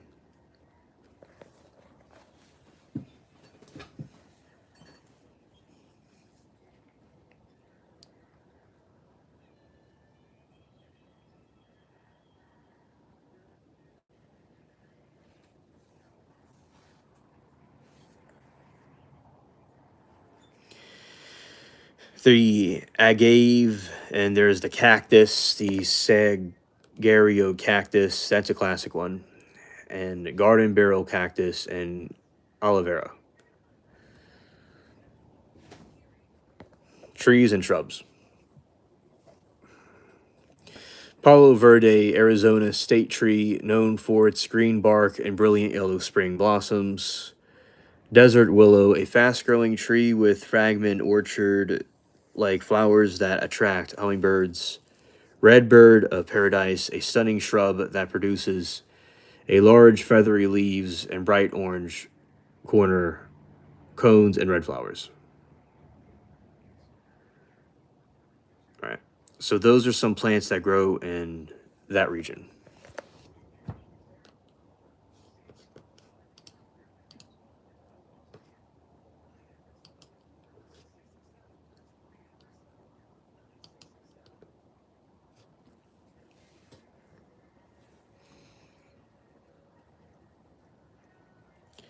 If you live in the high elevations of the Flagstaff or Prescott, ensure that you choose cold, hardy perennials as winter temperatures can drop significantly compared to Phoenix or Tuscan deserts. Yeah. Okay. All right.